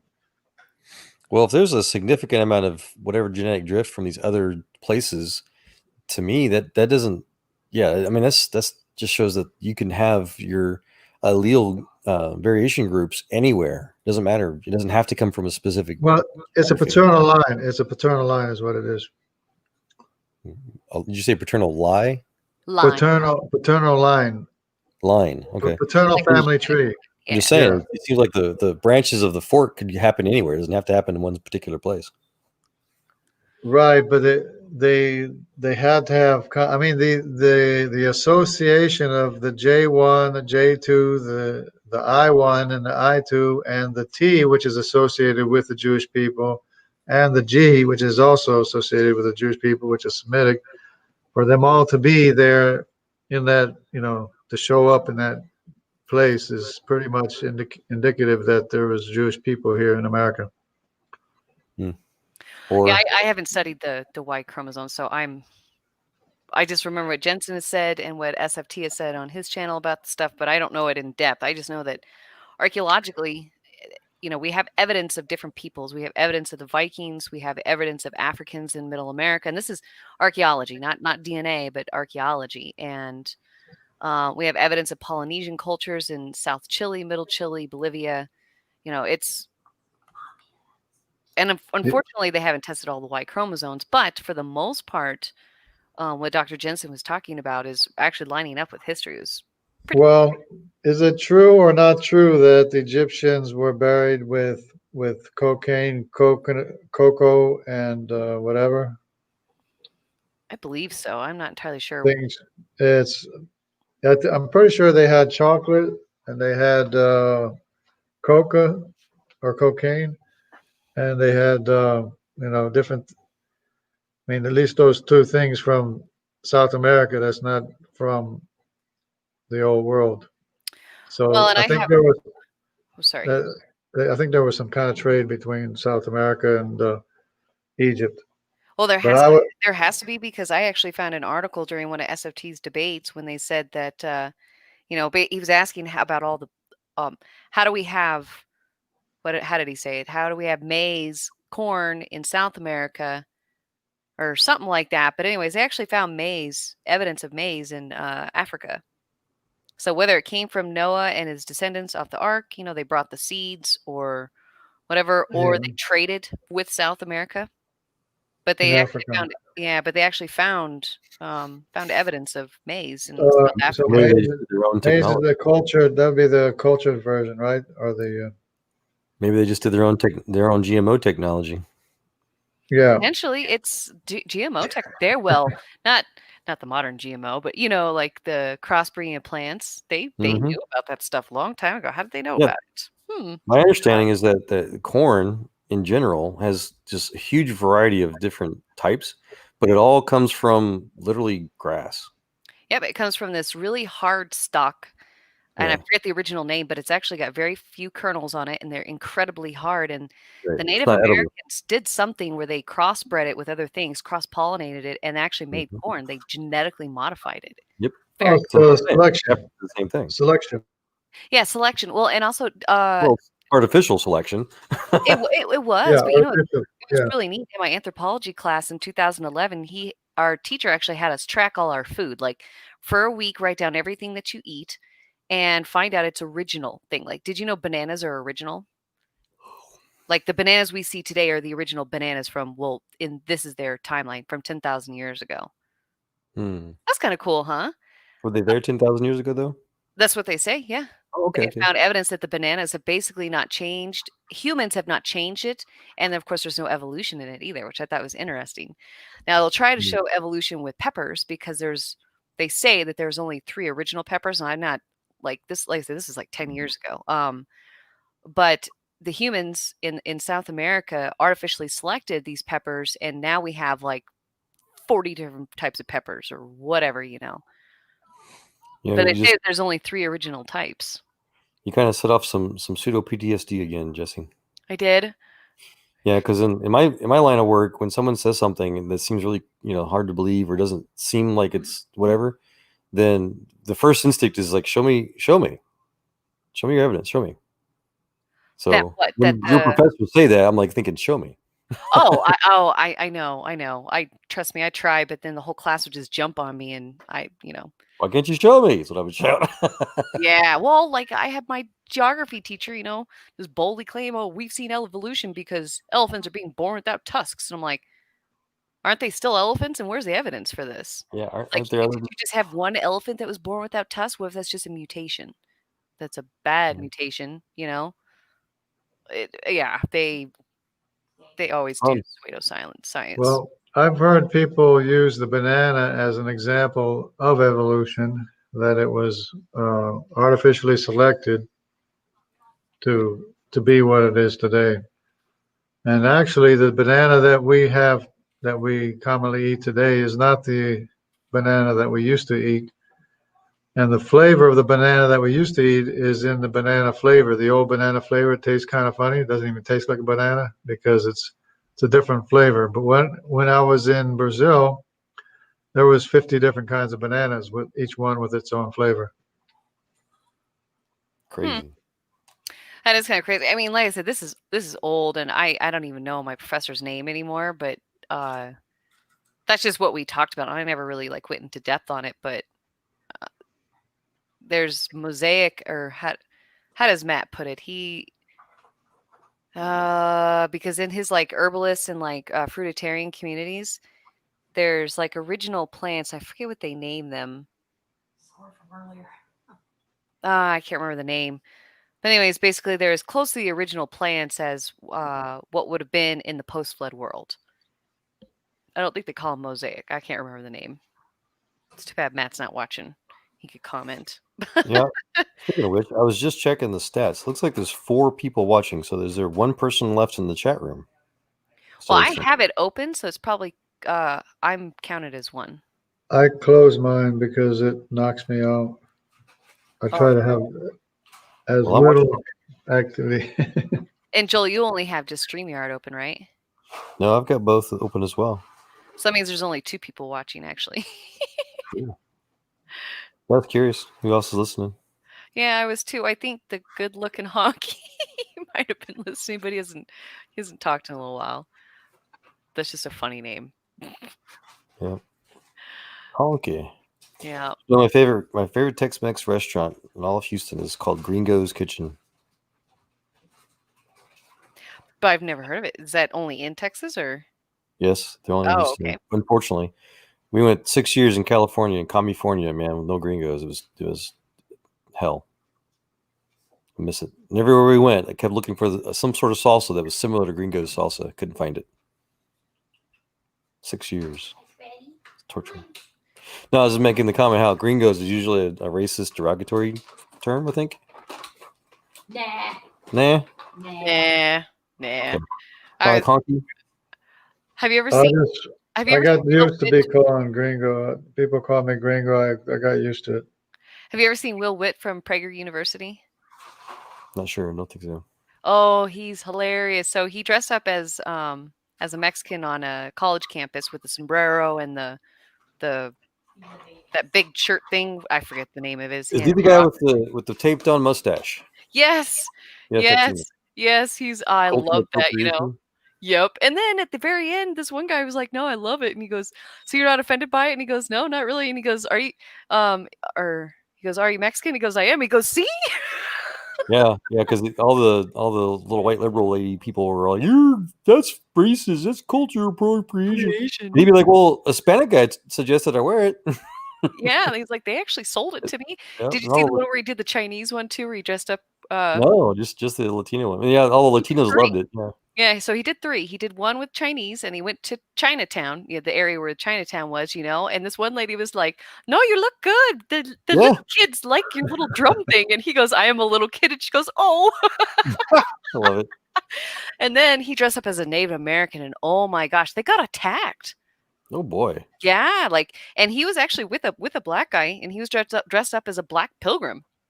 And they got attacked, like they knocked his top hat off. They pulled off Will Witt's headdress, and they actually went to a Native American reservation or whatever. And we're talking to them, and they were like, "No, we're not offended by it." Like, sure, there are some Native Americans that are like they get mad about the Redskins or whatever, but some are not. They're like, no, the Redskins were. It actually wasn't a derogatory name. It was actually the name of almost like the Comanches, or not the Comanches, the Chiricahua, which is the Chiricahua is the Cherokees' elite force. Mm-hmm. So where Geronimo got captured in South Arizona is actually in this valley near the Chiricahua Mountains. And for 13 months, families and these elite warriors evaded Mexican and U.S. patrols trying to capture them, Geronimo. And for 13 months, all around that area, I actually almost bought property down there. And it was actually near what's called Geronimo's stronghold, where they captured him. Yeah. Yeah. We used to do a ruck march. I was in Fort Sill for my boot camp, and there was a trail to Geronimo's last house where he died in. Oh, wow. What state was that in? Where the Cherokee Mountain? Arizona. South Arizona. Yeah. I thought that was interesting because I looked it up, and of course, I always get some kind of history, and I'm like, ooh, what is that? Let me read about it. Yep, he died on Fort Sill. They had him under house arrest, but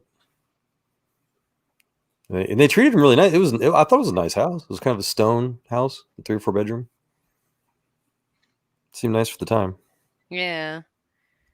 That genetic chart that I was talking about with the Jewish people in America also confirmed to me that the DY chromosome only went to Africa in the recent past. Other than that, they went east instead of west, along with C. But the C doesn't even ever show up in Africa anywhere. Yeah, I wouldn't know. And of course the C connects to the E family tree, because C is probably Nimrod, and Nimrod is Cush's son, and Cush is the father of the Cushites, the dark Africans. Yeah, I mean, I don't know. I wish I had followed that a little bit more, but I don't. I find it fascinating that you can actually trace people, because Nimrod had a kingdom very early on. Of course, he was the first king in the land of Shinar, which is Mesopotamia. Mm-hmm. So he had, descendants, obviously, because he was the king, but he was alone as far racially, or according to the family tree, he was by himself, because he was that great hunter, remember, in the Bible. And he had the kingdom in the land of Shinar, and I think they say he's Sargon. He might be Sargon, but since he was by himself, that means that he would be the only African in Mesopotamia or east of Mesopotamia. And so that was probably Nimrod. So it's kind of easy to follow it early on. Yeah. You know, I've been trying to find this stupid screenshot, and I came across the screenshot talking to my brother one night, and he was in this is kind of a change of subject, going back to politics, but so my nephew, this was I think 2 years ago, so he would have been 10 years old. He was in a predominantly black school in South Carolina, and they were just incredibly racist. And so my brother was messaging me. He said, James got attacked by 2 kids on the bus a couple months ago. One attacked him, and James took him down and held him in a chokehold until the kid started crying. Then he let him go. Then another kid started beating on him, and he did the same thing, never threw a punch, and made both kids cry, and he got suspended. He called me in tears, saying how sorry he was. I asked him what happened. He told me. I went to the school bus and asked to watch the tape from the bus, and he did exactly what he said. The principal told me we need to teach him to behave.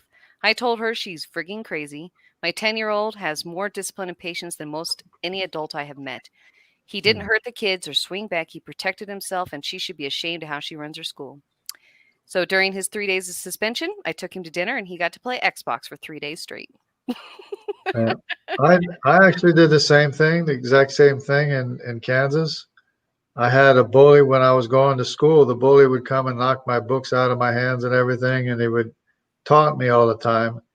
And then one day he showed up in my neighborhood in my back alley, and I wrestled him to the ground and pinned him there for until basically he cried uncle. I said he wanted to go home, and I never saw him again.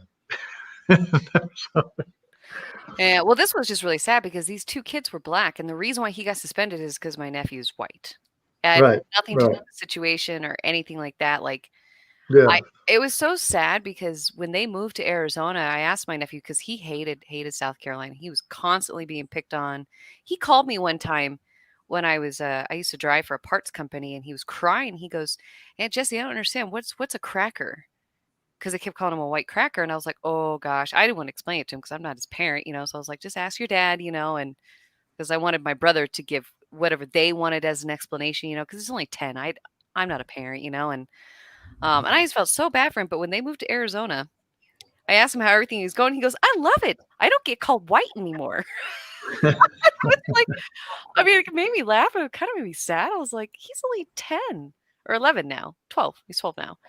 And I thought that's really sad, but I'm so glad that he's doing better, because that little boy he loves God. He is actually, you guys ever heard of Frank Peretti? Yes. You have? So my nephew is reading it. He's reading Piercing the Darkness, I think. Yes. He's 12. That's a good one. Did you know that Frank Peretti did a teenager series? Yeah, he did 3 different book series. Yeah. Yeah, he did one for teenagers. I read his teenager series, and I was going to get that for my nephew until I realized he was reading the adult books, and I was like, well, never mind. Yeah, I loved the books growing up.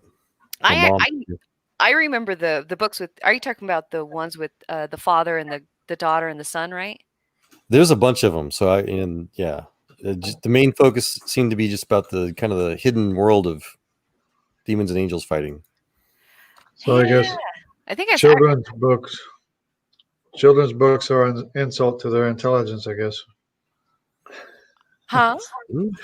The children's books are an insult to their intelligence. Oh, to my nephew's intelligence? Yeah. Actually, he probably would like it. He just loves God. That little kid he's so awesome. I understand this one, Kelly. What's this? Joel Navy posts Associate Supreme Court Justice Bennett, happy birthday, Secretary Clinton. It's got a picture of the new Supreme Court Justice lady at a podium with red laser, I don't know, Sith warrior type eyes. I don't know. What's he trying to say? Look at it. I'm not sure I get it either, but Joel is a very strong conservative. Oh yeah, no, Joel's so this other guy named Joel Navy, he's the other lump of coal, quote unquote.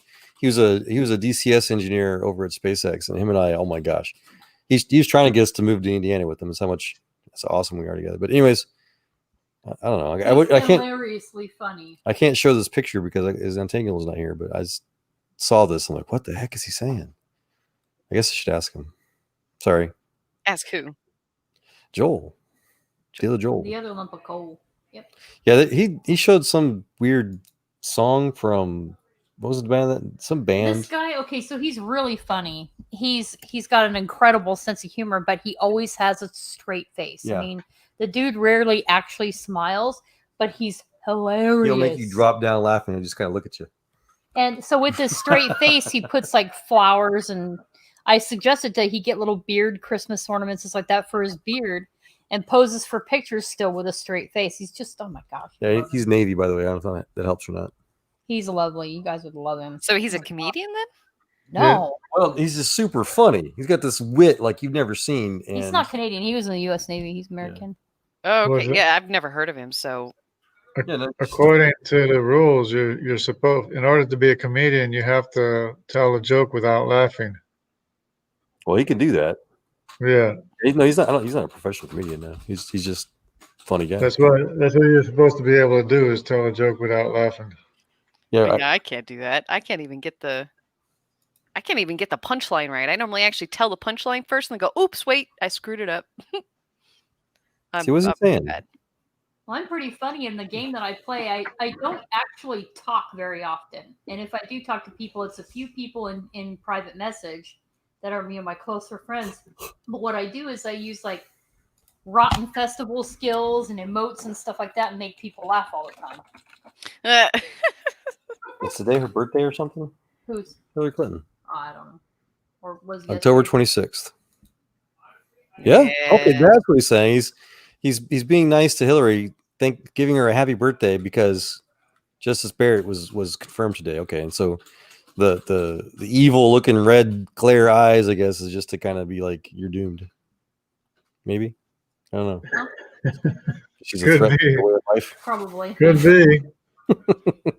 Never know. I mean, if there ever is justice in this country. Agreed. Did y'all know the lady that was Roe in Roe versus Wade was not only illegally used because she was underage, but when she became of age and she learned what they did against her, spent the rest of her life to try to undo Roe versus Wade. I did know that actually, but I was looking, doing my feminism debate, like Googling stuff. I actually found that. Mm-hmm. That was pretty amazing how much they lie and how much they cover up this stuff. It just, I would like to think that would be an automatic reversal of the decision because it was done legally. Right. They had no standing against her because she was underage. yeah, exactly. But nope. No standing now. Nope. Well, I mean, it's literally the same thing. I mean, how many times have they found that evolution is not true and that they're holding on to these like really old dead men's legacies? Like the pepper moths were still in my class. Like they know that was a hoax. Yep. They know that these were hoaxes. They found out, and yet they're still there. Yeah, I just want to yell at these people. That's all I want to do. Whoever's teaching evolution anywhere, I don't care who it is. I just want to yell at them. That's my frustration. And they're killing people. They're butchering people, killing babies. And I remember watching this. I was actually going to say it during my feminism debate, but I couldn't really find a way to put it in. But I was watching this girl's stream. She'd already done the live stream, but I just ended up finding it. And she had just gotten her second abortion, and she was crying on her live feed. She's like, I don't understand. It's just supposed to be a bundle of cells, but I'm crying. I'm like, that's because you're being lied to. That was a human life you killed, and you know it as a woman inherently. So, and she was struggling with this emotion because she couldn't. But that's common. That's so common, though. Oh yeah, they write. Oh, sorry. Go ahead. There's a billboard on the freeway just as you get onto the main road here where I live. Big giant billboard sign that says "Abortion hurts," but then on the right hand side, it's got a picture of a woman crying, and it has an 800 number under it. Yep. You know what they write on in chalk all over my campus? 70-80% of abortion women who get abortions are happy after that. So that's their stats, that 70 to 80% of women are sociopaths. Those are, and the ones that are crying and can't understand it.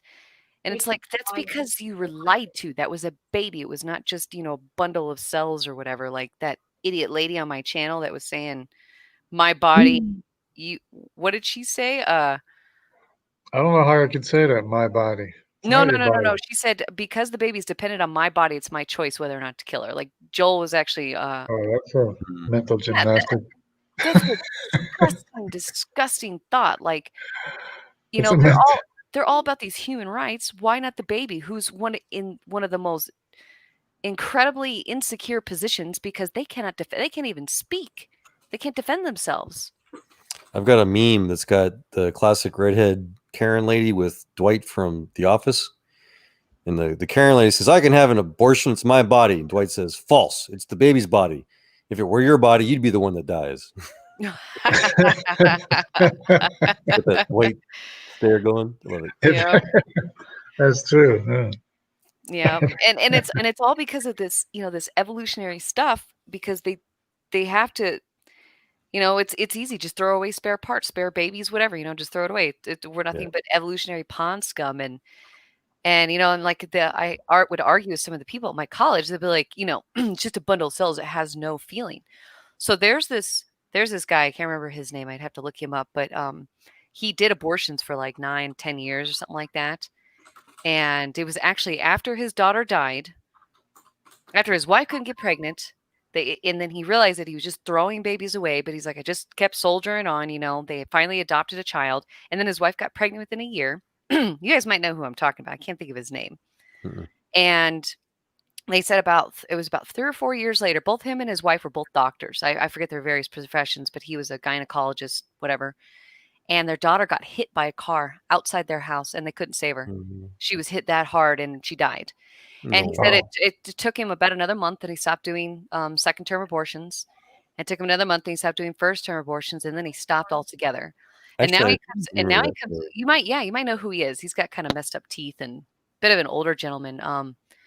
But anyways, he actually talks about like when he was doing the D&E where they tear the baby apart. He says they actually twitch, and they would actually have to tell the woman, no, they're not twitching, because they couldn't, you know, like just, you know, stay there, don't move or whatever, you know. And there's another lady that worked in an abortion clinic.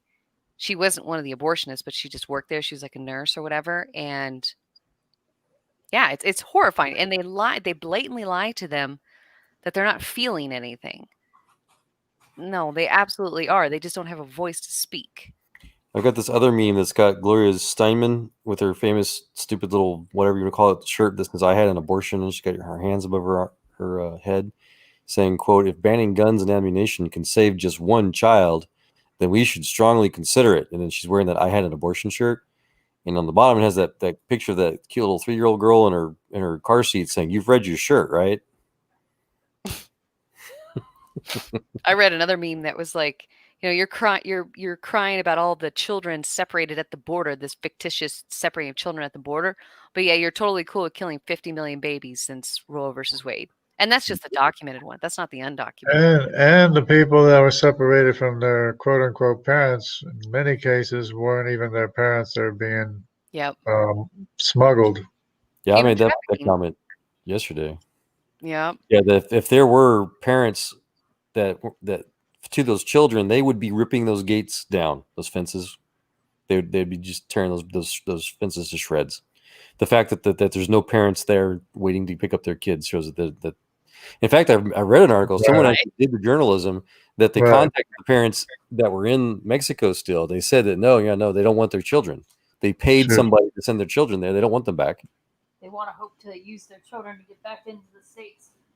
Yeah. Just using their children. But I've got another meme that talks about what you said too, Jesse. It's from Matt Walsh. She says, quote, please don't complain about deporting children if you support murdering them.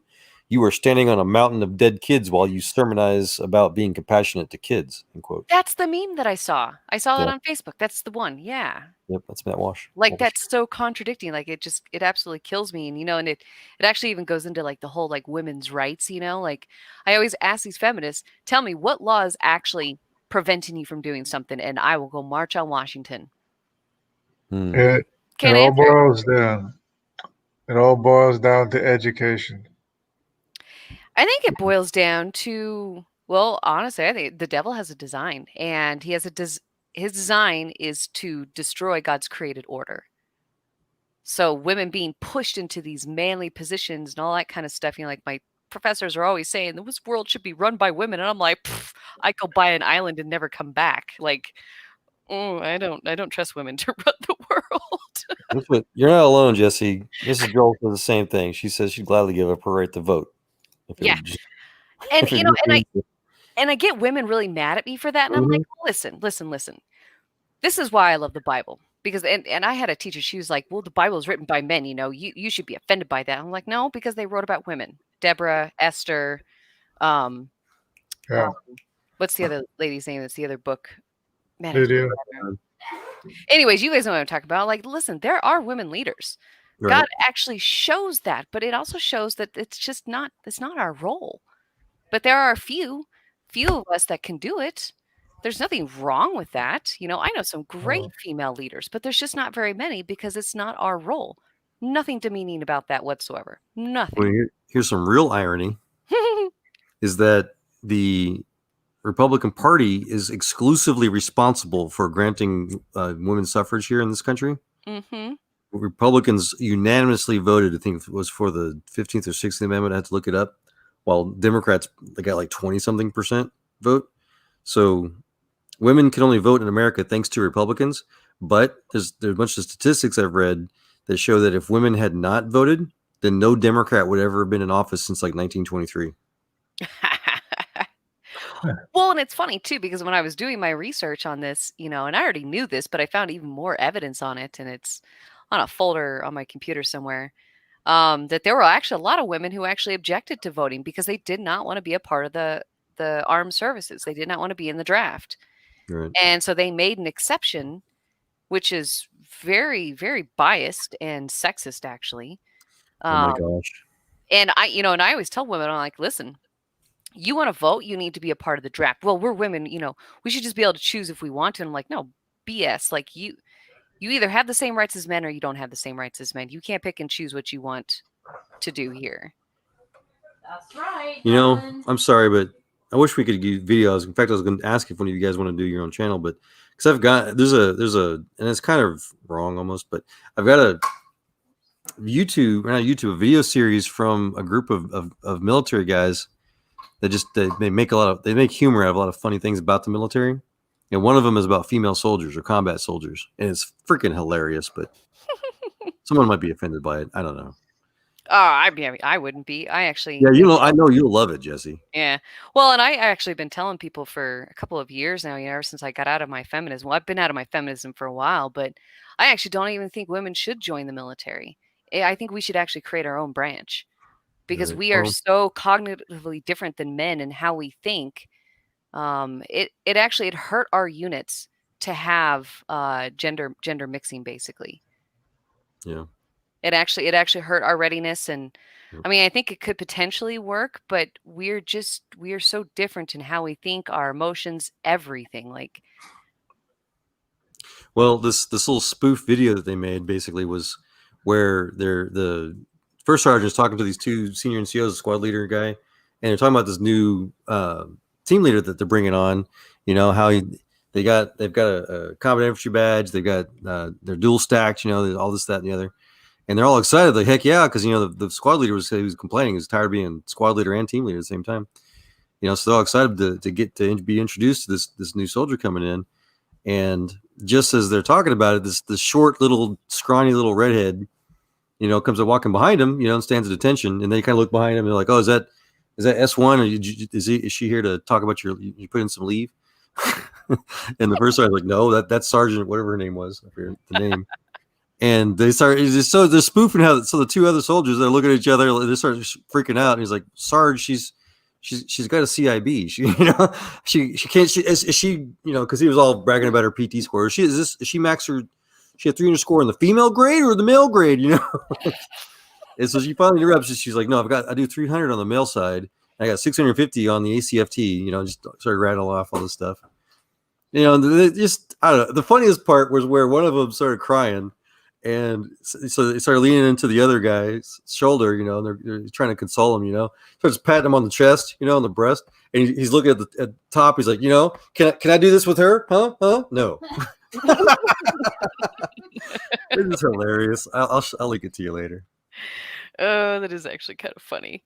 It is. Oh, she's like he was Clearly has a good sense of humor. Oh yes, it's all humor, but he said something about I forget what it was, the double stack thing. And so he does not. All he has is the American flag on his right arm. His rest of his unit patches are all bare. So she rubs on it. It says it's fuzzy, and then she touches him on the nose and just says boop. Boop. Yeah. And so the other guy says, "First Sergeant, that's sexual harassment." And she grabs him by the top of the head, pulls him back. "I'll show you sexual harassment." And the First Sergeant's like, "Hold on, let him go." Just it's funny. That is actually kind of funny. Well, and you know what? Most of the time, and this is no offense to anybody who's listening, but our military humor is not typically liked by a lot of that's why I work so hard in the lounge. I was actually the president of the Veterans Club, and and they wanted to integrate the offices, the veteran benefit offices, into our lounge, and I warned the boss. I was like, I could not do this because our language is offensive. Yeah, especially for Marines. Oh gosh, yeah, we're terrible, and this is from all the branches, yes. And it's funny too because this left-wing group was trying to force us, because we had a sign-in thing. We just needed to track how many people were coming in, and all you had to do is just put your student ID number in there. They wanted us to put race, gender, orientation, all that kind of stuff to prove that we were diverse. That's stupid. That's racist. It was very racist, and we tried to tell them, but listen, we are diverse, all right? But they were concerned because there wasn't that many females. There was just me and this other girl. Well, sometimes there'd be like 3 of us, and all 3 of us were just like women are only 22% of the veteran population, the entire veteran population that are alive right now. We actually are very representative. Yeah. There's just not that many of us. And I would have asked everybody to for your race, put which branch of service you're in for your, for this, put something else in, That's what we said. Put green for your race or something like that for your color. Well, because what we would do is we would ask the other veterans, especially the veterans that would show up to the lounge a lot, and be like, what do you guys think? And they were like, so we had the LGBTQ next to us, and this one guy just started yelling really loud, saying some pretty obscene stuff. And I was like, shh, right? We're already in enough trouble as it is. You're not out to sea. Stow it.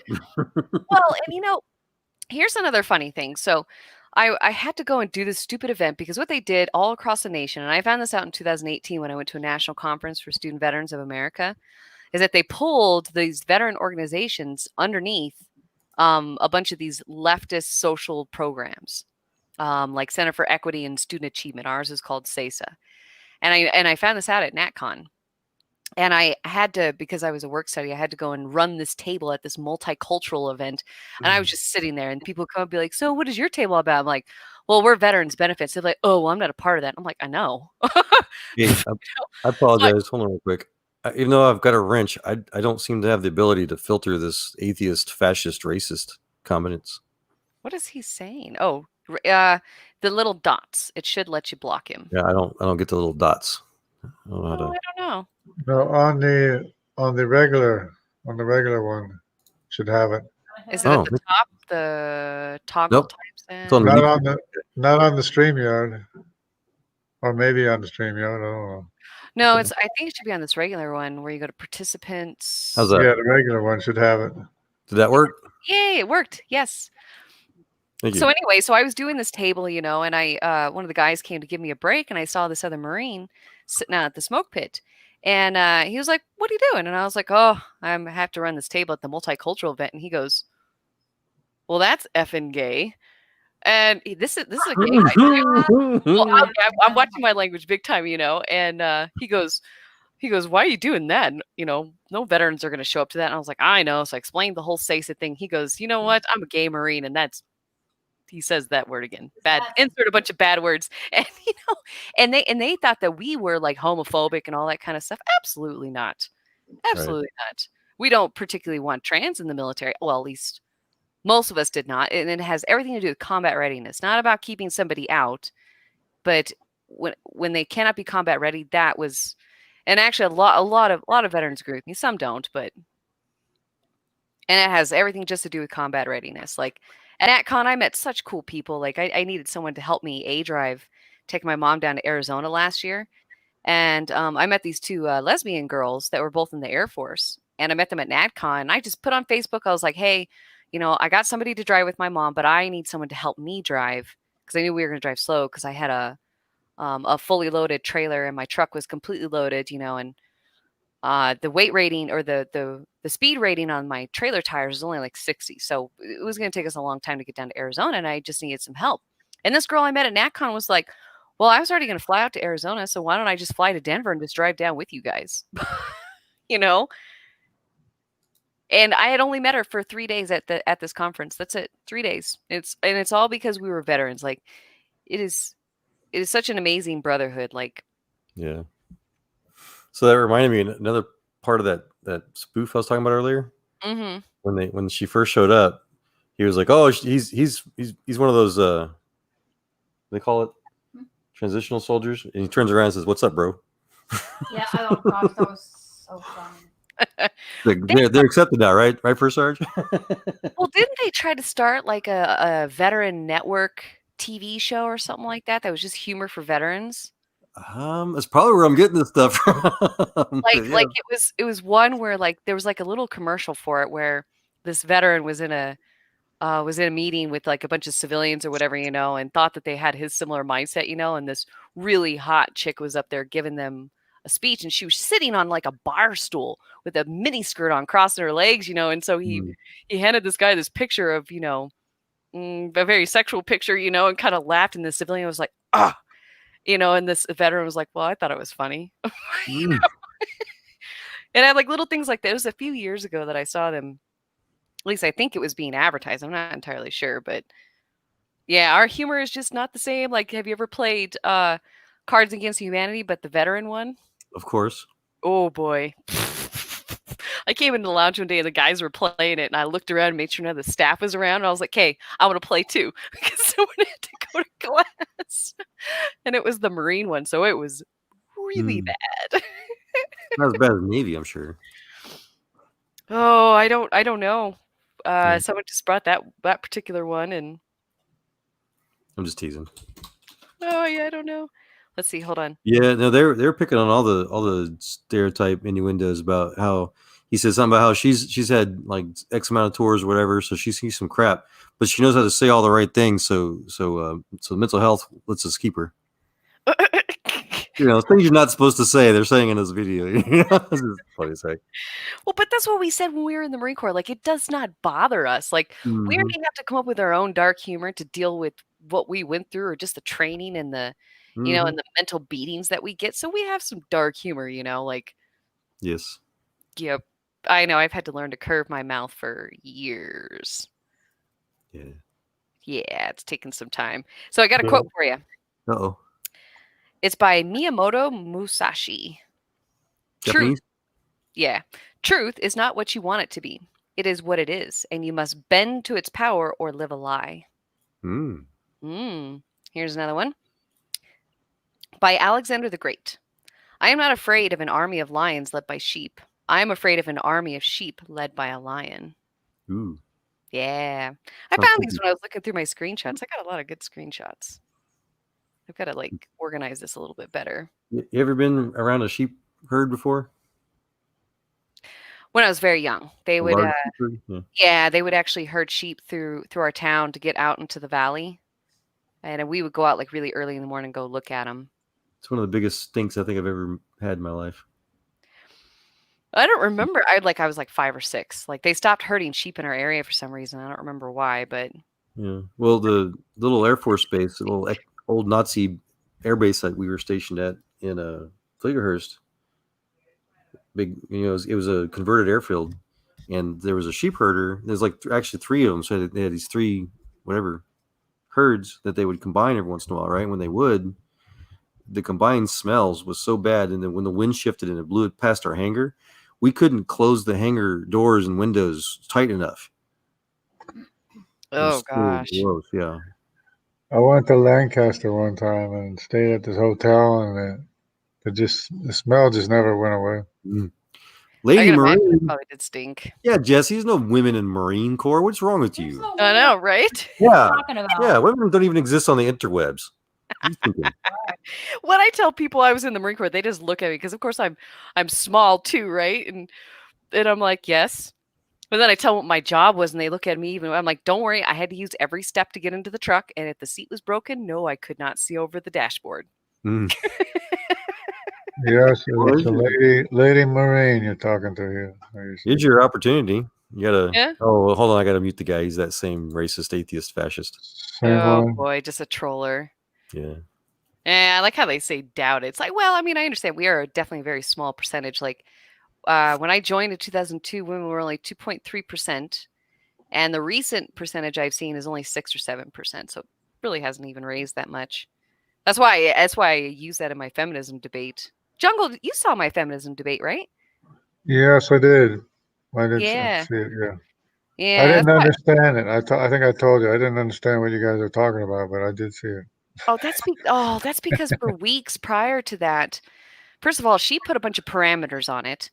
And then those parameters changed halfway through, and then they changed again like the day before. And I just emailed the moderator. I was like, listen, we stuck to this originally, and it changed a little bit. I didn't understand the change, so therefore I'm going to keep to this because it's third wave feminism, and I don't see a difference. And, and they were getting a little snippy at me, and I was like, no, listen, she's trying to put additional terminology on stuff that doesn't belong there. I don't agree. I reject her presuppositions on that. I call it feminism. All the ways of feminism are all feminism. Yeah. They're all bra burners and crazy activists.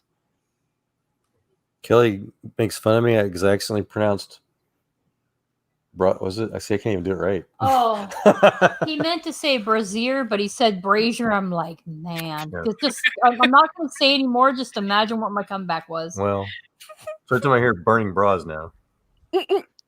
Brazier. Yep. Brazier. Yeah. Same thing. Oh, that's funny. Yep. I pronounced things wrong too. And what was it? I pronounced facade wrong, and I was telling my mom, I was like, yeah, it was like a fakeade. And she goes, what did you say? And I was like, fakeade? Because I pronounce things in my head and it sounds right. She goes, facade. And I was like, what? How's that? Speaking of which, I think it was you I've heard say pseudoscience. Yes, I probably. How do you pronounce it? It's pseudoscience. Pseudoscience. The P is silent. Pseudo. It's very cute. That's my Brazilian pronunciation. Is pseudoscience. I know. So when I got into the 4th grade, I couldn't read, and I literally could not read a sentence. The sun was shining, and my mom didn't want me to be held back because my younger brother is only a year younger than me. So they rushed me through teaching me how to read. So I developed a reading comprehension and dyslexia. So I switched things around and I pronounce it in my head. When I say it out loud, and I read it, I'm like, oh boy, I was really pronouncing that wrong. That's excuses. We all have that problem. Well, but mine's actually bad. I was diagnosed with it when I was in the 7th grade. I'm just trying to turn it around. What gets me is that when I was a kid, I learned, names and places in the Bible, and then here 40 years later, I'm hearing all these terms and stuff that are just totally different than whatever I learned to say, or how to pronounce it. Yeah.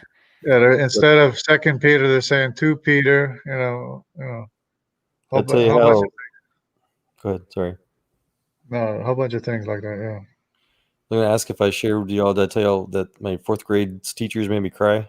I tell you that story. Yeah, so I grew up. I was a big computer geek, right? I was 8 years old. What grade are you in when you're 8? Like 2nd or 3rd? No, you're about 3rd or 4th.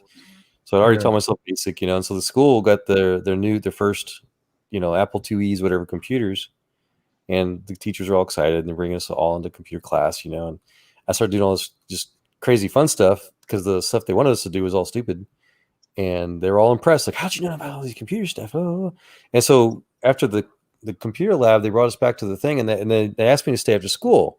So I'm just by myself, and there's like, I don't know, like a dozen of these teachers all kind of floating around me, and they're laughing, and they're asking me these questions, and I was scared. I thought I was in trouble. I started crying. It's horrible. They want to learn. They want to learn about computers or something. They just, I guess they're trying to find out how did this little punk kid know so much about computers. I don't know. Oh, okay. That's actually really funny. Yeah. Because I wasn't. Did I ever tell you that I got suspended in the 6th grade for fighting? Yeah. And when I went to go punch the guy, I missed him. I totally, missed him, hit the wall. Actually, he knocked me over. Yeah, first time I was ever in a fight, and Is this when you were 4'4" or so? Yeah, probably. Yeah, they were teasing me because I was small, and I got mad and charged him. Went to punch and missed. Yeah. It was pretty bad. I've never been a good fighter. How do you get suspended for punching a wall? I don't understand that one. Huh? How do you get suspended for punching a wall? Oh, because I charged him first. So I got suspended. He got suspended too because he punched me back. I see. Well, I never actually got to punch him, but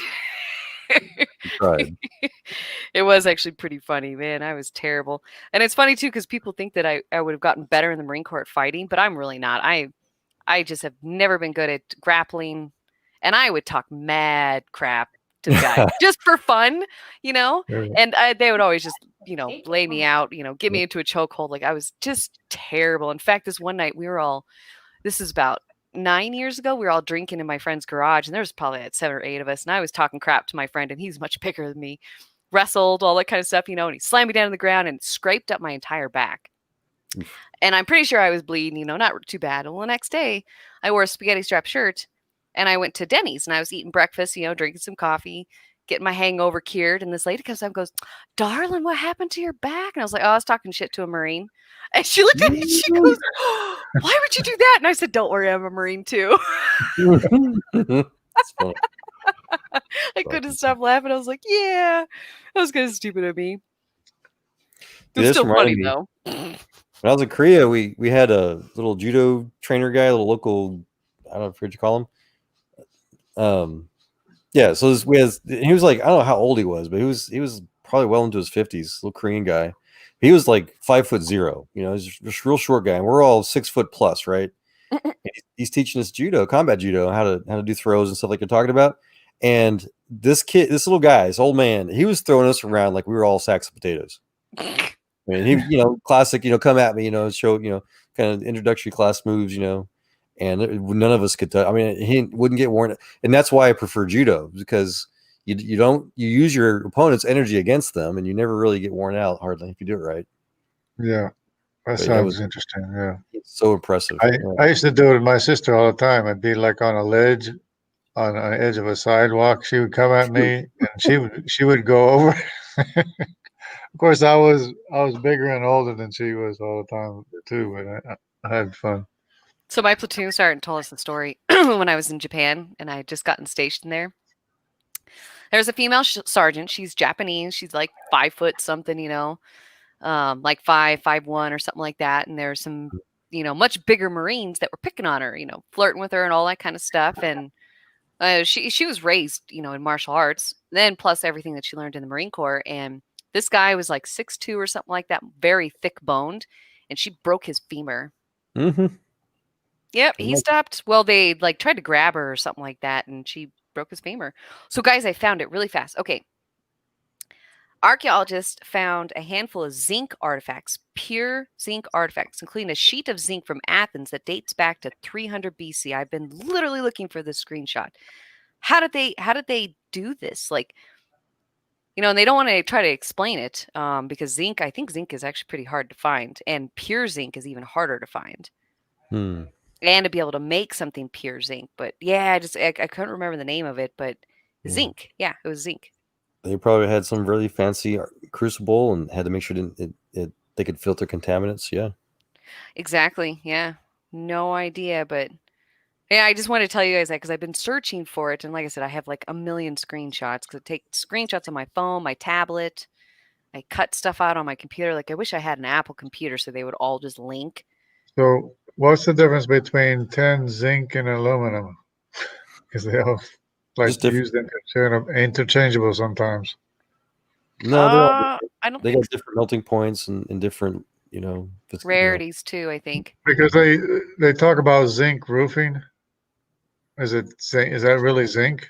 It is. Are you talking about an ancient stuff? No, like modern zinc roofing. Oh, I don't know. They use some sort of zinc alloy for like galvanized material.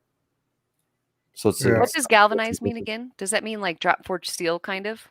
it can be. Basically, they put this it's a zinc nickel type coating over whatever you want to galvanize. So Just the it's coating. it's Yeah, a I think so. rust inhibitor. Yeah, I think Oh, that's what okay. it is. Just coating. Yeah. Because I learned about drop forged steel. I didn't learn a ton about it, but I went to a heavy equipment operator school because I didn't want to drive trucks when I got out of the Marine Corps. Mm-hmm. And they taught us about the different hooks and the different steel and all that kind of stuff, and the forged steel. They called it drop forged steel. Basically, it was tougher steel than the regular steel, and depending on the load, is depending on the steel that we had to use. Because otherwise, it could crack. I'm not a metallurgist, and I've talked to at SpaceX. We had 2 metallurgists on site. Those guys, that is a whole other world, man. There's so many things about it. I was very impressed. But I'd love to talk to them. Yeah. Oh my God. Yeah, and yet this ancient metallurgy is like even more advanced in some ways than what we have today. Sometimes. That's what I'm saying. It's like a that whole. bell. I'm in the middle of rocket science development, and these guys had their own little, section. Because there is so much complexity to metallurgy. It's a whole other science. Well, and if you guys have heard about that bell that they found in the coal seam, it was like in the 1930s or something like that. The guy even took a polygraph test. They can't even identify all the alloys in it. They know some of it. It's got bronze, it's got something else, but they can't identify the other alloys because I guess the mix kind of changes it, like bronze, like copper, and then there's bronze. Well, the definitive evidence was that the coal was still shaped in the thing of the pot. It was still what? The coal had the shape still from the pot. Oh, not the pot. This is a bell. I know what you're talking about with that iron pot. But no, this is a bell that was actually carved bell with like a figure on the top, and it's made of a composition that they're not entirely sure what the composition is. You can use spectrometry to find almost anything. Yeah, they should be able to. But I've heard that before, where like a hammerhead, they don't know what it's made of. They can't figure out what it's made of. But yeah, you should be able to do a spectro. They didn't pay for the advanced test. Yeah. So I actually have it. So it was found in 1944. As a 10-year-old boy, Newton Anderson was fueling the coal furnace in his parents' home. He dropped a lump of coal on the basement floor, and it broke in half, revealing that it contained this bell. They dated it, of course, to 300 million years old because it was in a coal seam. Mm-hmm. What is a brass bell with an iron clapper doing a coal ascribed to the whatever period? Carboniferous. Yeah, thank you. Spectroscopy. So actually, maybe they did know. I thought it had a combination of an alloy in it that they didn't know. Maybe it was just that hammer. It's called the London hammer, and it's encased in rock. And of course, when I brought that up on my debate with RJ, he was like, "That's already been debunked, and AIG doesn't endorse it." And I was like, "Well, listen, I don't appeal to a majority here, but it's encased in a rock. Like, I'm pretty sure that it's not from like the 1960s or whatever they try to claim it. Like, it also hasn't rusted, which is another fascinating thing. Like, I'd love to talk to those metallurgists. Like, let's talk about this." They did. They love to talk about stuff, but yeah, this one guy was someone I hung out with more often than not. Other than other guys, he would go into all the different types of steels and all these alloys. And at SpaceX, the Methalox Raptor engine. The problem that the Soviets couldn't perfect it either is because the turbo shafts, in the pumps required for it have to be run really lean, so it causes super high temperatures, and so the turbo pumps would just literally melt themselves. There's just no way to maintain it. Soviets try to use all kinds of different like liquid oxygen and helium, blankets, insulators, and stuff like that. And it was a total nightmare. So what these SpaceX metallurgists figured out, they invented this new metal called Incel, I think it's pronounced, and it's some sort of, and they got some of the specs online, but it's just this really just crazy, just alien type technology metal, alloy that you can't even. It's so impervious to heat, you can't even weld with it. So conspiracy theories. No, this don't tell Iger. Okay. Right. So the way they make stuff with it is they literally have to make it in a kind of a powder crystalline form, and they put it into a laser 3D printer. And so the printer will kind of drop like a layer of this dust of this material, and then they shine series of lasers on it to try to get the dust of this metal to melt. Wow. So hard. Wow. They put another layer, and so they just build it up in a 3D, so you can make any object with it. But it's super expensive and super resistant. It resists well. You basically have to 3D print it. Yes, you have to. You can't weld with it because there's nothing hot enough to melt it. That's crazy. Yeah. Oh.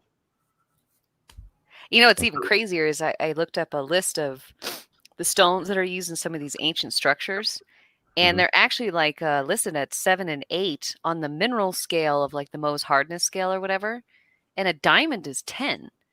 Bronze, even steel is actually below some of these stones. I think steel is only like 6.5 or something like that. Yeah. It's crazy. Like, and how did they carve these? Especially something, I think it's andesite and diorite. Well, they carved diamond. Well, they think that they actually used another gem, not diamonds, but they think they used, I think it was ruby or some other stone that's up there with diamond. They could have used diamond, but I think diamond, I'm not sure about this actually. Don't quote me, but. Because they cut square holes and everything, stuff like that. Oh, well, there's machine marks on rocks. Like I follow a couple of these YouTube channels. I watch like hours and hours and hours of these videos, and they go through and they show machine marks, like actual cut marks in the rock. And these are old statues. You know that they're from the beginning of Egypt. Like they're not. Anyways, and they have machine marks. And what they do is they pour water on the rock, and you can actually see the circular machine marks. There's a statue. I've seen that in Egypt, but in America, don't they have like square edges too in some of the architecture? Oh yeah. It's called polygonal masonry down in South America. Yeah, but that's just rock, isn't it? It's hard rock. Well, it's hard rock, yes, but how'd they cut it? And there's no mortar in between these rocks. What is it? A hard rock bay? I mean, they cut like square shapes or right angle cuts and stuff. Yeah, it's polygonal, like a polygon. They're actually cut, and then none of the stones are the same. So, Joel, that's a great question. I don't know. Some have a theory. Some people have a theory that the stones were softer back then because of Noah's flood. Others think that they vitrified the stone. Others think that they somehow softened the stone. I think they had to melt the stone. That's what I think. I don't know. I would agree with that, but the stones, none of them are the same. So they'd have to have an incredible amount of molds. So I think it'd be kind of hard because we should at least have found some molds. I don't know what they did, honestly, but they could have. Maybe they had a mold that was like hinges or something, where they could change it. And so they only needed like a couple molds. Yeah, somehow I think they molded those things. I don't know. Yeah. Well, modern day steel molding, you'll get a crucible and you put sand in it. And then you shape the sand, and then you pour your metal in it, and then you let it harden, and then you just duct the sand out. Yeah, they think they're also trying to come up with theories about some kind of acid that's found in nature that could soften stone, or some kind of. Yeah, I don't remember exactly. They come up with a few theories, and they're not entirely sure. I mean, there's really no wrong answer. I think the mold would probably be one of the toughest ones, only because if all the stones were the same, I think the mold would be a great idea. But none of them are the same. None of them are the same at all. And my thought is, as long as you can hit something hard enough, create a strong enough wedge force, you can shatter diamond. And if you can quote unquote cut diamond, you should be able to cut anything. Well, true, but you'd have to have precise cuts. These would just fracture the rock, and there's no fractures in these rocks. And it looks like they had different size sandbags, and they just stacked them all up together and just somehow removed the sandbags. Exactly. Yeah, that's what it literally looks like. You ought to look at that PowerPoint I sent you. It's got all the pictures in it, and it's pretty incredible what they built with. And then on top of that, you have to be able to explain how they moved it. Like that's just. Because there's 1,200-ton stones at the Temple of Baalbek, and they're not on the ground. They're on the third layer up. How did they move 1,200-ton stones?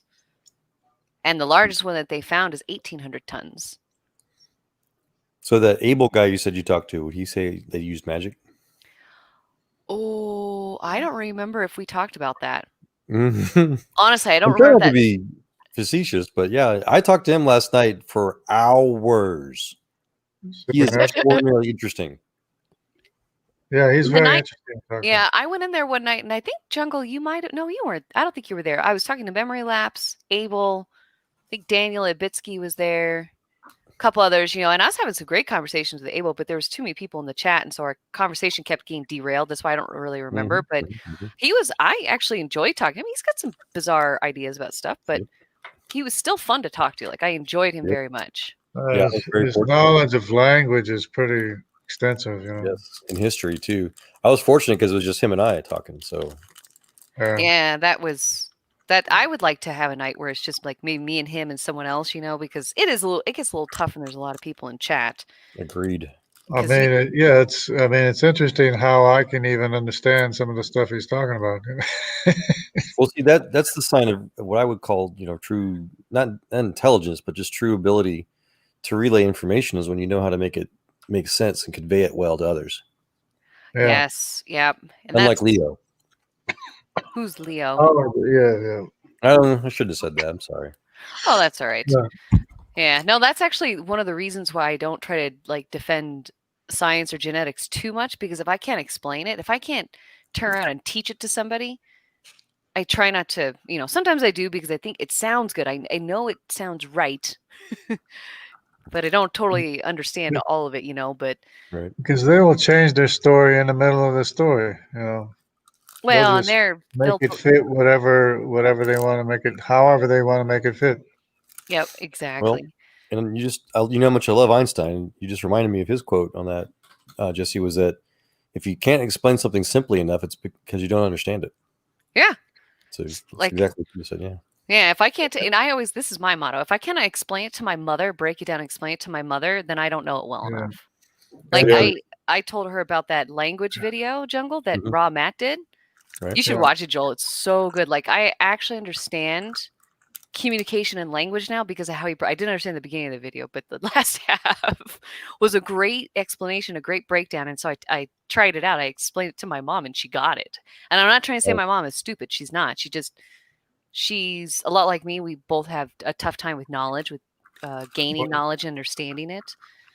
That's the thing with, if you want to teach doctrine and biblical teaching, it also has to be very simple for it to be true. I mean, it's just the way it is. It's so simple that it just, a lot of people just don't get it because of how simple and easy it is to understand. I was talking with this guy, this boy Draws, and he was asking me about, the Trinity and other things. And I was just like, listen, I try to keep it very simple because I don't get into all this complicated naming stuff and all these weird doctrines, and these hardcore Unitarians or whatever, I don't name it that. God said he's 3 and he's 1. Is that easy to explain? No. But I am just going to trust God in this. And if someone wants me to explain, I just say, okay, you have a mind, body, and spirit. Are you 1 person or 3? That's all I say. That's great about it over Simple. the years. That's been perfect sense to me. I don't know if it makes sense to other people though, but well, I think they try to make it complicated because they need to. Something has tickled their ears. There's actually scripture about that. I think you told me, and my friend Flora said, and they need. What's the right way of putting it? It's a lie. They need to have their ears tickled. That's what the Bible says. Yes, and they're like looking for something to tickle their ears, and then they hear something, and they're like, "Oh, see, Jesus really didn't talk to himself because Jesus wouldn't talk to God." Jesus would talk to himself. And it's like, wait a second, now you're just complicated. And God would never make it complicated. He knows how much when we complicate things, all it does is just cause conflict. It's God inside of the limitations of time and distance, talking to God outside of the limitations of time and distance. Well it's said. Not, it's not. Well, not complicated. Not rocket science. Go ahead and say it, Jungle. I can take. I say it's not complicated. Yeah, I always point people to Job. Be like, if you want something that's complicated, go read the questions that he asked Job. Like that is incredibly complicated. You guys remember that part in Job where he's like, gird yourself as a man. I am going to tell you, he's like, where were you when I bound the foundations of the world or whatever, like I love that part in Job because I can't even imagine the writer, what he was thinking. He was probably like, okay, Lord, I don't have to trust you because none of this makes any sense. And I think that's probably if anyone wants to say there's anything complicated about the Bible, that's the part, because God is revealing something like what you're saying, Jungle, you know, in his dimension or whatever, you know, his outside time and space and material and all that kind of stuff. He's revealing it to Job, and Job at the end is like, bows down before the Lord, like, okay, I don't know nothing. Yeah. Hey guys, my mom tried to call me. Are you guys gonna stay on this live stream or? You can. Okay, well then I'll be back in about 10 minutes. I'm sure she has something wrong with her tablet. So. All right. Well, if we don't see you again, we'll talk again soon. Okay. Yeah, I'll just stay in the stream if you guys are okay with that. Well, Yeah. I have to actually. Yeah, you have to. You have to stay. Okay. Yeah, I'll be back in about 10 minutes. Mr. Jungle. What's up? So what can we learn? What can I learn? We're going to be both in. I need to go to the bathroom first myself. About science, yeah. I was thinking about doing this. The other gentleman that I was referring to, he likes to kind of be prideful about how, you know, he knows all the fancy nomenclatures and all the academics, they call it, of quantum physics. He's wanting to debate me on it. The stuff I've forgotten, you know, 10, 15 years ago. But he doesn't know any of the practical, the simple, the way to translate it so people can make sense with it. You know, the utility of it, yeah. Mm-hmm. Well, so it has to be useful. It has to have utility for it to be used in electronics and stuff. Exactly, in the real world. And he flat told me that the practical use for quantum physics is useless. You know, only the theoretical physics is can do anything, and which is the exact opposite of true. You know. Yeah. In fact, theoretical physics is actually quite useless because the only purpose to develop anything new in physics is to solve a new real world problem. Hey. Nothing theoretical, you know. Well, they go off into with a string theory and 10 dimensions and all this stuff, and they can't seem to connect it to reality. Yeah, you're exactly right. It's literally trying to describe mythology. Yeah. And if it's not, you can't connect it to anything real, then it's useless. Well, unless you want to spread mythology. But maybe it's a good mind trip or something, but a lot of scientists, you know, are into that, you know, kind of thing. And then, of course, there's a lot of people that make fun of it too. Give me about a minute or two, man. I go to the bathroom. So. All right. I'll be right back. Well, Mrs. Joel's still here. Oh, I gotta go use the restroom too. Yeah. See how tied we are together, Jungle? Yeah. Couple that goes to the bathroom together stays together.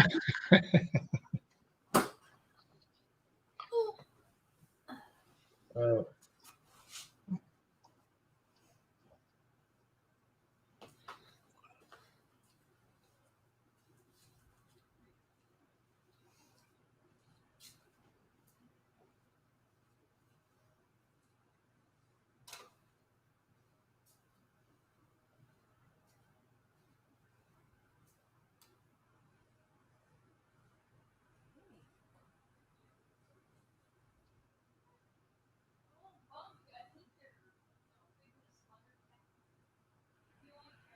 Well, maybe it should occupy the space with some sound.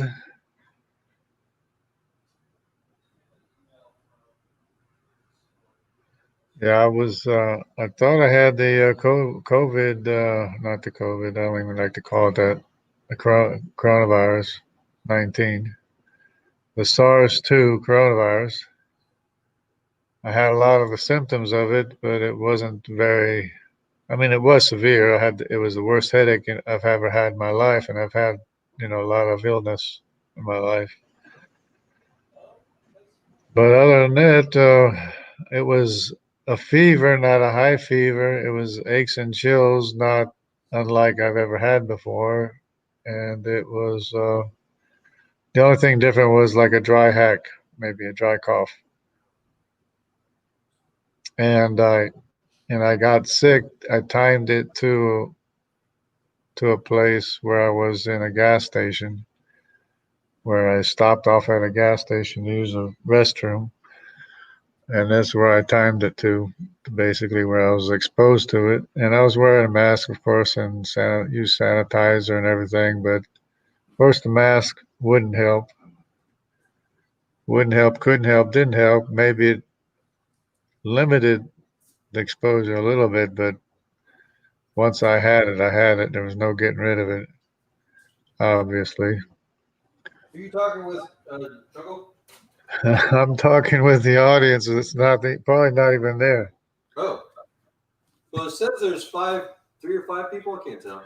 I'm just taking up space. That's all. Taking up space.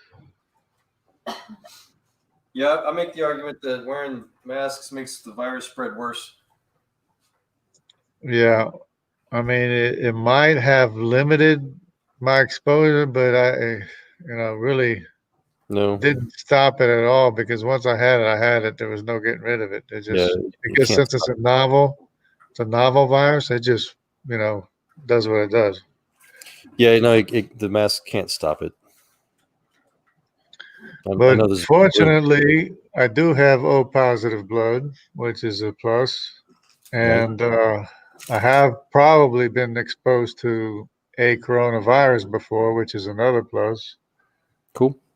And so the worst symptom I had was that I had a really, really bad headache, worst I ever had, for 3 days. It didn't go away. Sounds annoying. That was the worst symptom, yeah. And my O2 level went down to 92. But of course, it's not always accurate, but I checked a couple times. It was in that range, 93, 92, whatever. Gotcha. And I called the hospital. They said, well, that's still good. So I didn't worry about going to the hospital unless it went down below 90. Yeah. Nope. You're probably tougher than you think. And I'm 62 years old. Yeah. But I'm not overweight very much.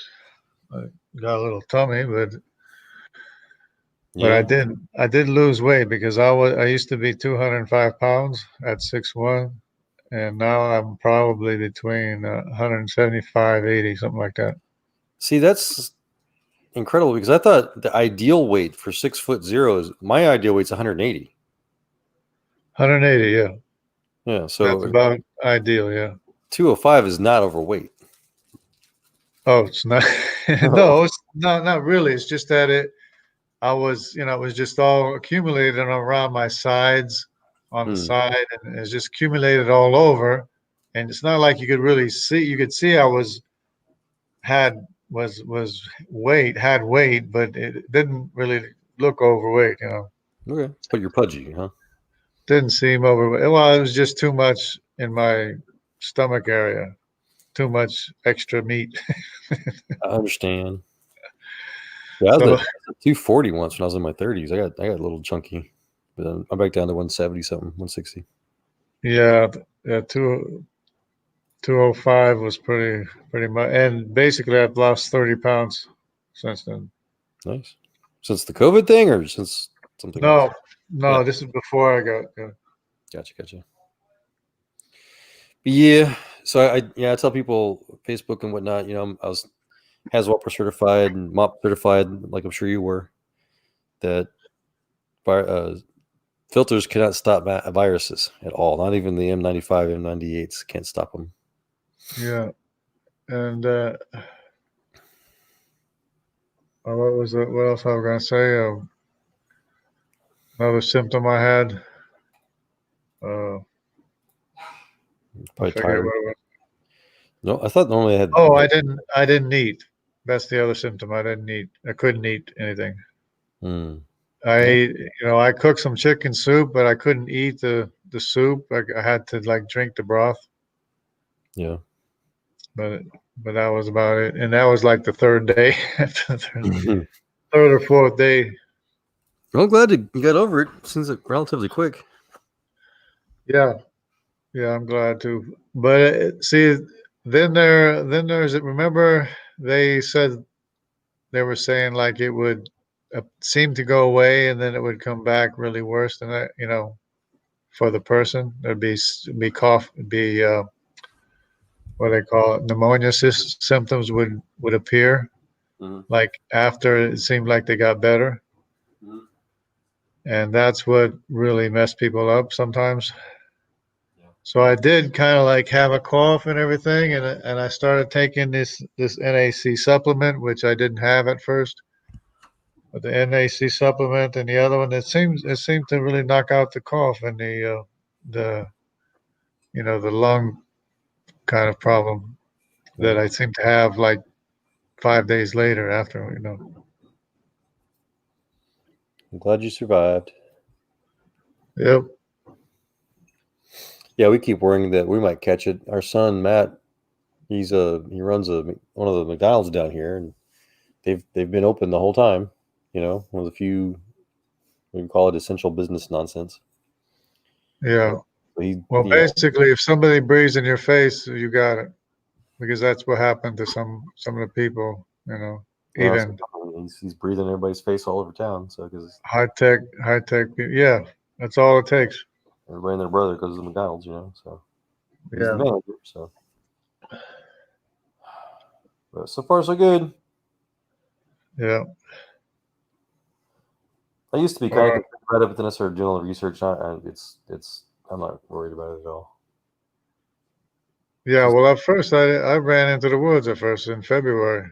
I was in the woods. I was in the woods in February, hiding from it. Right. And I took my vacation, and then I took sick days, and then I took days without pay, and then they started paying me to take off. Wow. So I haven't been to work since the end of February. Still at the airport or what? No, I retired. Okay. I retired after 30 years, and because I just made 30 years in February. Oh wow, okay. That worked out pretty good, right? Yeah. And they gave me 2 extra years as if I worked 2 extra years for the pension thing. Nice. Where did you live though? In the woods? It's the Ozarks. I don't know if you're familiar with the Ozark Lakes. This kind of. Did you have like a RV or like a cabin? Well, when I ran into the woods, I stayed in my cabin, my makeshift cabin that I made with a tarp over it, and oh wow, yeah. So you're really roughing it. Okay.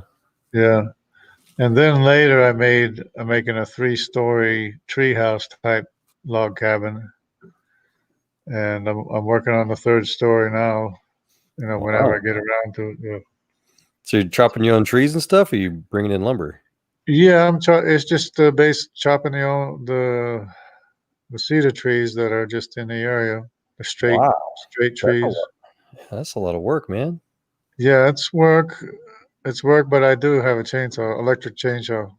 Still. But you have to carry them, right? And you have to hoist them up, get them up to the 2nd and 3rd story somehow. Do you have like a solar battery charger, or just use your truck, or what? Yeah, I use a solar battery charger. Nice. To charge the electric chainsaw, yeah. Are you out there now? No, but I could be. I just came back. I was out there this week, but I might go out. I was thinking of going out there today, but it's raining. Yeah. If it stops raining, I'll go out. Get a satellite dish, a generator? No generator, except for a small little water generator. It doesn't do much. No, I'm saying, bring your computer, get some satellite going. Yeah, I'll get something going. I do take my computer out there once in a while, but I'm working on my signal first, because they don't actually have landlines around here. Everybody uses the cell phone towers. Have you ever used satellite internet? Satellite, I thought was a little bit expensive for the higher speeds. So Supposedly, doesn't Elon Musk have something? The CubeSats? No, just regular, like direct way. Starlink's not online yet. It's not online.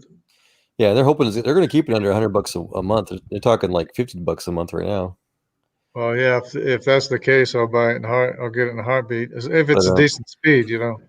Oh yeah, no, it is. It's real fast. But there's already companies out there like AT&T. I think they've got their direct way. It's called. Yeah. Where it's a you mount a satellite dish and it connects to the geosynchronous satellite, so it's a huge lag, but you can still get online. Yeah, I don't think I want the lag. Yeah. Hey, I'm back. So what are you guys talking about? Jungle roughing it out there in the Ozarks. Internet connections.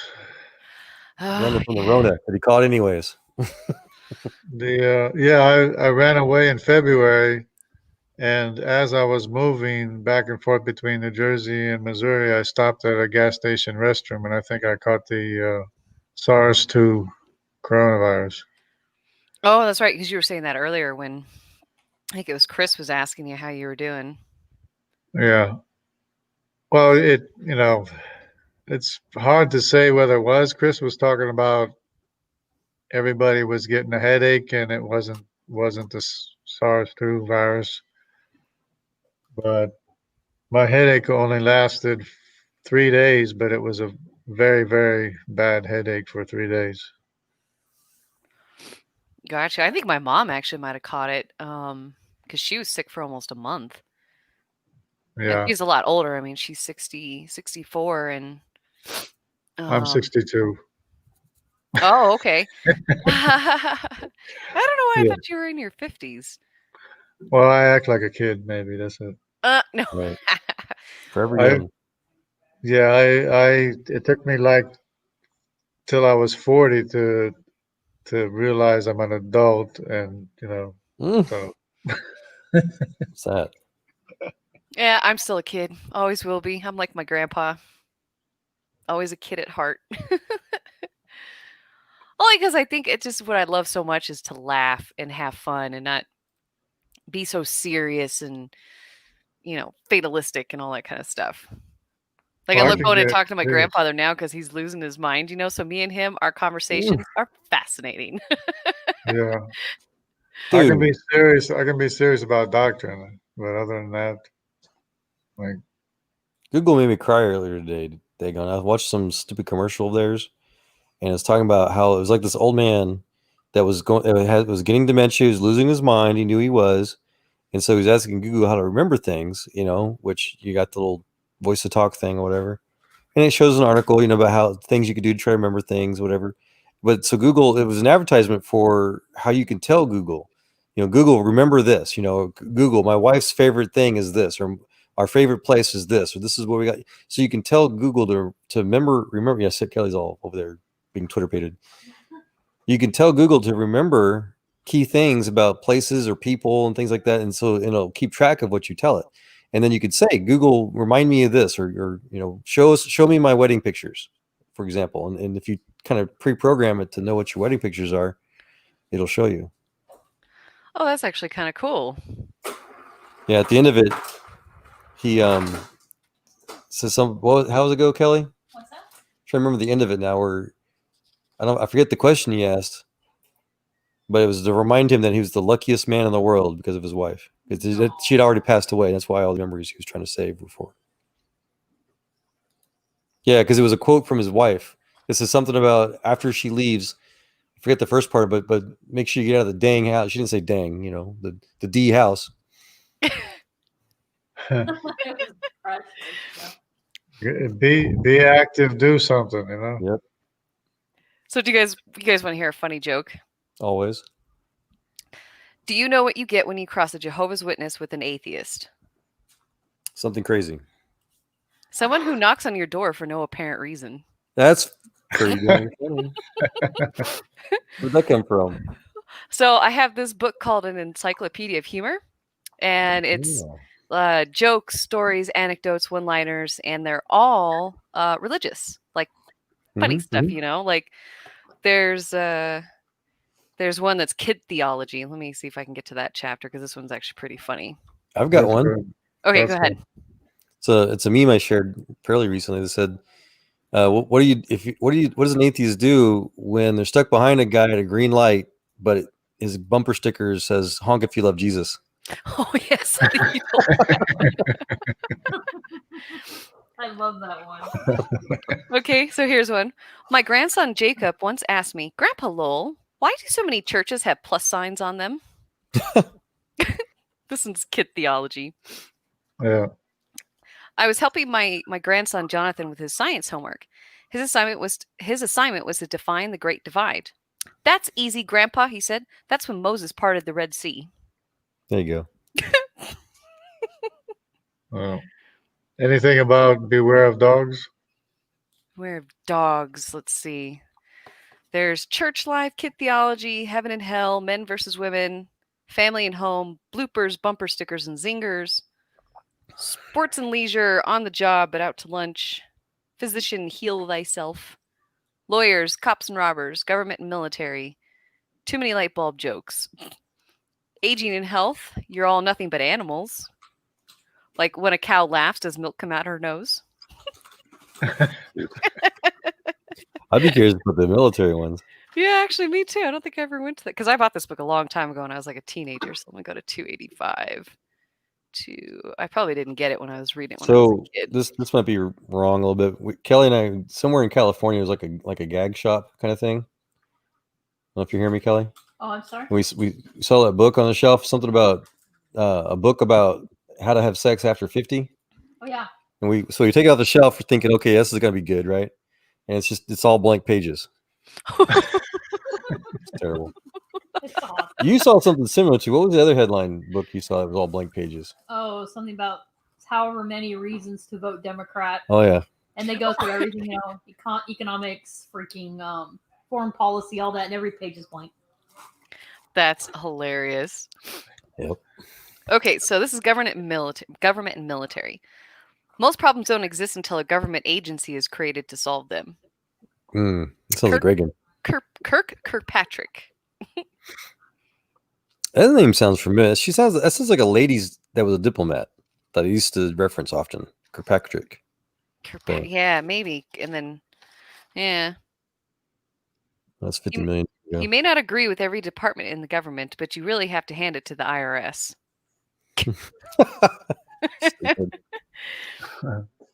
We are finding it increasingly difficult to support both the government and the family on a single salary. Uh-oh. I don't really get that one. They're talking about welfare taxes. Oh, okay. Let's see if there's something about the military. Well, these are all about income taxes. Was it Franklin that said nothing is certain in life except death and taxes? Potentially. That was a long time ago. Let me find. There was actually a really funny one in this church life one. Let me find it. It was actually kind of funny. I have a bunch of stars written by the funny ones. Hold on, let me find it. Excuse me. Oh, wow. I'm getting tired, guys. I apologize. I just made myself a little cup of chai tea, but that'll help. Right.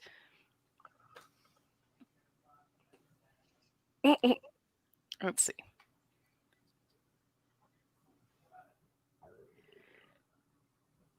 Yule. Stomach just made a weird noise. Sorry, I'm trying to find this. It's At a little brown church, our music director used to refer to the choir as the prison ensemble. When I asked her why, she explained, because they're always behind a few bars and continuously looking for the key. Cute. Behind a few bars and looking for the key. Oh, so, okay. The new priest was trying to institute some liturgical reform with his very old-fashioned parish by teaching his parishioners the new responses. He said to them, "When I say, 'The Lord be with you,' you will reply all together, and with you also. And then I will say, 'Let us pray.'" The day came for the introduction of the new liturgy. Something happened to the microphone of the priest. Trying to adjust it, said in a loud voice, "There's something wrong with this microphone." The congregation responded with one loud voice, and with you also.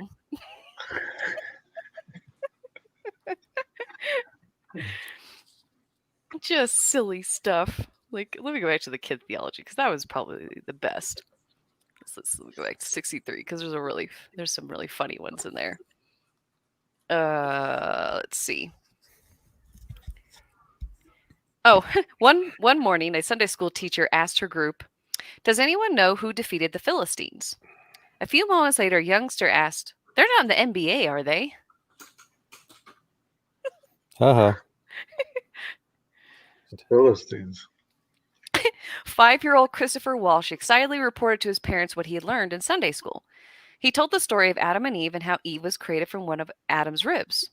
A few days later, he told his mother, "My side hurts. I think I'm having a wife." That's cute. That's really cute. When I was a pastor of a church in Philadelphia, I was busy one afternoon nailing up an errant vine. A neighbor's son stood by watching for a long time. Finally, I asked, "Well, my young friend, are you trying to get a hint or two on gardening?" "No, sir," said the boy. "I'm just waiting to hear what a minister says when he hammers his thumb."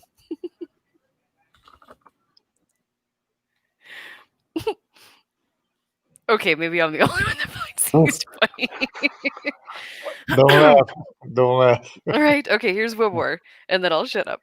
Reverend Hector Hanks, chaplain at Mills Hospital, was on his way home one evening. Near his house, he saw a group of little boys sitting in a circle with a dog in the middle. He asked them what they were doing with the dog. Little Joey said, "We ain't doing nothing to the dog. We just telling lies. And the one that tells the biggest one gets to keep the dog." The chaplain told them, "I am shocked. When I was a little boy, I would never even thought of telling a lie." Right away, Joey says, "Give him the dog, fellas." I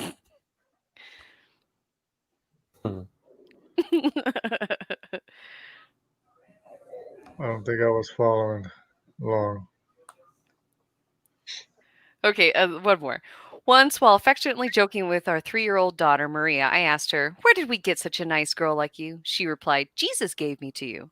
I persisted, "But why did he give you to us and not somebody else?" She thought a moment and then quite confidently blurted, "'Cause my clothes are here."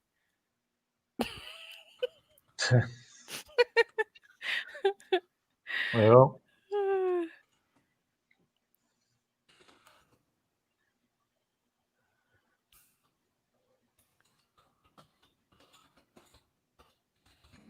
That's hilarious.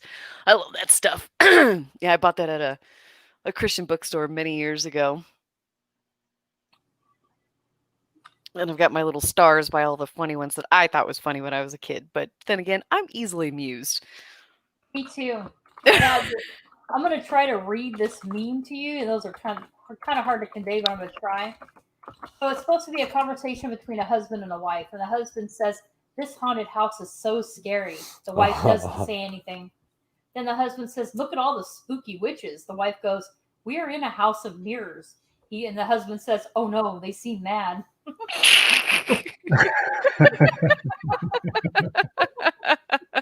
Okay, I like that. What did I do with my phone? Oh, I got one that I posted to some of my other Christian friends, and they told me not to quit my day job, but I thought it was funny, so let me find it really fast. I don't think it's that long ago. Maybe it is. Go figure. It probably is. Because I know if I try to remember it from my memory, yeah, I'm going to goof it up. Oh, no. Okay, hold on. Let me Google it.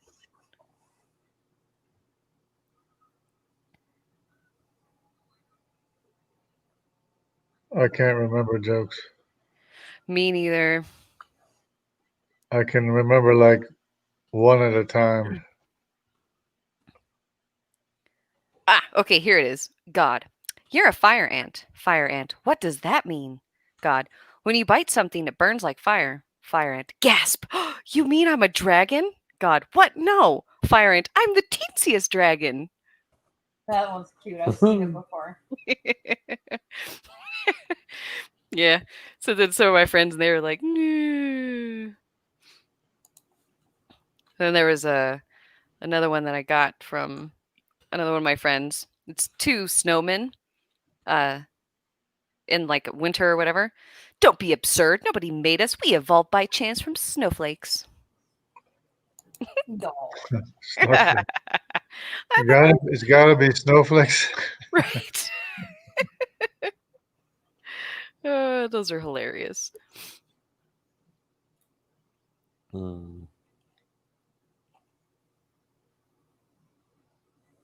What I should do is I need to put together a whole list of what Doki Doki Bible Club says, because he or she says the funniest things. Like I was listening to Neff one night, and I think that guy Ogre was in there. I always say his name wrong. Augrey, whatever. And he was supposed to have been Ogre, but he spelled it wrong. Oh, okay. Well, anyways, him and Neff were talking about, erosion and flood and geology and all that kind of stuff. And Doki goes, Jesus is my rock, no erosion. And I was like, oh, that's perfect. No erosion? No erosion. No erosion. Yeah, I've been trying to take screenshots of the funny things she said. She goes, "Those are some good stuff. I really like it." Yeah, I think whoever that is pretty sharp. Yeah. I wonder if they run like a club or something, or if that's just their YouTube name, or. It's hard to say. I don't know. Yeah.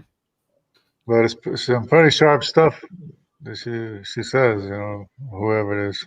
Mm-hmm. Yeah. I don't know if it's a girl or a guy. I feel bad when I don't know, but. Yeah. Well, people used to call me a she too because it's a cat. It's a what? It's a cat. The jaguar is a cat. Oh. So they think it's a she. Well, sometimes they would think it was a she. Yeah, well, the picture looks like a she, but yeah, like I'm just gonna call her a she because of her picture, but yeah, she's got some really funny things that she says. Here's a silly one. A friend of mine posted about the COVID joke stuff. Mm-hmm. Says, we've been told that only 6 people are allowed to meet for Thanksgiving, but 30 for a funeral. With this, I announced that we will be holding a funeral for our pet turkey that will pass away on November 26th. Refreshments provided. In lieu of flowers, please bring a side or dessert. I've got a picture of a big turkey dinner. That's good. Oh, that's good. I like it. Oh man. It was a companion turkey. What do you call them things? Familiar? Maybe? I don't know. That is actually funny though. I haven't been on Facebook to see any memes or anything, but I've been staying away from it. Too many politics, too much stuff that I don't want to get involved in. And of course, I open my big mouth and get into huge arguments on Facebook.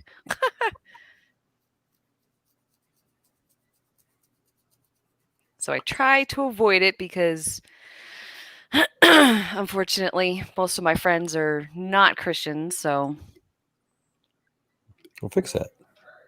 I just don't go back on there. I figure if my Marines need to contact me or something like that, because I still want to be available to them. Like, I had one of my Marines contact me about 4 years ago, and also just in case something ever happens, I want to make sure that I'm still on Facebook. I just don't get back on there. I don't go in and look at it. One of my wife's favorite, her little neuroscience news and research group, Kelly. Badly explain your profession. Oh, yeah. Note, do it badly. 849 comments so far, 65 shares. I conduct computer-based seances for the purposes of trying to get those poor lost souls to understand Newtonian physics. 42 likes. He's like, John, you're a teacher. Okay. My friend got me back into playing World of Warcraft, like I think I told you guys, and so we've been playing a little bit, but he wanted me to go and look at the trailer for the newest expansion coming out, and I always like to read people's comments because sometimes they are so funny. And there's one guy, so there's this like main character in the whole storyline. She wasn't a main character in the beginning, but she is now. Her name's Sylvanas, and she's this crazy lady looking for like immortality. And this one guy commented, he goes, "Noob me, level 27 paladin. That's all great and everything, but I have to go give this comb to some lady. like, I couldn't stop laughing. I was like, that's actually kind of funny. Like, sounds great. That's all in-game stuff, but I have a quest. I have to go give a comb to a lady. I thought that was pretty funny. This was kind of silly. I lure several old people into a room and compel them to perform bone-jarring rituals that can cause dehydration, muscle fatigue, and tachycardia, which is a senior center fitness classes. 138 laughs on that one.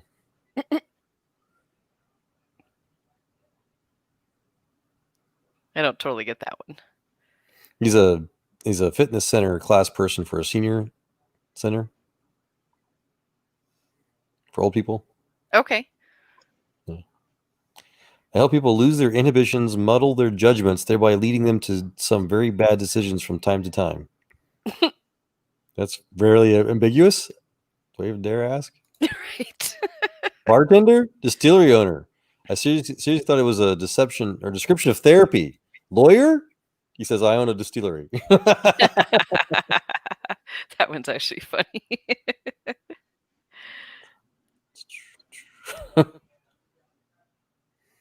Yeah, you definitely need to watch Bodhi Hodge, though. I'll send that to you. Okay. That guy actually has some kind of cute jokes while he's giving his presentation about dinosaurs. Oh, wow. What's this? Oh, cool. Someone actually made the Starship Voyager out of MEM technology, the micro machine stuff. It's 5 micrometers. I don't even know what all that is. What's all that? 9 meters. I wish I could show it to you, but earlier today I was showing that video about the boy with his ball being done in atoms. Mm-hmm. Someone did something similar, but they made a model of a Starship Voyager. Hold on, it's messing up. Out of that sounds like a lot of work. Be a lot of work. Out of molecular something. What do they call it? 3D microprint technology. 15 micrometer model of the USS Enterprise. Yeah, I'll just link it to you guys.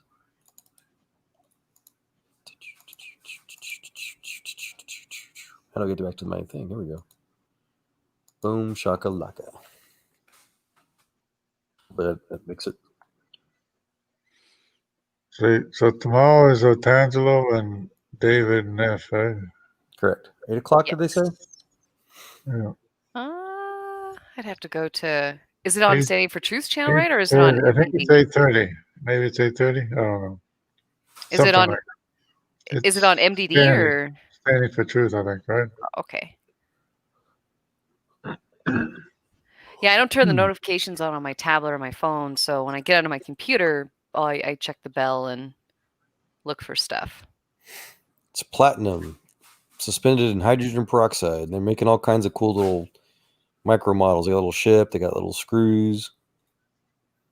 That's pretty That's cool. actually really cool. Did you see it? I see the pictures. Yeah.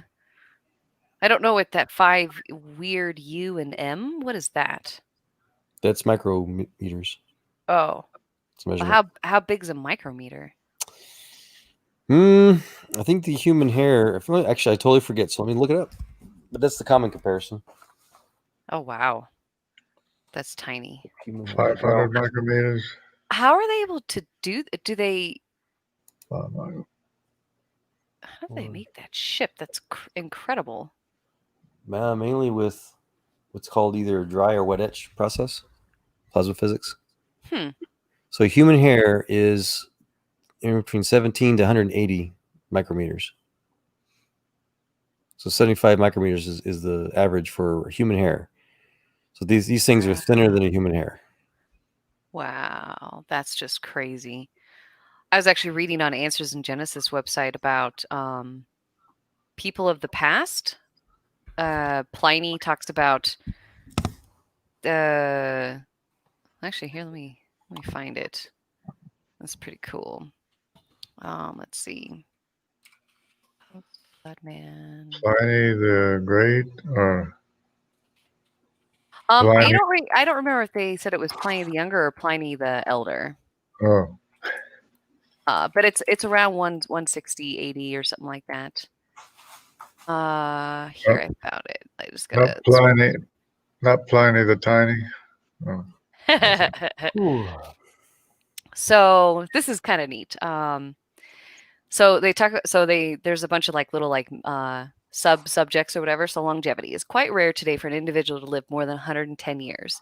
There are a number of ancient writers who ascribe ages that are hard to verify. However, Pliny documents a census conducted by Vespasian. What makes this more interesting is that Pliny said, in addition, there are experiences of the last census held within the last 4 years by Emperor Caesar Vespasian, whatever. Nor is it necessary to ransack all the records. We will only produce cases from the middle region between Apennine and the Po. 3 persons declared 120 years at Parma, 1 at Barcelo, 2 at Parma, 125, 1 man at Piazza, and 1 woman at whatever, 130. 2 more at 135, 1 at 140, 1 at 137. It's pretty amazing. But let me find the one. Let's see. Some guy named Calerates used to make such small ivory models of ants and other creatures that to anybody else, their parts were invisible. A certain Myrmicide won fame in the same department by making a 4-horse chariot of the same material that a fly's wing would cover, and a ship that a tiny bee could conceal with its wings. And these are people 2,000 years ago. I'm looking at a picture. One of the scientist guys I follow on my Facebook feed stuff sharing of a road sign with like a cow crossing that people shot up, on the side of the road. Mm-hmm. It says infinite rednecks firing infinite shotguns at infinite road signs would eventually reproduce the works of Shakespeare in Braille. And I found a point that actually, George could make a good point on. He's trying to kind of lecture us for not voting.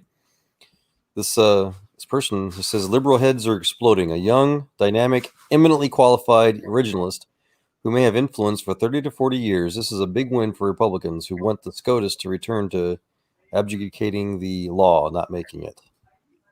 So that might be a good reason to vote certain people, regardless if the vote seems fake or not.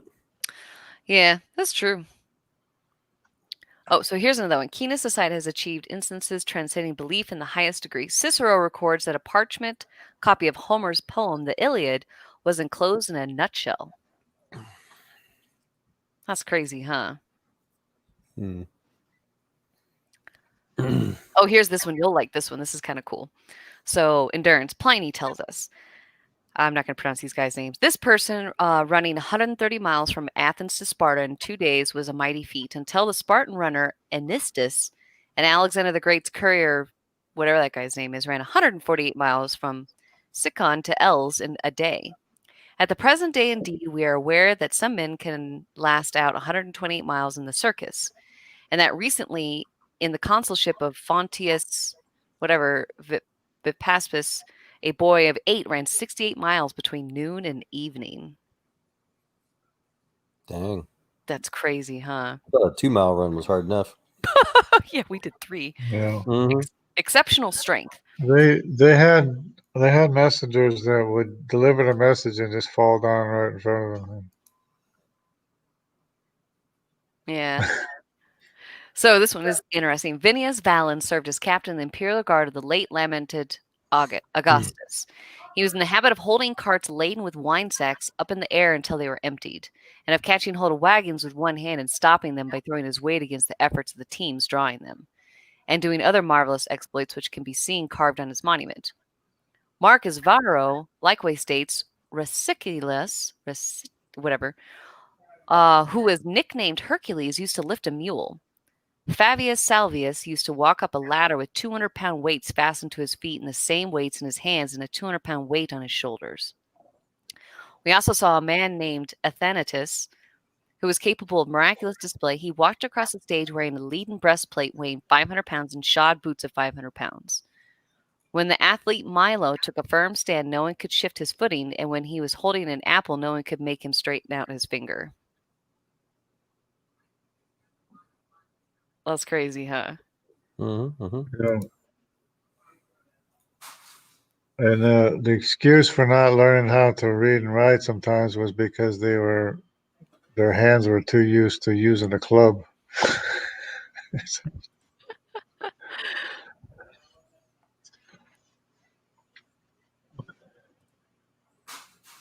Who was this person talking in side chat? Was it another? Oh, they stopped though. Somebody, where are you? Where are you from? Where are you? Where are Okay. you guys from? Yeah, but the other one, his messages were all retracted. I was just curious. Yeah, so you said he was from the UK. Gotcha. UK. I don't know why he So if retracted it it. says if it says message retracted, that means they retracted the message, right? I guess it was. I didn't do it. Apparently, But I can still see his messages. And, trying to strike up a conversation, I guess. Yeah, maybe. Well, here, let me try. So, hi, and then I'm going to retract, and then I'm going to remove. What does it say? Oh, okay. Yes, if you delete your own message, it's message retracted. But if it says message deleted, that means a mod did it. Okay. I was just curious how it works. But see if it shows up here in the comments of the StreamYard. Usually it stays here. Unless you took it down too soon. yeah. Oh, maybe it didn't show up because I hit enter and then deleted it right away. Maybe. Yeah. But yeah, that was kind of cool. I was looking up Ancient Man and yeah. Oh, pretty cool thing. Mm-hmm. I wish I could pronounce some of these names. Gee, many crickets. They're so hard to pronounce. What's this? Just names of ancient peoples. Like, they're ridiculously hard to pronounce. I always pronounce them wrong. I look at my genealogy and it goes through Russian names, French names, Spanish names, Arabic names. It goes all over the place. What? Thank you, Lord. Mm-hmm. There's no class project for this one. I hate class projects. For which? My second VIM class, the analytics thing. This is the more practical side, I guess. So there's more labs than there is like stupid projects. Woohoo! I don't like class projects with my classmates. I like lab experiments. Same, yeah. So my last class, it was mostly it was supposed to be a big project, and then just a few labs.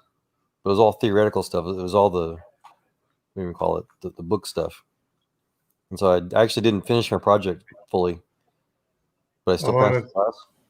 I want to see if I can overcome gravity and make a battery that runs off of chemicals. There's already batteries that run off chemicals, silly. Yeah, I know. Oh. Okay. I don't know. I don't really like working with these kids because one, they don't really know how to work in a group very well, and it's weird. Like, you need leadership in a group. Yeah, and so I'll sit there and I'll wait because I want to give someone else an opportunity. And when they don't do anything, I get frustrated. I'm like, okay, fine, I'm just taking control of this and I'm going to assign everything. Well, then they get mad and then half of them don't do the work. And it's just like, okay, this is annoying. I don't like doing group projects. That liberal teacher I was telling you about, the one that was that education teacher, she told me, she tried to kick me out of my degree. She tried to kick me out of my concentration. And she told me that at the end of class, or at the end of the semester, we were supposed to have a group project. She changed it for me because she said every student in the class was offended by me because I wouldn't call this girl. She was clearly a girl. She called herself non-binary, and I wouldn't call her that. I was not going to be forced into compelled speech. And I just was against all of their paradigms, all of their whatever you want to call it. Their sexist fake. Yeah. Religion they're trying to force on you. You mean? Yeah, and then she forced us at the end we had to do a project where we had to choose a minority group and we had to talk about them in like education systems or whatever, and like how they're oppressed and whatever, Well, I didn't go by any of her links because I didn't like any of them. None of them had anything to do with education. And because I wouldn't choose a group, she put me into a group and I happened to get Asian Americans. And my uncle is actually, he's Vietnamese. He married into the family. I always tell people, I'm like, don't you see the family resemblance? Yeah. So I decided to make my own PowerPoint presentation because it had to be based on primary and secondary education, but mainly primary. So I got my buddy. So I got my buddy Carlos. He's half Mexican, half Guamanian. I got another friend who's another Vietnamese, another friend who's Korean, and then my uncle is Vietnamese, and then my aunt gave me one of her Korean friends, and I developed a 16 list question of, based on, racism and all that kind of stuff. What did they actually experience when they were in school? And the consensus that I came up with was that, yes, they did deal with like racism, being bullied because they were the only Asian in class or whatever, or they weren't Asian enough because they weren't very good at math or something like that, and like one of them, he couldn't even actually speak English when his parents and him came to America because he was a real small boy. But none of them said anything about the teachers. In fact, they said that there was nothing that the teachers could have done. But almost for 16 weeks, my professor said that it was the teachers that were oppressing everybody, and we needed to recognize our white guilt. And I gave that presentation to my buddy. I know, my buddy Carlos was in the class, and he said that I had the best presentation because I didn't go off of her list of resources. I did my own, and yeah. I want to know how Guamanian and Mexican happens. Is that the military? Oh, that's a great question. I'm not really sure. I think his dad I think his dad was in the Marine Corps, and he was Mexican. I think his mom was Guamanian. There you go. He'd be like, I think my Mexican's coming out today, and he'd go get a burrito. There you go, Guamanian. Guamanians are great. They're great people. Yeah, I think all peoples are great, and there's bad peoples everywhere. But they're dedicated in the military. They're dedicated people. They're great people. Yeah. Oh, okay. What's this? Guamanians, I guess. I don't know. Guamanians, yeah. Dude, my section sergeant Korea was from Guam. I love that man. He was cool. Yeah. They're great people there. Yeah. Never lose. Well, he lost his temper once, but not at us. Still, it's awesome. Well, I remember we were. So I told you guys that the veteran services got pulled underneath this super liberal group, Yeah. and we decided, so they were always giving us training classes, and it had nothing to do with training. It was all their ideological indoctrination and whatever. Well, anyways, finally our boss, was like, okay, well, we're going to give them a training class on veterans. And so we asked them to write down on little sheets of paper that we had cut up, just a myth or what was the first thing that they think of when they think of a veteran or whatever, And then we asked, after we gathered it all, and because we were going to play this 15-minute video that was 15 things that veterans would like you to know, which is actually a very good video. That lady did a really good job. Veteran herself, obviously. And anyways, we asked if somebody would like to raise their hand and tell us something. So Carlos is 6'4", and he's a big, tall, brown dude, right? And he's obviously not white. And here I am standing right next to him, and I'm a girl. I'm obviously not a male. And this lady was like, yeah, I think the military is homogenous. And Carlos goes, very well, very well. And I kid you not, at least a quarter of the cards were something about us being homogenous, like all white and all male. All green. Right. Yeah, that's what we wanted to say, but we didn't say anything. And while the video was playing, we were reading through it. We were MAGA hat wearers. We were racist. We were broken, PTSD, and all that kind of stuff. We had just come from NatCon and you've got child or baby killers. Huh? Oh, yeah. Well, actually, that one was not one of the myths that's been recycled. The myths all these myths or these stereotypes or whatever have been recycled since World War I, when they were actually almost completely homogenous. And for some reason, and they've been trying to figure out why this keeps getting, resurfaced. Like why do they think we're homogenous when we're actually more diverse than the civilians are? And that that we're broken, that we come out. And the military is very diverse. Yeah. Oh yeah, but they say that we're homogenous, all white and all male. Sure. Which is really bizarre because they said that to me and my friend, who's clearly not a white guy. The people that I hung out were the islanders. They call them islanders. That's the Guamanians, the Cubans, and even the Mexicans and stuff like that.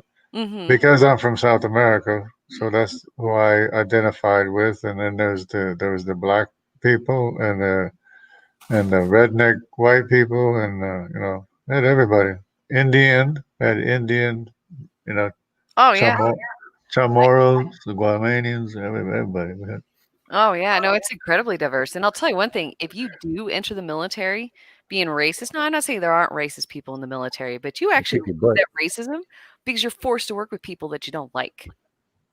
Well, and most of us will kick their butt. Yeah, exactly. Well, and you learn, like you start to learn because it's like being sent out into the desert with like your worst enemy. You're forced to work with each other to survive, and then you start learning, well, okay, they're really not that bad. Yeah. Well, that's the thing is you have to get to know somebody before you can appreciate the person sometimes, Yeah, Exactly. I got a story about that. Go ahead. So dark-skinned guy, he was a E5 in Germany, and for whatever reason, he seemed like he decided to hate my guts. And I mean, I just everything he could think of. He's always giving me a hard time, always trying to get me in trouble. And he got his E6 and he became platoon sergeant and just got worse and worse and worse. I mean, he's got to the point. So I've got that Fred Flintstone complex. If I shave, then it's like 5 seconds later, I've got a little 5 o'clock shadow again. And he'd get on to me about that. He's like, as I was a specialist, he's like, specialist white, you're not, why don't you shave in the morning, blah, blah, blah. So he ordered me to bring a razor to formation the next day. And so I did. Had to shave right there in front of him like an idiot. So that kind of thing, right? Beautiful, wonderful relationship.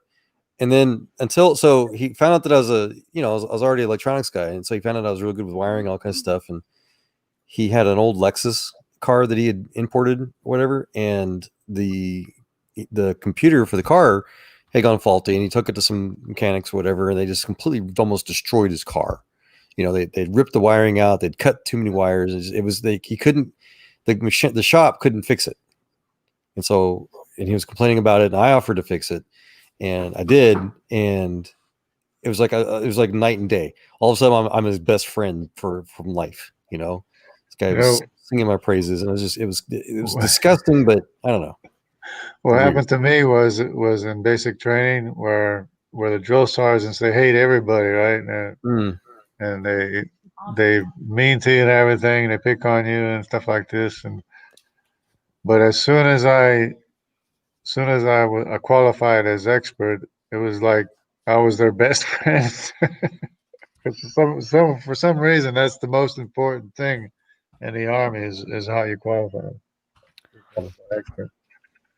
Well, and I had one where I had the staff sergeant that was, just absolutely sexist. He hated female Marines, and there were 4 of us in this platoon, and I have no idea why as a sergeant they put me TAD to go and get a license. I was never going to drive. I was a platoon sergeant. I think they just needed numbers, and I was going into the heavy section. So basically, we were getting heavy section licenses. So we became student status, and of course, I was like the student leader of the platoon or whatever. But I had already driven the LVSs before.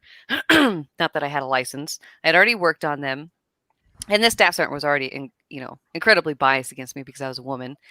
And then it didn't help that 2 of the women were horrible drivers to the point where they got kicked out. The other one was barely passing her tests, and I was passing mine with hundreds. And the instructors, they only wanted to drive with me and 4 other male Marines because we were confident, we were good.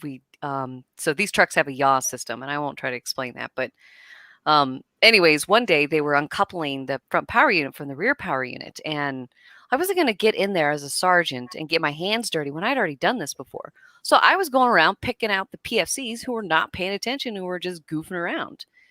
And I would go in there and be like, hey, you're out of there. You've already pulled out like 2 bolts, and there's 18 bolts on each side on this huge common plate. And I'd be like, you need to get in there. And the staff sergeant pulled me aside and was like, you realize you're in a student status, right, Sergeant? I was like, yes, staff sergeant, I do understand that. And I flat out told him, I said, I'm not going to get in there and kick, a 6-month-old Marine out of the way so I can get my hands dirty when I've already done this before. And this other sergeant backed me up, and another instructor. And so after he kind of got, admonished on that a little bit, and then, saw my testing scores, all the instructors wanted to only ride with me and a couple others. And he ended up actually changing his mind about me to the point where he was so mad at me. He actually ended up getting stationed at my motor pool when I was getting out. And he goes, "You're not getting out." And I was like, "Staff Sergeant, I already started the process. Like, I'm going home." And he goes, "No, you need to stay." And I kid you not, Joel and Jungle. So when I got recalled, got out to Iraq, and I was going out to the smoke pit with my new gunnery sergeant. And there was a ton of Marines standing around this like smoke pit, like, hangout area. And I saw him, this staff sergeant. He was a gunny at that time. And I was like, gunnery sergeant, cool, shook his hand and everything. And he goes, "I didn't know you came back in." And I said, I didn't. I got recalled. And he looked at my gunny, this gunny who had only known me for a month, right? And goes, "What do you have her doing?" In front of everybody. And this gunnery sergeant was like, she's going to be working in the office. And he goes, "You're wasting her potential. You need to put her in licensing." And I was like, oh my gosh. He actually, unfortunately, ruined my entire deployment. That gunnery sergeant was so mean to me. Oh, he was absolutely bad. And I understand what this other gunny was trying to do. I proved myself to him, and therefore I think he probably stopped hating women so much. Yeah. But that's how it works, I mean, it was a little bit extra work, but it was worth it, I gained an ally in that gunnery sergeant that you don't gain by just, I don't know.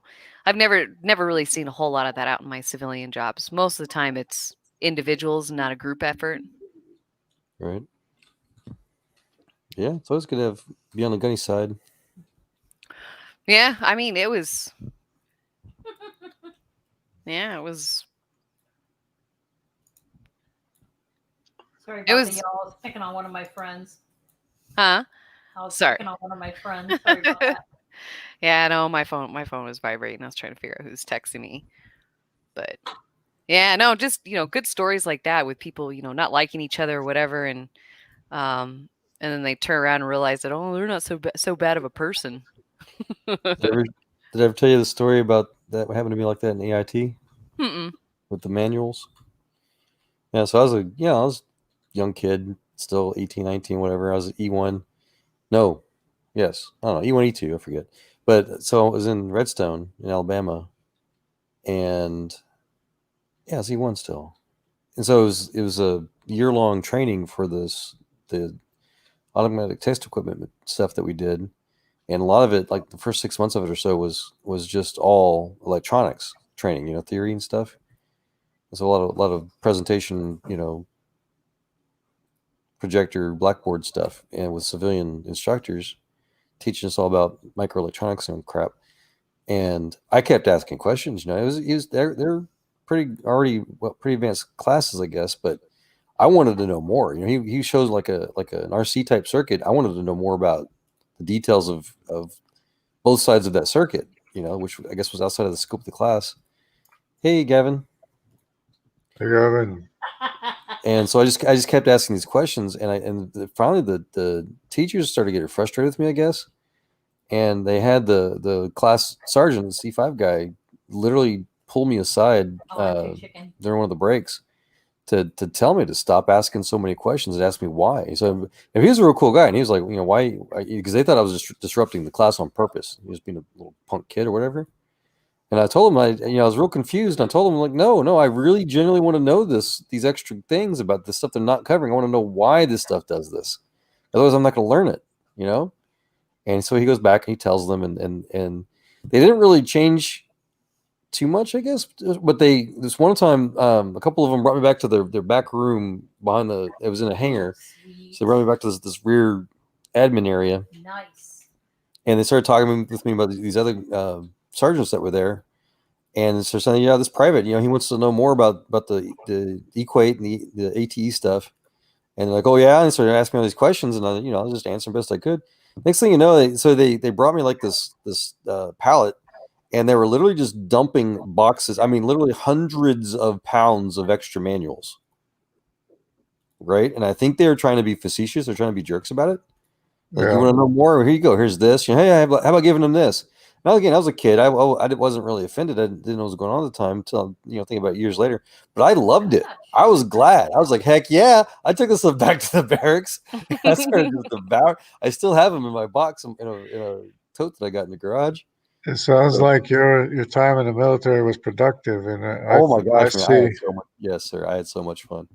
I But see. A lot of my time was unproductive, I think, but maybe that was my fault. I don't know. well, I sat around a few times, but I was always trying to do something. Yeah, I mean, I did learn mechanics, and we did do mechanic work, but Yeah, mine was actually probably the best thing for me. Best and worst, because definitely had a lot of bad experiences, but I should not have graduated high school. My education was so far behind. Like I said, I couldn't read when I got into the 4th grade, and they gave me an IQ test and some kind of intelligence test or something like that. That's actually how they found out I was dyslexic when I was in the 6th or 7th grade. And everything was behind. I had 3rd grade science. I never even took anything above an applied science class, even in high school. No. In fact, I shouldn't even have graduated. I have no idea why this member on the student council board, I'd never even really known him. His daughter was in my class, but I was not friends with her. And he argued that I had potential, and I have no idea why, because I ditched class all the time. I failed almost all my classes. The only thing I was good at was sports and music. That was it. And he argued that I had potential, and they waived me a couple of credits to graduate. And so I graduated high school. Then I failed my ASVAB getting into the Marine Corps. Guess what? Marine Corps didn't care. They were like, yeah, she's physically fit. The only thing that I checked off was glasses, which I don't supposed to wear glasses, but I don't. And braces. That was it. And they waived me. People laugh about an ASVAB waiver, and they always tell me, Jesse, you should not admit that. I'm like, no, I have an ASVAB waiver. They totally waived me 5 points because I had to have 30 or 35 or 40 points, and I got 5 points low. And that doesn't make sense to me because you're very knowledgeable about history. Well, I was told growing up that I was stupid because I learn a lot harder. Like, knowledge is really hard for me to gain. And so my people lied to you. Yeah, they lied to me. Yeah. And so I just quit acting like, I quit caring. Like, I knew nothing. Like, this is how bad it was. When I was 17, when the Twin Towers got hit, I had no idea where the Twin Towers were. Geographically, politically, I knew nothing. I did not join the military because I'm 11. That's the educational system, I think, or whatever. It's the educational system, and it's also that people...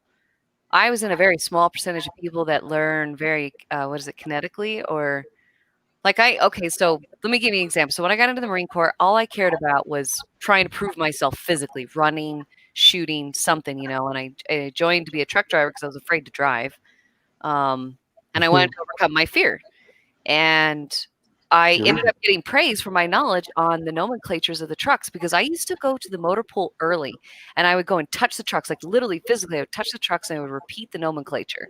And then I would go and open the hoods and I would touch the different parts that had names that pertain to the different nomenclatures. Like if it was a dual serpentine, a single serpentine, I would get underneath the trucks and I would go early. The positive crankcase ventilation valve. Okay, I wasn't a mechanic. Operator. Joel knows what that is, right? Yeah, so I know. Exhaust gas gets recirculated back into the top of the camshaft. PCV valve. The manifold? The exhaust manifold? The PCV valve. Oh. Yeah, it recirculates exhaust gas back into the camshaft area to help burn off extra hydrocarbons to pretend to help save the environment, but it all does is really clog up your cylinders and stuff, of course, your valves. Oh, we had diesel engines. We certainly did not have. Well, our engines were JP8. Two cycle diesels. Yeah. Both. But anyway, so I actually started getting praise for my intelligence. The nomenclatures. I read the entire technical manual on my own multiple times, and I got teased by a few of the Marines, but others would actually come to me and be like, "Hey, what's this?" And I would be able to tell them. So I got the nickname, the Walking TM. I got put on a Lance Corporal Meritorious Board, Corporal Meritorious Board, and Sergeant Meritorious Board. I didn't actually pass any of them.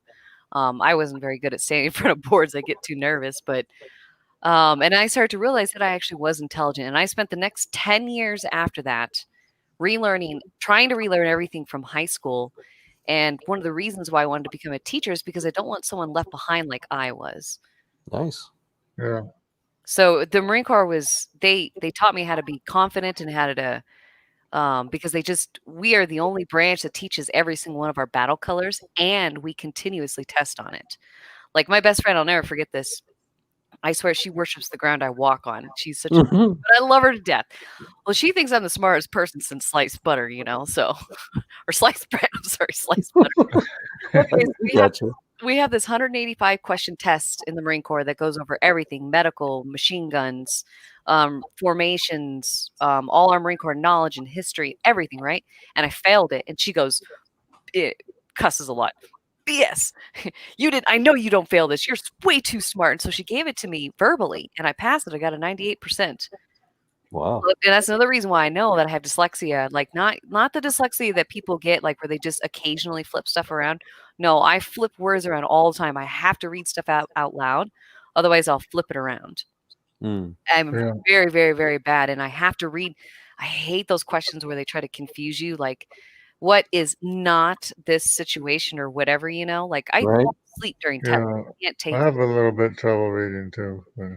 Yeah. And so when she read it out loud to me, that further boosted my confidence because I was like, okay, I can test. I had to train myself how to get around my reading dyslexia and, my comprehension, because I do have a big comprehension problem.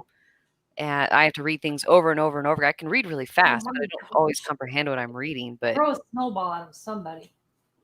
But yeah, so the Marine Corps was definitely it pulled me out of that obscurity and gave me a lot more confidence in my ability to be intelligent. Good. Yeah. And shoot straight. I was and to know how to shoot straight too, right? I had never shot before, so yeah. I was a third award expert. So now you're a badass. Yeah. Nah, not really. Just a Marine. But go ahead, Jungle. I was bad in school because I'm a little bit maybe dyslexic and maybe ADD. My mind is always somewhere else. And besides that, I'm a little bit stubborn. And they would always ask me, well, why didn't you do the work? I said, I don't know. That's normal. But anyway, but I did take a test when I was in I don't know what it was when I was in Kansas, like going up in grade school or something, and it was called an aptitude test, and all the teachers and everything were floored because I asked them what the score was, and they says there is no score. I said, well, what do you mean? What's the big deal? They said you got the highest possible score. Nice. And it was all about geometric shapes and forms and everything. So that's IQ test. Yep. Yeah. Well, and I don't really like how our education system is designed. I mean, I do think that you need to get some basis and stuff, but like at my current college, they made me take, math class and stuff like that. And I'm like, I'm never going to do math. People are like, well, yeah, you might have to add stuff up. I'm like, no, they've already done the math. It's been done for like 1,000 years. Okay. So calculators for? Yeah, exactly. Like, don't make things, overly difficult. Like, I just want to focus on history and I wanted to be very specific. I wanted to get a degree in ancient history. That's why I don't know a lot of recent history. I know a little bit of it, but my focus has always been ancient history. And I took all their ancient history classes, and there wasn't even very many. And they were stupid anyways. I had to Google everything that they told me because it was a lie. Because we had to go through apes first, that we came from apes, and then we, started eating meat, so our brains got bigger, and then somehow we started religion because we were painting our hands on the walls. This is their narrative, and this is what I have to get to. And I'm like, just get to the beginning of the ancient civilization. Oh, drive me nuts. Yeah. Skip all the fantasy stuff. Get to the actual human history. Well, Jungle, I was in a class called 100,000 Years of War. And at first I was like, oh man, this is going to be such a cool class, And then it dawned on me I'm going to have to wait 94,000 years before we actually get to human history. I kid you not. Like, I should like put screenshots of some of my notes because I'd be sitting there in class and I was forced to take this freshman level anthropology class, and it was cultural anthropology. This guy is a Catholic, and he was talking about how God zapped stuff and I don't know, and how the Holy Spirit was a bird, and then showed me a picture of somebody for Jesus, and I don't know, he was an idiot. But I remember in the beginning of the class, he was talking about billions of years, and I wrote in my notes, millions of years ago. Still waiting millions of years. Nothing yet. Still waiting millions of years. And I wrote this in my notes because he had nothing of substance to say whatsoever.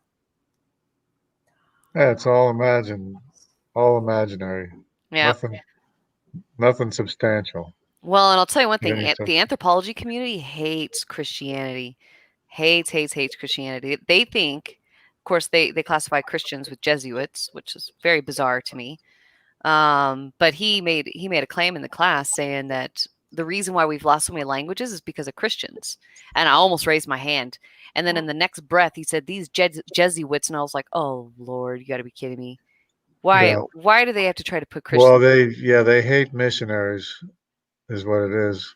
They hate missionaries. And there's in Brazil, there's a government group that basically targets missionaries. That's what they do. And it's a government group. Yeah. Well, and I thought it was kind of funny because, this guy was boldly claiming that, Christians came over and changed the creation myths and all that kind of stuff. And I was learning this in my Native American history class as well, that it was Christians, tampering with their creation myths, and that's not what their original ones were. And after I was done with this Native American history class, guess what I found? Evidence from 200 BC of the Mayan culture having a flood myth. And they actually say in the article that they can no longer claim that Europeans tampered with their creation myths. Right. Yeah. And I just, oh man, it's so frustrating. Like, ugh. Well, I mean, all you have to do is look at the calendars. All the calendars, the Mayan calendar, the Hindu calendar, the Egyptian calendar, Chinese calendar, whatever you can get, they all go back 5,000 years, and that's it. I mean, yeah, but I know what their answer will be there. So, I mean, just as far as an arbitrary number, why 5,000 years? Well, they'll just say that's about the time they started developing it, because that's when they finally figured out how to develop a calendar system. But there were prototype calendar systems before that. We just don't have them. Yeah, they don't have them. If they don't have them, it's made up history. I know. Well, like researching Egyptian history, they say that Egyptian history started 36,000 BC. And then about 8,000 BC is when the Neolithic Revolution happened. And then about 4,000 BC is when Herencan Polis was created, which is not, it was more like 3,000 BC. Because it's actually linked with the Narmer palette, which is dated to 3100. Which is so funny when I read these articles and I get all this contradicting information. It's like none of them can agree. None of them can agree, but yet these textbooks are made saying that this is fact. All these timelines and all these names and who's where and what and when. Yeah. And they call it fact, just like they, teach biological evolution and stuff like that. Yeah. No, you have to have a historical record or an actual calendar or an actual genealogy or something, Mm-hmm. I wish I could have recorded my geography class when our teacher was trying to explain why we have seasons and all that kind of stuff. And I don't remember what her evolutionary explanation was for how we have seasons and, how the world is so incredibly fine-tuned for life. Yeah. The seasonal thing is pretty interesting because the environment kind of adapts to the seasons or the flora and fauna. It adapts to the seasonal changes, but it's just really very, very amazing how it's able to do that. And that's because it had front-loaded information, like SFT and raw mat and all of them, like it had front-loaded information in order to deal with these seasons because God created the world to have these seasons. Yeah. And they're incredibly gentle seasons considering if you look at what evolution should have produced, it shouldn't have produced something so fine-tuned and it wouldn't have created life anyways to begin with. Like, that's just absurd. Because a lot of fruit trees or some fruit trees, they'll produce fruit twice a year, but the fruit are smaller in the dry season than it is in the rainy, wet season.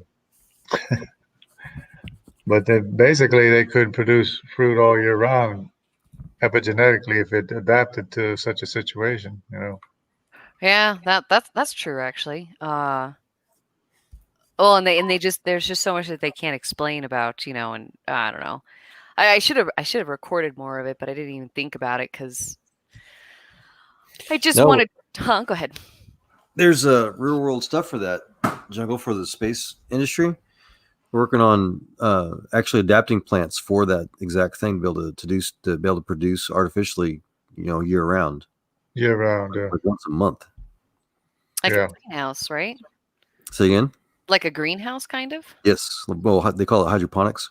Oh, yeah, hydroponics. Hydroponics, yeah. Yep. Yeah, we had to have like greenhouses in Silverton where I was born because stuff doesn't grow up there. 9,500 feet, like not even black widows live up there. It's too hot. Well, I could give you a hint. They could simulate, a dry season and then a wet season or something, but yeah, I like might trigger it because sometimes you'll have plants that start flowering or opening up in the fall when they're not supposed to. Share with you guys how nerd I really am. So I even enjoy video games that simulate, space colony type, situations where there's games where I'll play like Stationeers, for example, where you can pick these really crazy foreign, planet hostile environments like on Mars and on Europa, the moon and whatnot. And you've got a certain set of technology, of course, you have to work with, but every location gives you a different set of challenges. Like Mars, for example, has a very thin and heavy carbon dioxide atmosphere, but it's not, it's got some temperature to it. For example, the moon, for example, has no atmosphere, et cetera, et cetera. So every location has a different, very hostile environment. So not only do you have to learn how to adapt what limited resources you have to take advantage of the pluses and minuses of your environment, but eventually you gotta start. You have a starter amount of food and water and stuff, but it all starts to run out.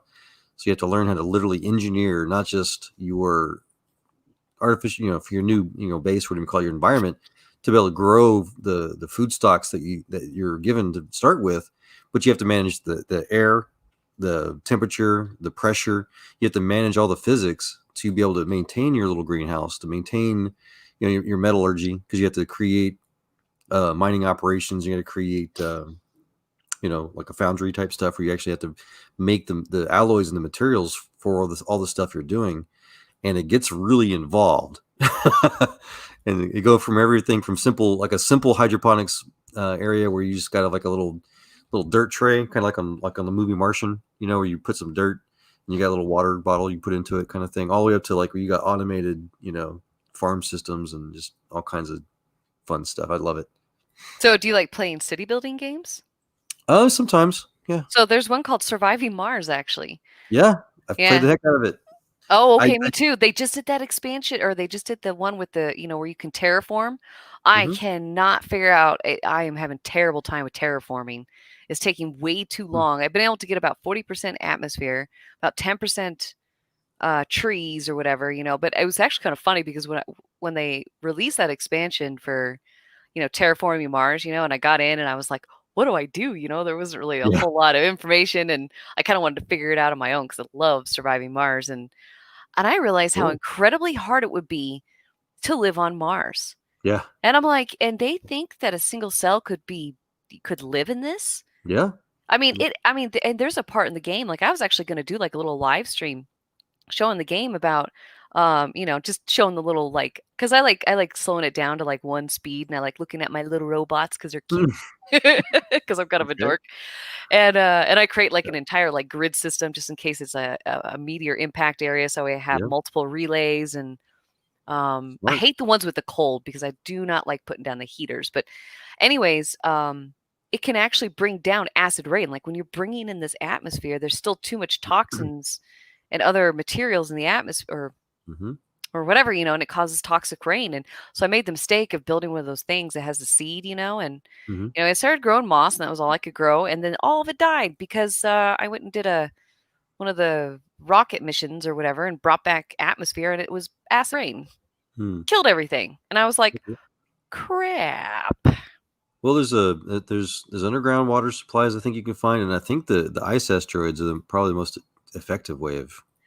I think so too. Well, and I have a problem with keeping supplies and keeping money. Like I'm just like I'm absolutely terrible at it. But So Yeah. like, yeah. so there's another game called Banished. Have you ever heard of Banished? Yep. Oh, That's one. Banished. Kelly. Yep. There you Love go. it. Oh, I love Banished. Oh my gosh. So I did the Adam and Eve one. So I downloaded a bunch of mods, and there's a Jack and Jill and an Adam and Eve. Well, Interesting. yeah. So what it is the Jack and Jill, you start out with no food, no tools, no clothes. And I'm talking about it. Those two died so many times. I don't know what. Anyways, I figured out a way to manage it to where they got enough food to where they could still go and work. And there's only 2 of them, right? Mm-hmm. Well, in this game, since you've seen Kelly play, you probably know this. The woman can die in childbirth. Oh, interesting. But guess what? The baby doesn't live. And here's Adam running around, and I'm going, well, what's he going to do? Yeah. Screw a tree? I shouldn't have said that. Yeah. You know, and I literally paused the game, and I thought about that. I thought, wow, what if Eve had died in childbirth? Yeah. I really like sometimes these games really make me think, and it takes a while to get the population up in this game, you know, because you have like a year that goes by and it takes some time or whatever, you know, but I was able to go because I started over and then I figured it out, and I went from a population of 2 to 2,000, and I think it was about 80 years in that game or whatever. And yeah, I mean, I like those that have a little bit more realism to it, you know. Yeah, I was going to say that's what kind of got me to fall out of love with Surviving Mars relatively quickly, because you know I can master the economy side, so I was making bank. You know, I was able to bring all those. I had more money than I knew what to do with, and kind of thing. So I don't know how far you got into the game. If for example, you get the random events, you get the challenge, and so one of the ones that, and I seem to get that more often than not, which annoyed me, was the little mysterious little glowing light aliens underground. I think I only got 2, and one of them was those stupid boxes that kept reproducing everywhere. Oh my gosh, it was so annoying. Well, the light ones, they want to try to take the water back that you siphon. Okay. And so they literally create these big gaping holes that you can't build all over your base. So it destroys your planning. And then if you can choose to either try to capture them and actually turn them into literal, like, you know, lampposts and power your base with it, or you can try to live in harmony with them. But either way, eventually they start attacking your base and your infrastructure, or they either attack it and destroy your facilities, or I forget the other one is they just create so many potholes everywhere that makes it impossible. But see, my problem was always the people, because they would either die of old age and then the new ones that were coming up, I was able to get the university built to increase their actually, I never knew how the Martian-born ones were to gain a profession, basically, because I needed you know, high proficiencies in order to. I wanted high proficiencies so I could get more money out of the rare metals or whatever. And yeah, I'm not very good at that. Typically they starve, just like in Banish. Like they just start dying, and I'm like, oh well, darn it, they're starving. Well, let's kill off half the population, and then it will start over. Yeah, I think there's it's been so too long. It's been over a year since I played Surviving Mars, but there's a way to force their profession. But yeah, no, I was good at the management side of it. Yeah, I'm not the best. I actually bought this other game named Planet Zoo, and it's actually really fun. I really like it, and it's very realistic to the animals. Like there's a Zoopedia in it, and it talks about the actual habitat of the animals, their social groups, their sexual sterility, which I thought was really interesting. So I got turtles. If you ever buy this game, don't get turtles, all right? Or at least put the pill on them so they can't reproduce, because they will reproduce so fast, but they don't hit maturity, like sexual maturity, to like reproduce. Or I'm sorry. So the 2 parents reproduce so many babies that I had to put the babies in my storage or whatever, because they were very unhappy because their space was too small. Right. Because you can only have so many or whatever, you know. And then of course I had some jaguars or leopards or something like that, and as soon as the babies grew up, I had to get rid of them, because they would either, the 2 females would fight or the 2 males would fight. And then you got like giraffes who will be unhappy because they need a social group. They need a big female social group and at least 1 male, or like elephants. And I had a lot of fun with it. I thought it was really fun, but I was getting really pissed at my crocodiles at one point, because the male crocodile, the alpha male crocodile, was eating all the food and the babies were starving. And I was getting really mad at him. I was about to put him in storage. Eat the crocodile. But I mean, I thought it was kind of neat because it had a realism to it that is, like if they're endangered, do they need climbing? Do they need water? How much space do they need? And they needed certain coverage and plants. And if you didn't, then they'd be really unhappy. And I really liked it. I actually did really good. I was making like millions. Sounds like Jungle's kind of game. Yeah, Jungle sounds Jargon. pretty interesting. Sounds interesting, yeah. Yeah, it's called, what did I call it? I forgot the name. Planet Zoo? Planet Zoo, yes. I recommend it. It's a very fun game, and you can do franchise mode where you start one zoo, and then you build it up or whatever, and then when you put your animals into storage, you can actually, when you start a new zoo, you can grab those animals, and then you earn these like bucks in the game, like little leaf bucks or whatever, like in-game currency kind of, and then you can buy the super rare ones that are extremely endangered. And then that just increases your popularity and all that kind of stuff. But yeah, I mean, I really enjoyed it. I mean, I play a lot of city building type games. Like I have Founder's Fortune. That's a fun game. Atmos City. You might like that one. Which one? Atmos City. Atmos what? Here, let me type it. Atmos City. I don't know if I talked to you guys about this before, but why would there be an African aardvark and an American aardvark? Uh-oh. Is it a serious question or a joke? No, it's a serious question. I don't know. You got carried around by different Noah's kids? Why would there be a honey badger? You know what a honey badger is, right? African honey badger? Uh-huh. Why would there be a South American equivalent of the honey badger? Because one of Noah's kids brought an extra one with him somewhere else. Okay, how about the jaguar? You're talking about a jaguar or leopard. They're really the same animal. Yeah. I believe it. Okay, Joel, so I just put in the back chat, since I'm not a mod, I can't link it. But you can click on it, and that's Atmos City. So I might be pronouncing it wrong, but basically it's a 4-dimensional or 3-dimensional. Basically, you build your city on a block, and you can go all around it, and it looked like a good game. I was having a lot of trouble trying to figure it out. I'm seeing it. Gravity-defying cities. There you go. Gravity-defying cities. Yep. I really like the training in the beginning to teach you how to move and shift your screen and get all in, because there's blocks that are open like squares, so you can build on the outside, the inside, put the roads all the way around it, and like if you put your industries on one side, they won't affect the people on the other side. Like wow! So yeah, it's not just a flat city. It's like an actual. You can make like cubes and stuff. There's like yes, cubes, elongated ones with holes in the side. Like it's a little hard to navigate. I will say that. Once you figure out the keys, it gets a little bit easier to like back out, flip around or whatever. And they have a training thing in the beginning where you're like, they make you go through hoops to teach you how to move, how to change, how to get back, how to recenter your screen. And yeah, that's pretty wicked. Thank you. Yeah. It didn't come out or it just came out like not long ago. Yeah, July 30th, 2019, and it was a little difficult to play at first. I did try it, but they've been releasing updates on it. So yeah. So I'm really bothered. Why? How did they cross the Atlantic Ocean? I'm really bothered by that. What? I don't understand what you're talking about. Why did animals cross the Atlantic Ocean? Yeah, how did the honey badger cross over to South America? Oh, humans took them. Yeah, but the humans didn't make it either. What do you mean they didn't make it? From Africa to South America. Yes, they did.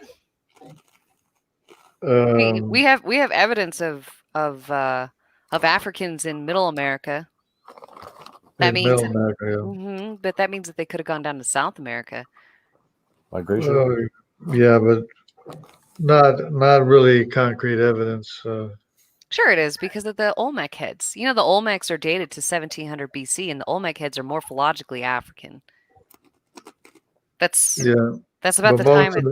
Most of the morphological Africans came from the east and not the west.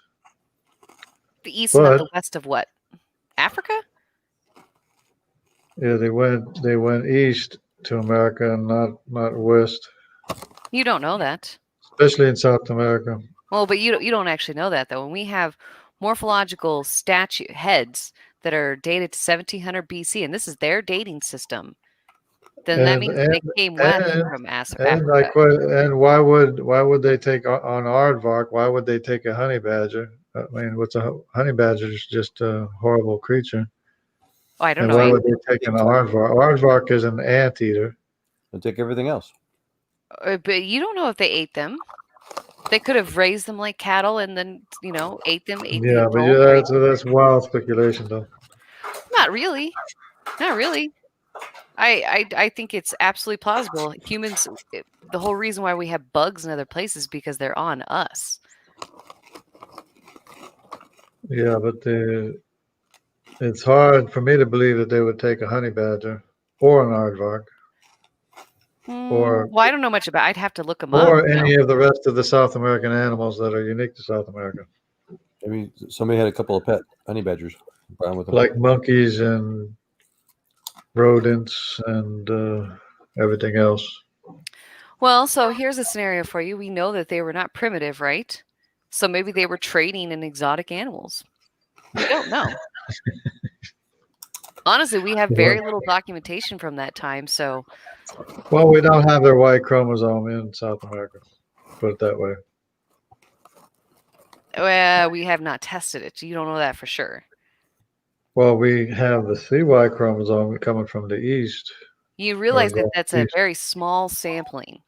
You cannot use that Okay. as a full basis. There are lots of men that they have not tested. Right. Yeah. So we don't actually fully know that. Because you're talking about, this is 4,000 years ago, 3,000, 3,500 years ago.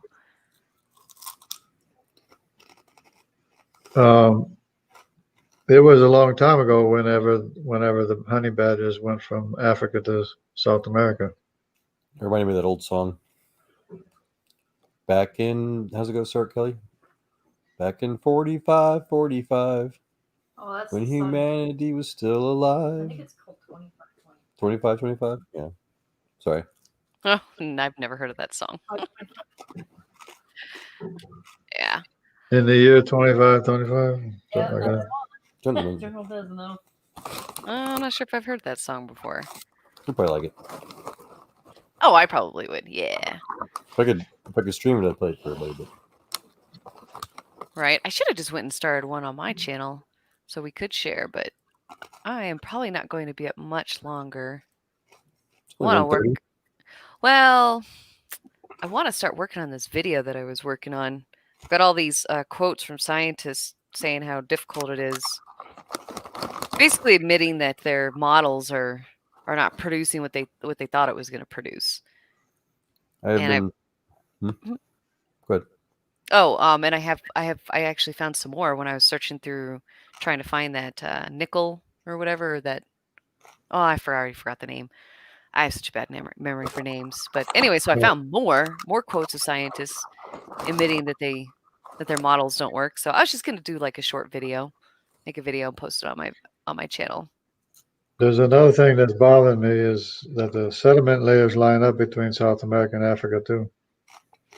And the fossils. Plants and animals. Really bothering me.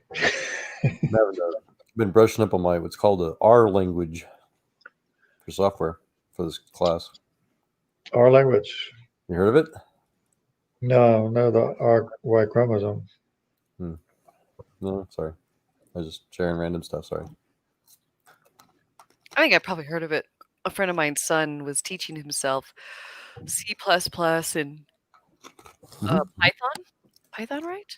Dude, I just took tests on those. What was it last week, Kelly? Yep. 2 hours, man. Mm-hmm. Brain was fried. It was great. I loved it. I took a Take some Bacoba. Take some Bacoba to help your mind. dude. There's a Walmart. Is it Walmart? Yeah, Walmart has a drink for that now. Jungle, have you seen it? Sort of blueberry baklava stuff. Oh, I gotta check that out. Yeah, and it's really good. It's like they But sell it kind of as an energy drink. I don't go for the more expensive type things. I go for the cheap supplements. I don't even know what that is. I didn't know either. I just saw in the freezer section on the one of the we call it the checkout lanes. Yeah, those little small freezers, and they had it in there. And I said, "What the heck is this?" And I love blueberry, so I grabbed it. What is it called again? Baklava. How do you pronounce it? baklava. No, it's a drink. Oh, I've never heard of it. No, that's an alcohol nonsense. Baklava. Something. Say again. It's not alcohol. It's just a plant supplement or something. Yeah, it's a South American plant extract that they've been putting in drinks. It's like a tea almost. But I think it actually works though, because it didn't kill me. It helps. I noticed when I was taking it that I was thinking more coherently. I mean, I was thinking pretty good. Yeah. And I kind of correlated it with taking the baklava. Baklava, how do you pronounce it? Baklava, whatever, however you pronounce it. Dessert, isn't it? Yeah. Greek yummy stuff. Greek stuff. It's all Greek to me. Oh, I don't shop at Walmart because I don't support them. My mom worked there for 20 years and they treated her like crap. No. The Greek blueberries. I like the Greek blueberry yogurt. Yeah. That's part of my choice. I could have told George. I had this one lady in one of my classes. She was like, McDonald's needs to change their food so that way, people don't gain weight or whatever. And I was like, why don't you just stop eating there? And she goes, and she just looked at me. I was like, stop supporting them. Like, if you stop supporting them and stop, paying them money to buy their nasty food, they will change because they want money. So that means they'll change their market and they'll change their product. Right. It's like, why are you taking away people's rights to buy nasty food? Yeah, exactly. Nope. They're causing them to be fat. So, like she told me that, we were talking about commercials were targeting kids, and she's like, yeah, and they're targeting my kids, and now I can't say no. And I'm like, yes, you can. She goes, do you have kids? I was like, no, but I'd still tell them no. I'm going to go buy a $40,000 car just because there's a commercial with a kid in it. Like, that's just stupid. My mom told us no. If we wanted anything additional from the couple pencils and a little bit of clothes that we got, because I grew up really poor, she was like, you go get a job. So I got a job. I tell it to Kelly on occasion. I don't think she likes it. She actually came home. Thankfully, she's talking to her friends, so I don't die. What did she say that she needs to go get a job? So she's talking about how she'll tell kids to go get a job when they want something. And every time you try to ask me for like getting extra house decorations or whatever, I'm like, we can go get a job. You can go get a job. God bless it. Do I wish I could? Yeah. See, the other day she'll want to kill me probably, but it's okay. No, I really. Yeah, it's funny. I started working at a jewelry store when I was 8, and I would just clean the jewelry, take the necklaces, like, keep them from like being all messed up and dust and all that kind of stuff. And at first, he was giving me jewelry at the end of the week. Like, if I worked for 3 days, a couple hours a day or something like that, he'd let me pick out like a $7 ring or something. And it was cool at first, even though I didn't really wear a lot of jewelry except for I wore silver rings and that was it. And I realized I couldn't buy anything. I'd have to figure out how to sell it, and I didn't know how to do all that. So the next summer when I was 9, I asked him if I could get a wage, and he said, yeah, but he had to pay me under the table because I was far too young. Nice. But I made $2 an hour. Ooh. Yeah. Yeah, no, Kelly, she's been working most of her life. We kind of said after the kids grew up, she's retired. She's a retired domestic engineer. Nice. Well, what wound up happening with me is when I was 27, it was weird because we just moved in the house, and I was working full time. We were moving into a new house, had 6 kids, so I was trying to keep up with them. And my ex-husband was totally worthless. He didn't give a crap. He just did whatever he wanted to do all day long. And anyway, I was just moving boxes around or whatever, and I threw my back out so bad I couldn't get up to go to the bathroom. And I went, all right, because I'm not the type of person that enjoys going to the doctor for anything. And that was enough. If you can't go pee, let's go get it checked out. So I went to the ER or whatever, and they ran the X-ray, and the doctor kind of freaked out. He's like, "You are way too young to be having these problems." And he showed me that I have 2 ruptured discs or whatever, and one's like poking out and up and all kinds of whack stuff. And he touched the front of my shins, and he's like, "Can you feel that okay?" I'm like, "Yeah, I can feel that okay." He says, "Well, the minute you can't, you need to come to the ER because something's like gone really wrong." So that was the beginning of some pretty major back problems that only got worse as I got older. And what's interesting though, now I have this old band injury from when I was like 15 or whatever, from marching band, where I had messed up, I had ligaments and all kinds of mess, and my meniscus. And now that knee has gone freaking numb on the left side entirely. So I need surgery. They swell up every day.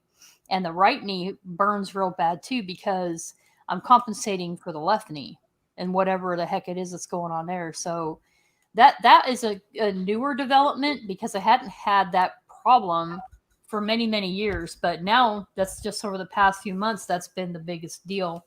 Makes it hard to drive or do anything. So I have to take everything, all the chores I do, I can only do it for a certain period of time. Then I absolutely have to freaking stop. So it's kind of hard on the old self-esteem because I'm really surprised you shared all that. To be honest with you. Oh, that's fine. Because I used to do everything. Yeah. Worked, 6 kids, taking care of a crazed freaking punk of an ex, all of it, all at once, and it was great, So to have so many limitations now is kind of like, I'm not going to lie to you, it's a blow to the old ego, Good thing you don't have any. It is very tough. Like I got forced out of my construction jobs because of injuries. I could no longer do it. Like I remember so after I got recalled and I came back, I tried to go back to a drilling company. Now this stuff is incredibly heavy, like heavier than my own weight. And I was lifting this stuff and trying to, and I had already hurt my back and my shoulder, and I was only 2 weeks into this job, and I was trying to vacuum, and my entire right arm just went numb, and I dropped the vacuum, and I could not even pick it up because I had such a bad damaged nerve in my right shoulder. Now I can't even, I can't do my hair. Like I couldn't braid my own hair anyways, but I can't physically do it now because I can't reach behind my head. Like that's how bad my right arm is, and it's tough. Like I don't like not being able to do stuff. It really bothers me. But I started to have to admit to myself that I could not do this stuff. I'm 36 and I already have arthritis in my right shoulder, like really bad arthritis. And I have arthritis in my right foot that I broke twice. It was still broken, and I told my doctor I was fine, and I kept running, so I was an idiot. Now I can't feel the right side of my foot, and I have a hard time walking when it's cold. So I feel you, Kelly. I feel you.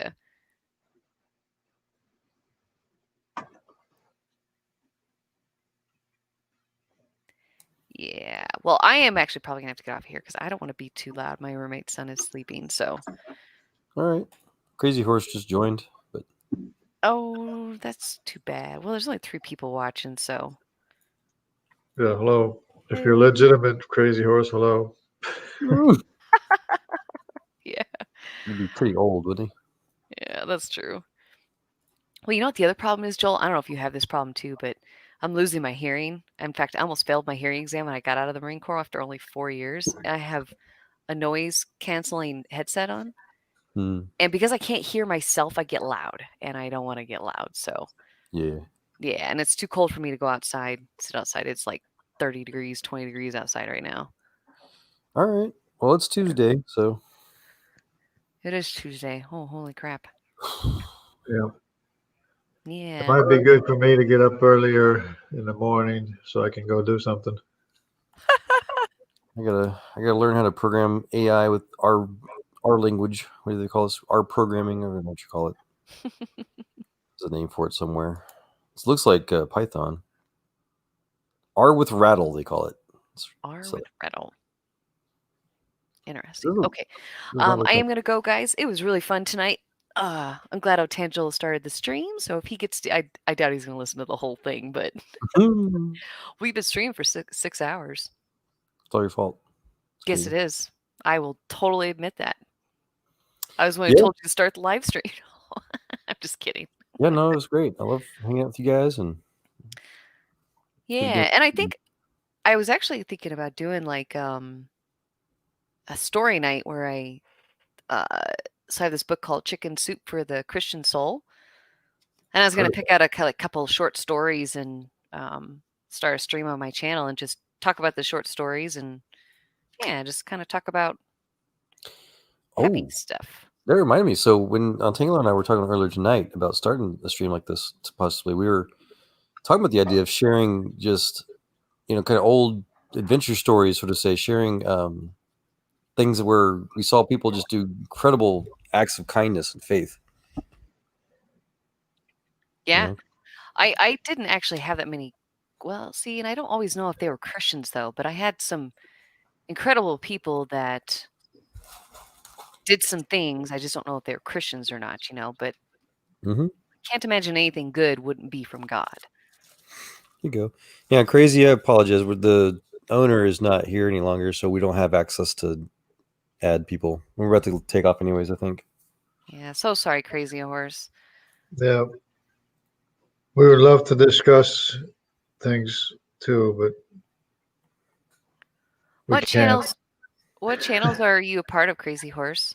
Or have you subscribed to?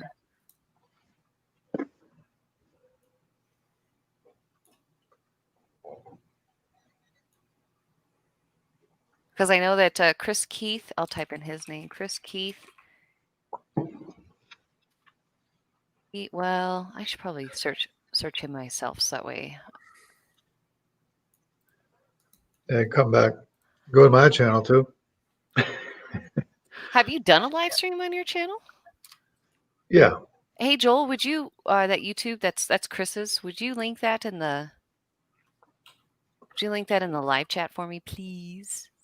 Since I am not a mod. Sure. And then what other channels, like Praise's channel? If you would like to go to Praise's channel, I guess. And Standing for Truth. Probably. Well, but Standing for Truth doesn't do streams like this.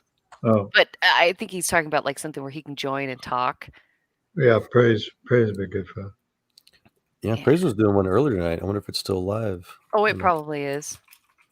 His streams always go like 8 to 12 hours. Yeah, maybe it's still going. Probably still going. Praise. Nope, it's not. Oh, no? Oh, wait. Okay. No, it is not. Wait, review of Matt Slicks Limited. I thought that was yesterday. It was 19 hours ago. I thought they just had one tonight, though. Yeah, he has not published his new one tonight, I guess. Yet. Yeah. But Crazy Horse, if you wanted to like subscribe to Chris and then, keep your subscription to Otangela here at the God Talk. Praise I Am That I Am. He typically does streams like this where they put the StreamYard in the side chat. I don't do live streams very often. You can subscribe to me if you want to, but you don't have to. I don't do live streams very often. I've actually only done it once. But just to help out. But I do have to go to bed, I need to be quiet. I've been thinking about trying to see if I could start one with people that just want to talk tech. I would. Mm-hmm. Yeah, start on your channel and start gathering some tech-minded people, and it might be especially, lonely, it might be lonely though. No, I don't think so. I think one of these nights I'm going to go over some of my YouTube subscriptions, and maybe you can go and find some other people. Like, are you subscribed to Nephilim Free? Yes. Okay, so he tends to have some tech-minded people on there. Let me see. I'd have to look, but because if you start mentioning it in these live streams that you're going to start doing that, it might take a little while for you to build, a base of people that are going to come back and talk about tech. But yeah, well, start somewhere. Yeah, I was thinking I might just need to pick another topic and then do what SFT does, kind of just talk about somebody else's stuff to kind of build an audience. Yeah, I would do that. I posted some of my old Kerbal Space Program stuff, but it was just old lame, stuff that's cool to me, but nothing impressive enough that the gaming community community would take care of or take a notice of. But Yeah, I have to check this. I don't even know if I'm subscribed to. I have to okay. check. Yeah, again, I got like 4 videos. I think it's my old Kerbal Space Program stuff, and then I got a. It was for I think it was for a job interview. I was wanting to show the 10-year-old work I did at RDEcom, so it's like an ancient like video. And then I used to, when I debate on Facebook, I've got a clip where John Lennox got Richard Dawkins to admit that faith is evidence based. And so, but there's the person that usually had that clip took their YouTube down, so I remade it. So that's my entire channel so far. Gotcha. Well, I was actually probably one of your beginning 7 subscribers because I subscribed to you like a month ago, so I could remember who you were. Cool. I didn't even had 7 subscribers already. Well, I just went to your channel because I wanted to make sure I was subscribed to you because I remember going to your channel. I didn't remember seeing any videos, but I could be. Yeah. And you need to watch some of my videos. Well, and that's where I saw your video on Founder's Fortune. Oh, you don't have to watch the gamey ones. I mean, you can if you want to. Yeah, no, I've been playing it off and on. It's been kind of loaded here. I play it when I get a chance, but oh, I got lots of tips. Not that one. That one's old. That one's from like a year and a half ago. I think I've got it figured out. I'm my current first game. How old am I now? I got 8 years going. I've got almost everything. Oh well, I built the kitchen. I haven't been able to use it yet. But yeah, so I'm getting there. have your colonists asked to have their own houses yet? Oh yeah. They all have their own little rooms. No, their own house. Well, I made them like little 5x5 little rooms to one big building that they're in, and they seem happy. Yeah, no. Eventually, you're going to get to the point where they're going to want their own house, like literally their own house, and they're going to want a fireplace in there, couch, a chair, rug. It's actually well. The cool thing is that so they changed it. It used to be that you didn't have to worry about storage so much. There was no storage limit, and now there is. So when you have to build a bunch of these storages for like the raw food, the cooked food, campfire food, and then the kitchen food, you build so many of those, but by the time they start to demand to have their own personal house separate, you've got enough of those built, and you've got enough stone to build, a fireplace and all that kind of stuff. But someone actually commented on my Founder's Fortune and asked me if I would do an updated one because this one doesn't have any of the new updates, like the professions update, the animals, the pirates. Oh my gosh, the pirates are so annoying. I streamed an entire, or not streamed, but I recorded an entire hour I played on one of the hard modes, and I denied all the tribes, and I denied the pirates, and my little flippin' turd colonists turned into anarchists because they were mad at me and tore down the entire town that I had built them. Rude.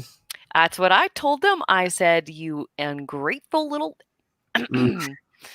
So what I want to do is because it's like about an hour, and I want to do a commentary over it, like a funny commentary, and then post it on my channel.